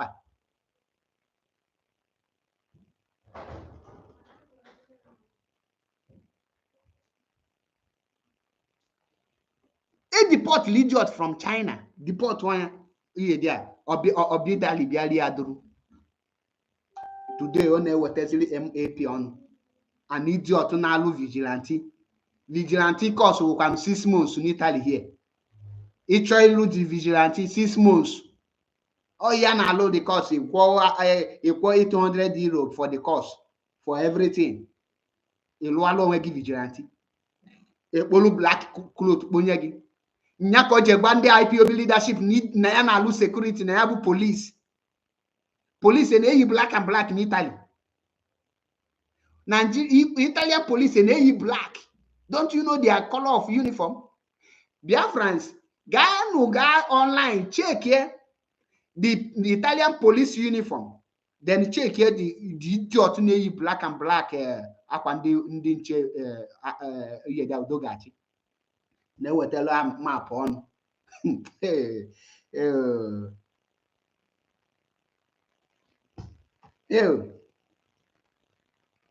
Now, I dare any of you. Who spokesman is Gafia or who spokesperson the IPU wine?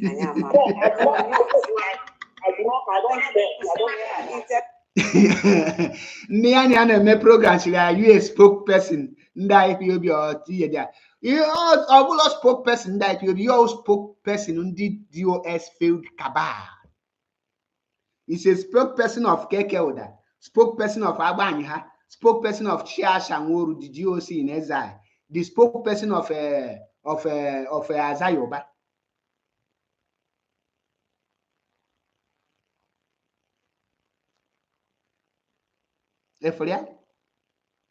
Now, Jane at the platform of Azayoba, morning, afternoon, and night, they are attacking the leadership.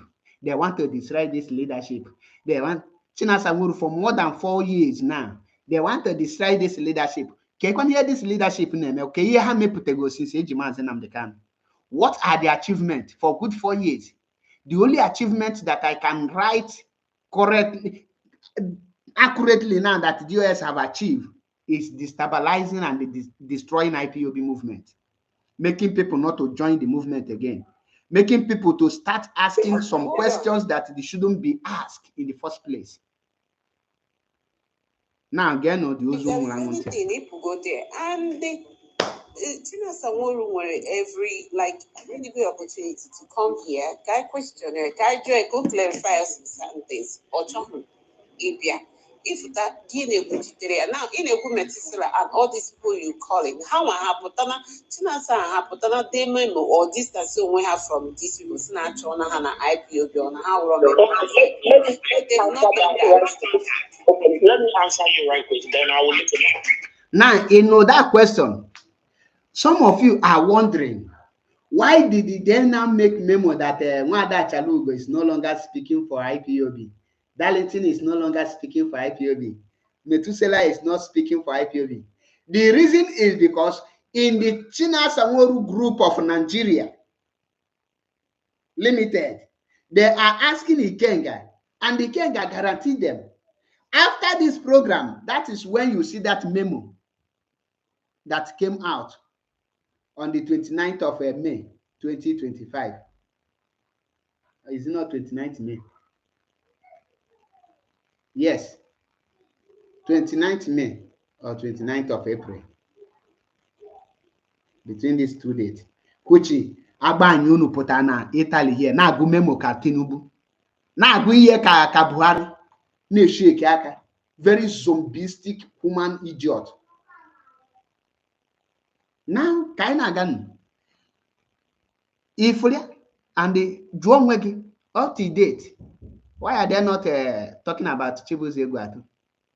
I only pity Darlington. That got doggy cat generator. That dog generator is if you are not go to Darlington. That totality. If you get benya obele nwa towel anu and the obele nwa enwechebele eze chirike. Ola ona do di towel anu. Towel anu ekwechi na ka nda totality. Na ebele ndo kwa totality. Ikwu n'eziokwu adịrị izi. Ọka ikwu eziokwu ọ dịrị izi. Echikwa nnọdụ izi bịa nene ka ifu. Mazi, put your number. We want to call in. You want to call in. Etinyelam the number. Do you see them again? I know how to chase all of you out. Only one question. Look, let me tell you, even China said you have a problem. The only thing Chinas are complaining about, but now people are eager to attack than to ask you questions. Chinas, that's not true. That is not true. He's the one that was insulting people.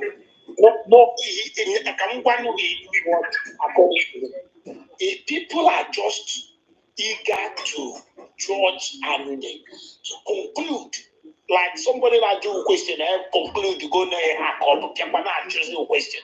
Okay, now, yes, it's in China. So we fed China that very day, which is very, very it's not okay. And you people, well, no, you don't talk like that. He apologized. Now, Enolia, you people told Chinasa that what you said is not okay, and he apologized. These are the people now, but what? Guess what? Chinasa tendered apology to them. Do you know why he tendered apology to them? These are his main group. The same Chinasa where you are then Radio Biafra. Nafu, no about whoa. Oluziebe Chihuahua, Nigeria, no, he tendered apology. So Chinasa who can really tender apology. Wow. Wonderful. Oh, what does that tell you? Here in Ezigozi. Nke Ichoku na mkpọ nke kpọrọ ya coordinator.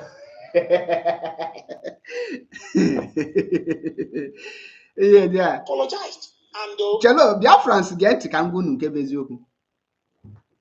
Ifuru Ogochukwu nke nọ na UK. Imana Ogochukwu na-apụta na-agwa ndị mmadụ na DOS anaghị alụ anything. This the same lady kita nemi ya. Na-agwa people behind the back that DOS have failed. Mana ọ pụta na social media na-eme na ya na-edefend ya. Na Izunna na onwe nke nọ South Africa nke akpọpụ kita na-eme na ya bụ hardcore. Gwa m ha na Tony Zurumike is the person that is causing problem in South Africa. Join ọbụkwa na ọgwụ ahịa.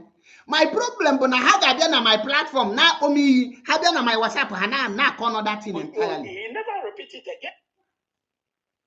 Izuna gwa m na IPOB South Africa nwere 3 meetings to come together, but Tony Zurumike put confusion in them.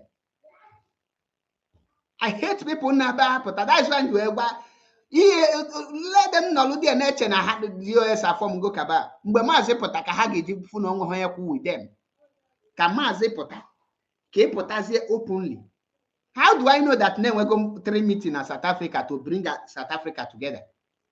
How do I know that Tony Zurumike through one of the South Africa coordinators here nyekwene? Oh, Izuna gwa m.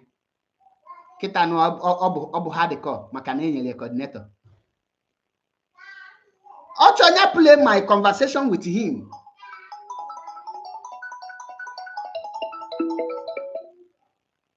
Mazi. M.A.P.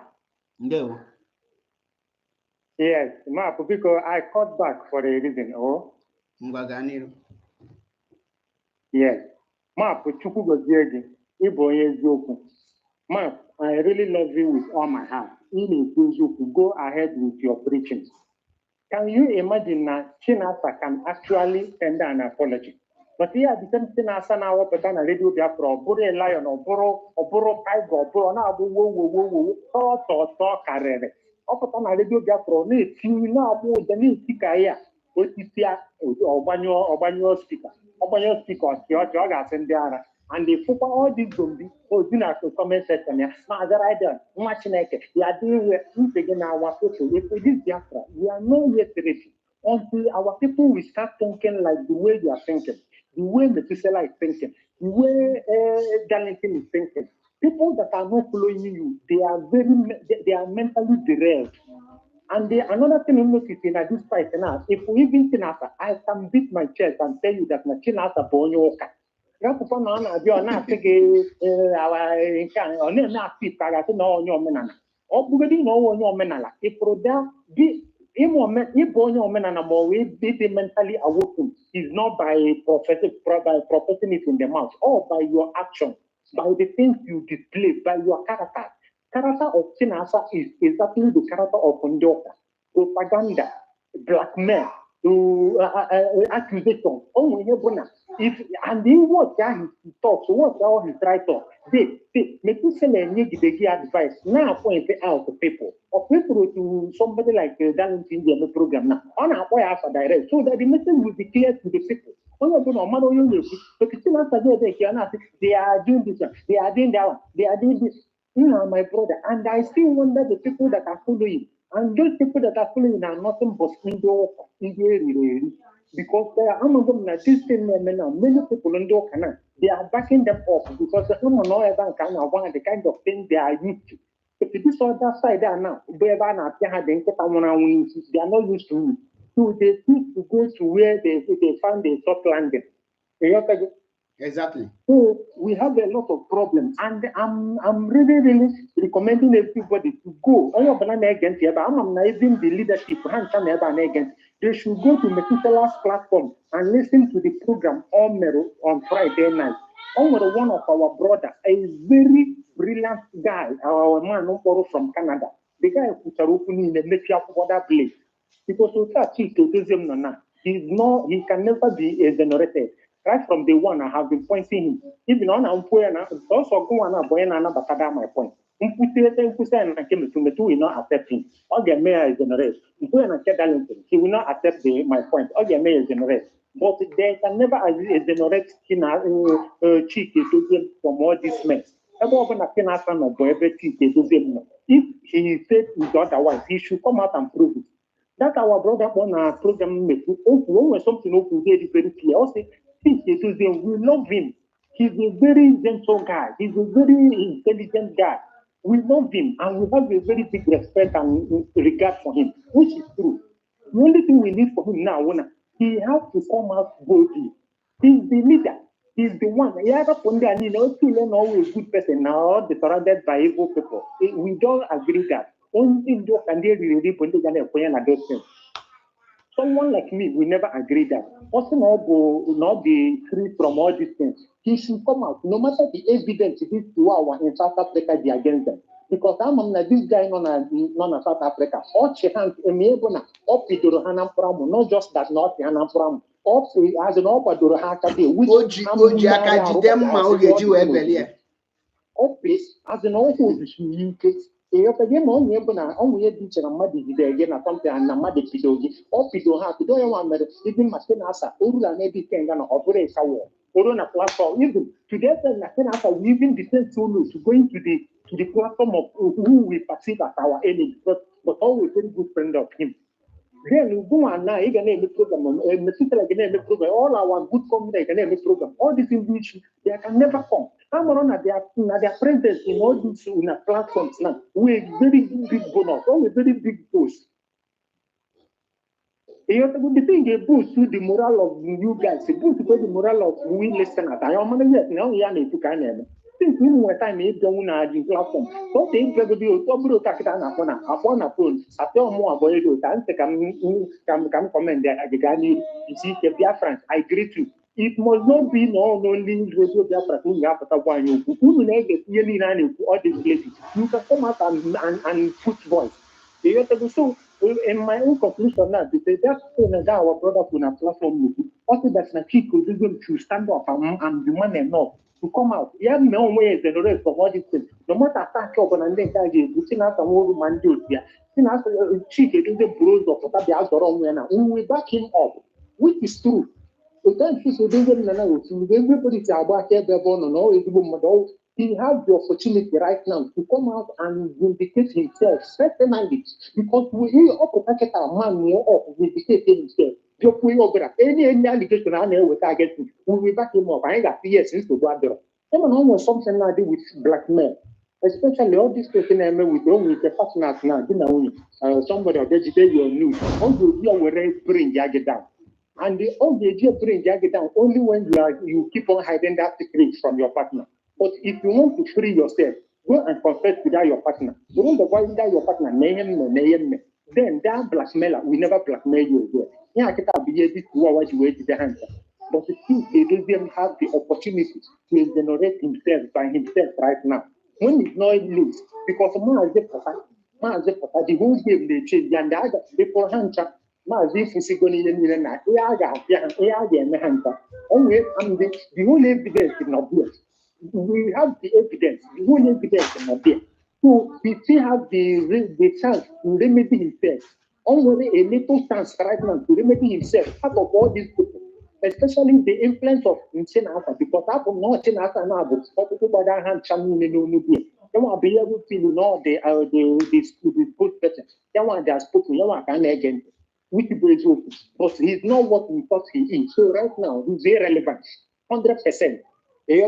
So much the guy you tend to become more joy and become here on now. And there were, in addition to Ihiku, Chinasa Nwori is not more dangerous than this Abanimu.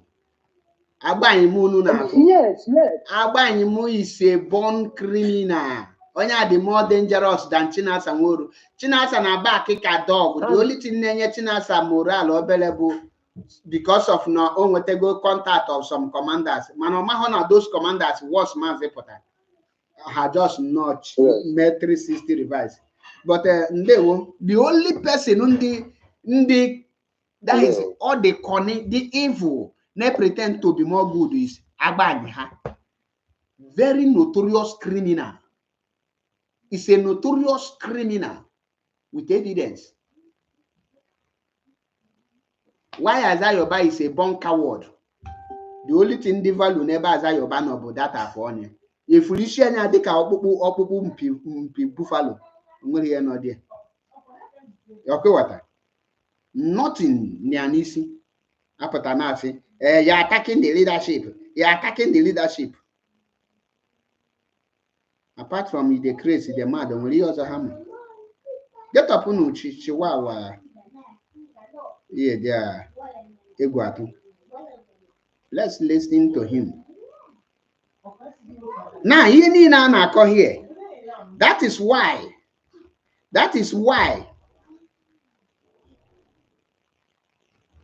the Biafran Land National Coordinator, look at him. See the lamenting. I've heard what you said, and I really appreciate your words. I will continue, but the load is really too much on me. Most of the leadership at the up, they are not helping matter at all. They are not helping things.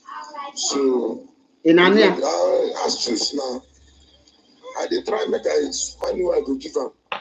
So I don't overstay. In Ania, the leadership are not helping matter. This is Imazike Chukugwa, the Biafran Land National Coordinator on board Indo when he was alive. This is his voice. He want to resign. Why did he want to resign? That this current cabas, this man loyalty goes to Mazen Nnamdi Kanu. Because of that, they will overlook him and hold meeting with the state coordinators without informing the national coordinator. The same thing they did in Italy. Why Romanus Uguru was coordinator, they will be holding meeting with this criminal called Keke Oda. A security, a vigilante idiot without Mazi Romanus Uguru. End of the day, they will not tell you that Romanus Uguru is insubordinating. Why will he obey you when you are already overlooking his position? Now, they did the same thing. The same leadership destroyed Bayelsa State, IPO Bayelsa, and many of them ended up in police net. They betrayed them. In one of Chibu's Egwatu, or Shigi, we wipe them out the same way we wipe them in Anambra and Enugu.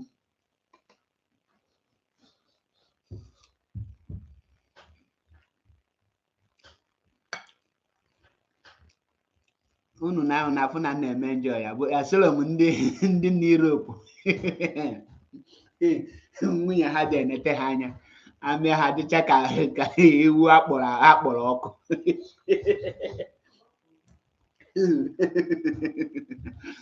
ee nna nchịpụkọ ọchị nye onwe m obi aṅụrị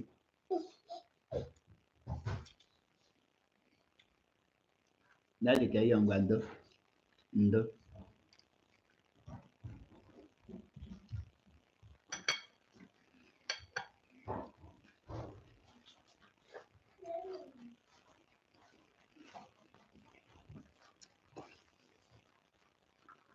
nga na-enyere onwe m aka na ndụ. But your words has encouraged me. Even most of the state coordinators are not really helping things. And the worst part of it is those that are in the arm of affair at the up. They can do so many things without even consulting me, without even asking me. And most of the times they made mistake that to repair the mistake they had. Then, for instance, look at Delta State. I'm the one not trying to take Delta State back. Look at what they did in Bayelsa. Same thing. Look at what they did in Anambra. They destroyed Anambra completely. I was trying to bring Anambra back again. They destroyed Anambra completely. Who are the people? The leadership. And they will tell you, the leadership is trying their best.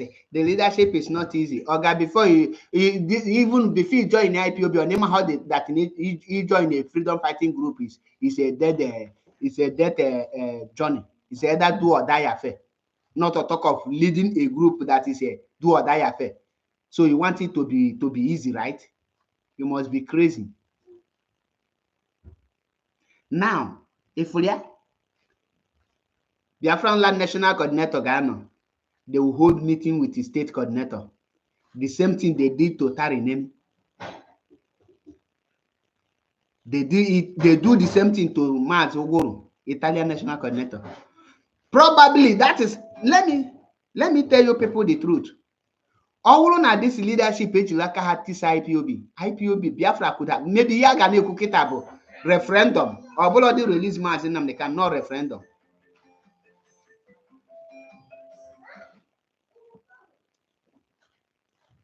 So on this note, I'm gonna drop you going 4 hours.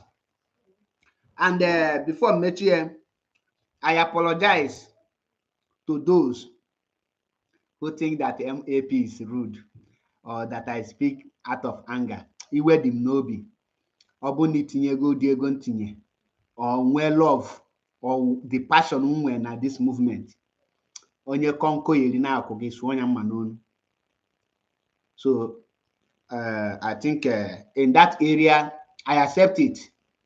It is my fault for not calming down because it's be where the no be. Anger them no be.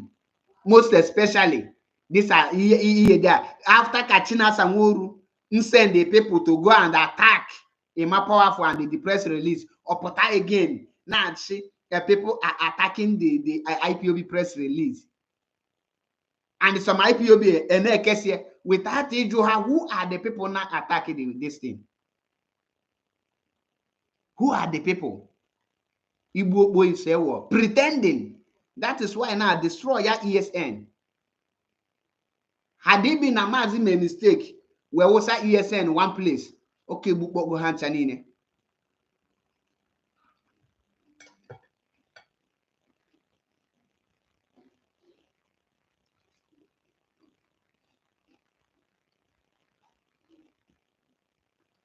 Keke Oda, the Nano one of Italy. I challenge you. It's in a maza at Chebana Jempayali Animaga Club. Any party madam may invite Anima no dear. Another ma geben me invite. Each just join the mum. I meeting here. Draw those your being small idiot in a plant na my side here. Hana from every day. Draw hama Paul and Ezezo.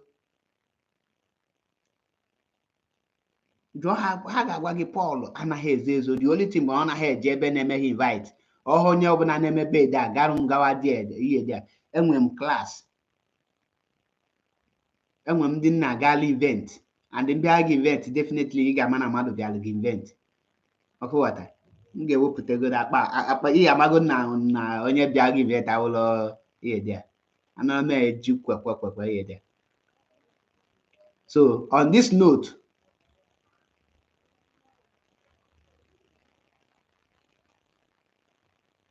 innocent boss, can you call my can you call my WhatsApp to ask this your question?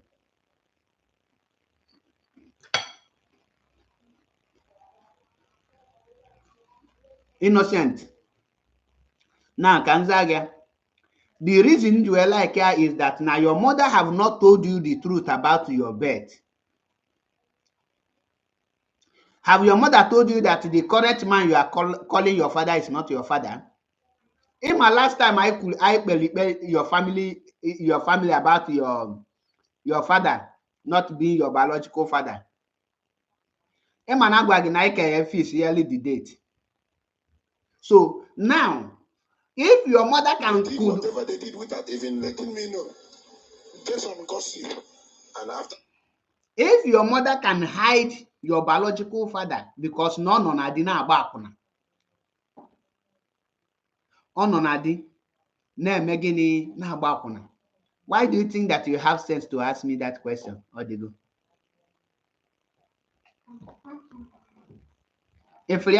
So you can go to draw your mother. The reason you will hide there such thing. And the next time I got that tip man you get any respect because that anime cook na kunye lego belly. Innocent I on a conference call no could this thing. All my campata na your father will your mother acid. Yes. All my kamu here, but your father ndwe yali jaka sugbo negi maka no ogba nilo. Ihe la de megi newu nwa alata na akwuna. Upon saying my role play ke ehobegi na that family can we mind put na my comment section ne dey can we mind it ne dey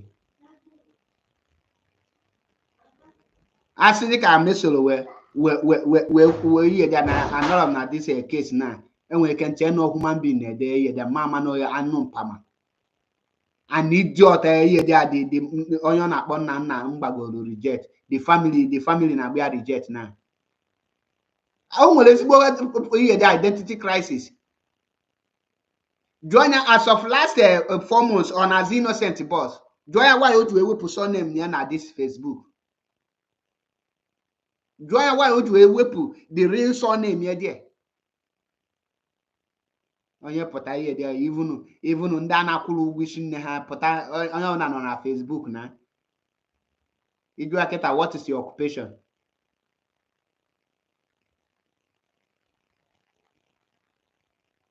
ị na-ezuzu ya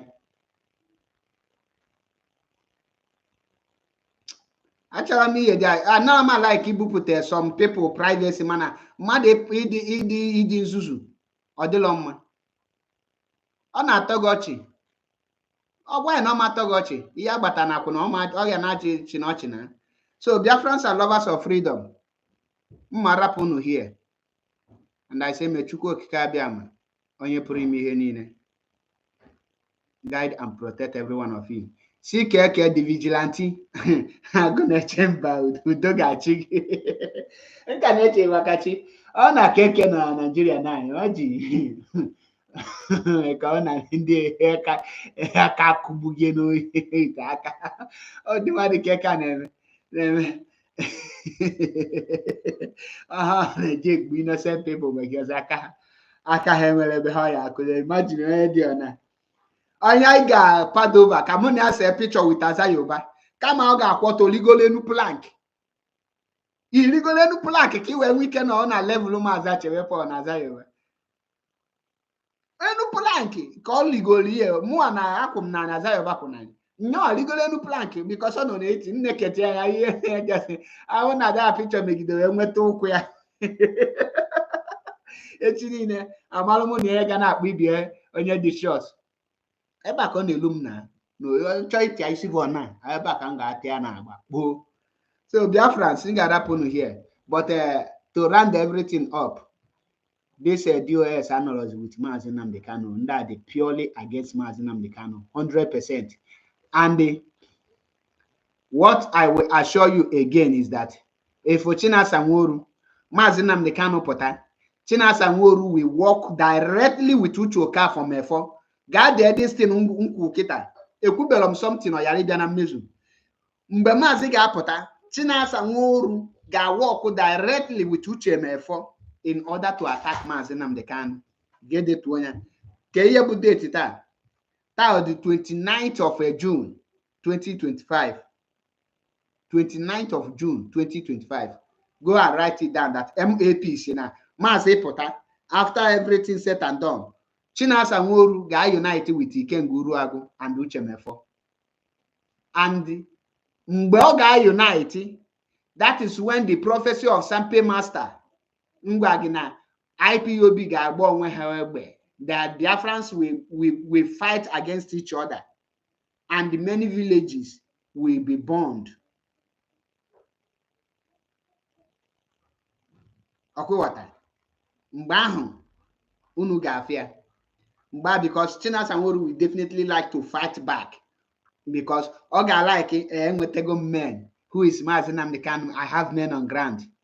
Mgbazi we kpochepuzie ha we restore Biafra. Nyamala ini nema almost here Biafra until I come your way again. I remember my humble self. M.A.P Ezioku Bu Ndu. One. The only man ngagwa ge eziokwu without fear of favor. Enwelo mu friend kenje mu enemy. Ikpokwa mu your enemy, bulu your enemy. Ikpo mu your friend, bulu your friend. Mana afuro m iru gi, ịga eri okwu mpịa gị ozugbo akpị. They won.